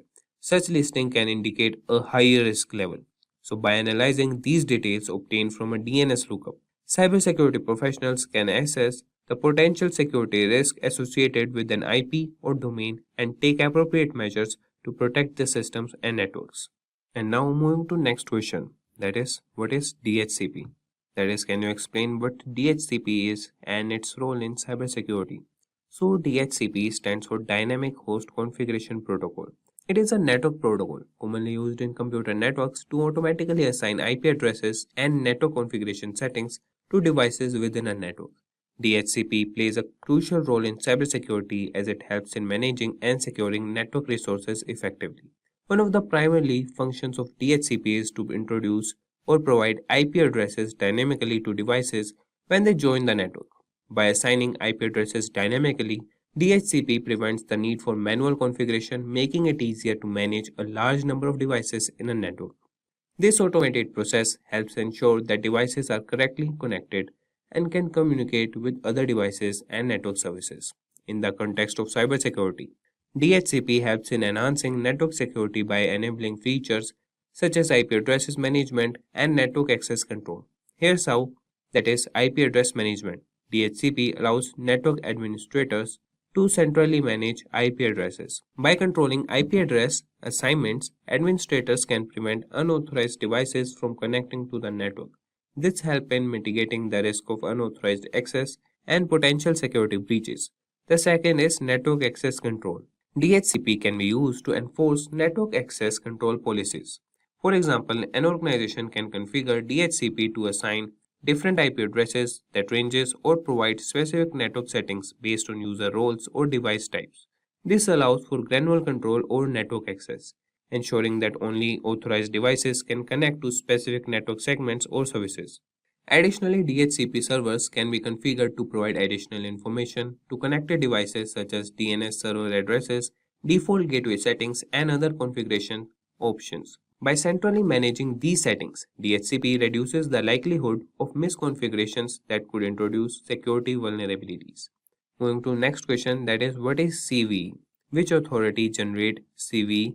And we'll answer CVE stands for Common Vulnerabilities and Exposures. It is a system used in the field of cybersecurity to identify and track known vulnerabilities in software and hardware. The purpose of CVE is to provide a standardized way of referencing and discussing security vulnerabilities across different organizations, vendors, and researchers. The authority responsible for generating CVEs is the MITRE Corporation. That is, MITRE is a non-profit organization that operates the CVE program under contract with the National Cybersecurity FFRDC, that is, Federally Funded Research and Development Center. They maintain the official CVE list, assign unique identifiers to vulnerabilities, and facilitate the sharing of vulnerability information among cybersecurity professionals and organizations. By assigning a CVE identifier to a specifically vulnerability, MITRE enables cybersecurity researchers, vendors, and organizations to refer to vulnerabilities consistently, allowing for effective communication and collaboration in addressing and mitigating the identified security issues. So, this was the explanation. So, we can also think of providing an example of a CVE identifier. So, let's take an example of CVE 2021-34567. In this case, CVE 2021 represents the year the vulnerability was assigned or discovered, and 34567 is a unique numerical identifier. By referring to this CVE identifier, security professionals can easily search for information related to the specific vulnerability and access details such as its description, severity, affected software versions, and recommended remediation steps. Now moving to another question, that is, what is a loopback address? So a loopback address refers to a specific network address that allows a device to send and receive data to itself. It is commonly represented by the IP address, that is 127.0.0.1 in IPv4 or ::1 in IPv6. The loopback address is often used for testing and troubleshooting purposes, as it enables a device to simulate network communication without actually sending data or a physical network. When a device communicates with the loopback addresses, the data packets are routed internally within the device's network stack, bypassing the physical network interface. This allows the device to test its own network services or applications without relying on external network connectivity. By sending data to the loopback address, a device can verify the functionality and integrity of its networking protocols, software, or security configurations. From a cybersecurity perspective, the loopback address can be valuable during the development and testing of security measures, such as firewalls, intrusion detection system, or antivirus software. It allows security professionals to assess the effectiveness of these measures by emulating attacks or monitoring the device's response or stimulate malicious activities, all within the controlled environment of the loopback interface. Additionally, the loopback address is sometimes used by software developers to create a local development environment. By running services on the loopback address, developers can test and debug their applications without exposing them to potential external threats or interfering with other network resources. In summary, the loopback addresses provide some means for a device to communicate with itself internally, offering a convenient and secure method for testing, troubleshooting, and software development in the field of cybersecurity. And moving to the next question, that is 18th question.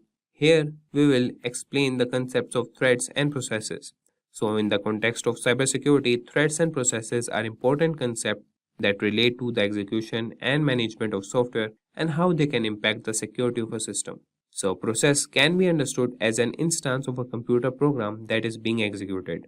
It represents a set of resources such as memory, files, and system state allocated by the operating system to execute the program. Each process runs independently with its own memory space and resources and can perform various tasks. Processes can communicate with each other through their inter-process communication mechanism provided by the operating system. On the other hand, a thread is a unit of execution within a process. A process can have multiple threads, and each thread represents an independent flow of control within the process. Threads within a process share the same memory space, allowing for efficient communication and data sharing.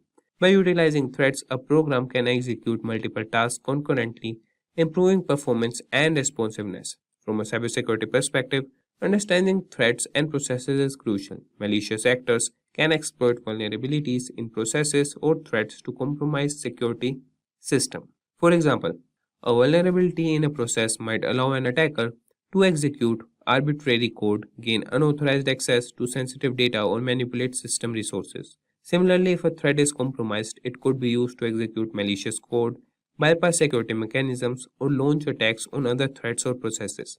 To enhance cybersecurity, it is important to secure processes and threads by implementing various protective measures. This includes regularly updating software to patch known vulnerabilities, employing secure coding practices to prevent common programming errors, implementing access controls and permissions to limit process privileges, and utilizing robust monitoring and intrusion detection systems to detect and respond to potential threats. In summary, processes and threats are fundamental concepts in cybersecurity, as they determine how software is executed and how resources are allocated. Understanding their implications and securing them effectively is essential in maintaining a secure computing environment. So moving to next question, that is 19th question, and it is what is Kerberos. So Kerberos is a widely used network authentication protocol that plays a crucial role in ensuring secure communication in computer network. It was developed by Massachusetts Institute of Technology, that is MIT, and has become a fundamental component of many security infrastructures. At its core, Kerberos provides a framework for mutual authentication between a client and a server, allowing them to establish trust and securely communicate over an untrusted network. It relies on a centralized authentication server known as the Key Distribution Center, which acts as a trusted third party. When a client requests access to a network's resource, the Kerberos protocol enables the client to authenticate itself to the KDC using its credentials, typically a username and password. The KDC then verifies the client's identity and issues a time-limited ticket, also known as ticket granting ticket, which serves as proof of authentication. Once the client possesses a valid TGT, it can present it to the desired server to request a service ticket for a specific resource. The server in turn contacts the KDC to verify the TGT's authenticity and grants the client access to the requested resource if the validation succeeds. One of the significant advantages of Kerberos is that it uses symmetric key cryptography, which ensures confidentiality and integrity of the communication between the client and the server. The KDC shares a secret key with each client, and this key is used to encrypt the communication tickets, making it difficult for adversaries to forge and tamper with them. Moreover, Kerberos incorporates the concept of single sign-on, allowing users to authenticate once and obtain multiple tickets for different services without needing to re-enter their credentials. This enhances usability and reduces the burden of remembering and managing numerous passwords. Overall, Kerberos is a robust authentication protocol that addresses many security challenges in network environments. Its widespread adoption in various systems and its proven track record make it a valuable asset in safeguarding sensitive information and preventing unauthorized access. Now, moving to the next question, that is, can you explain the significance of 018 and 012 in Kerberos authentication? So, in Kerberos authentication, the value 0x18 and 0x12 represent specific message types within the Kerberos protocol. The Kerberos protocol is a widely used authentication protocol designed to provide secure authentication for network services. In Kerberos, each message exchanged between the client and the key distribution center has a special message or a specific message type associated with it. These message types are represented by hexadecimal values. So 0x18 corresponds to the message type KRB_AS_REQ, which stands for Kerberos Authentication Service Request. This message is sent by the client to request a ticket granting ticket from the KDC. The TGT is then used to request service tickets for specific services. 0x12 represents the message type that is KRBTGSREQ, which stands for Kerberos Ticket Granting Service Request. This message is sent by the client to the KDC to request a service ticket for a particular service. The client includes the TGT obtained from the KRB_AS_REQ message and specifies the desired service. These message types are essential in the Kerberos authentication process as they allow the client and the KDC to exchange the necessary information for authentication and authorization. The Kerberos protocol uses the message types to ensure secure communication and prevent unauthorized access to network services. Overall, the values 0x18 and 0x12 in Kerberos authentication represent specific message types within the Kerberos protocol, enabling the secure exchange of authentication and authorization information between the client and the KDC. And the next question we have is define unicasting, multicasting, and broadcasting. So unicast, multicast, and broadcast are the three methods by which we transmit data over a network. So unicast, it sends the information from a single user to a single receiver. We use this for point-to-point communications. And multicast, here data is sent from one or more sources to multiple destinations. Then we have broadcast, that is known as one-to-all, that is the communication is between a single user and several receivers. And the next question is explain SSL encryption. Secure Sockets Layer SSL is the standard followed in the security and knowledge industry to develop encrypted connections between the browser as well as the web server. This standard ensures that data privacy is maintained and that online transactions are protected from external attacks. The following steps have to be followed to establish an SSL connection. The browser will connect to the web server, which is secured by SSL. The browser will send a copy of the SSL certificate. The browser verifies if the SSL certificate is trustworthy. If trustworthy, the browser will send a message to the server requesting to establish an encrypted connection. The web server acknowledges and starts to build an SSL encrypted connection. The encrypted SSL communication begins between the browser and the web server. And now we have the 23rd question, that is what steps will you take to secure a server? So the Secure Socket Layer SSL is a protocol where data encrypting and decrypting will protect it from being intercepted by authorized users. The simple ways to secure the server are as follows. Ensure that the password for root and administrative users is secured. New users can be included in the system now. They will manage the system as per the policies established. Remote access is removed from default administrator accounts. The following steps have to be followed to configure firewall rules for remote access. Now we have the 24th question, that is what is data protection in transit versus data protection at rest. So when data is protected in transit, the data goes only from the server to the client. The effectiveness of data protection, repeat, the effectiveness of data protection is critical for ensuring that there is no loss of data. Data protection at rest, it is when the database is on the hard drive. The data at rest is sometimes less vulnerable than the data in transit. So this was all about it. And the next question is, what is the difference between VPN and VLAN? So VPN, the group workstations are within the same locations and in the same broadcast. The main logically segregated networks and have no physical connection. Whereas VLAN, this is related to remote access to the company network. The connection of 2 points within a secured and encrypted tunnel. There is no encryption technique involved and it slices the logical network into different sections to manage and secure different aspects. And this was all for this tutorial or the interview questions. Hope you guys found it informative and helpful. Right. The data at rest is sometimes. So this was all about it. What is the difference between VPN and VLAN? So VPN, the group workstations are within the same locations and in the same broadcast. The main Staying ahead in your career requires continuous learning and upskilling. Whether you're a student aiming to learn today's top skills or a working professional looking to advance your career, we've got you covered. Explore our impressive catalog of certification programs in cutting-edge domains, including data science, cloud computing, cybersecurity, AI, machine learning, or digital marketing. Designed in collaboration with leading universities and top corporations, and delivered by industry experts, choose any of our programs and set yourself on the path to career success. Click the link in the description to know more.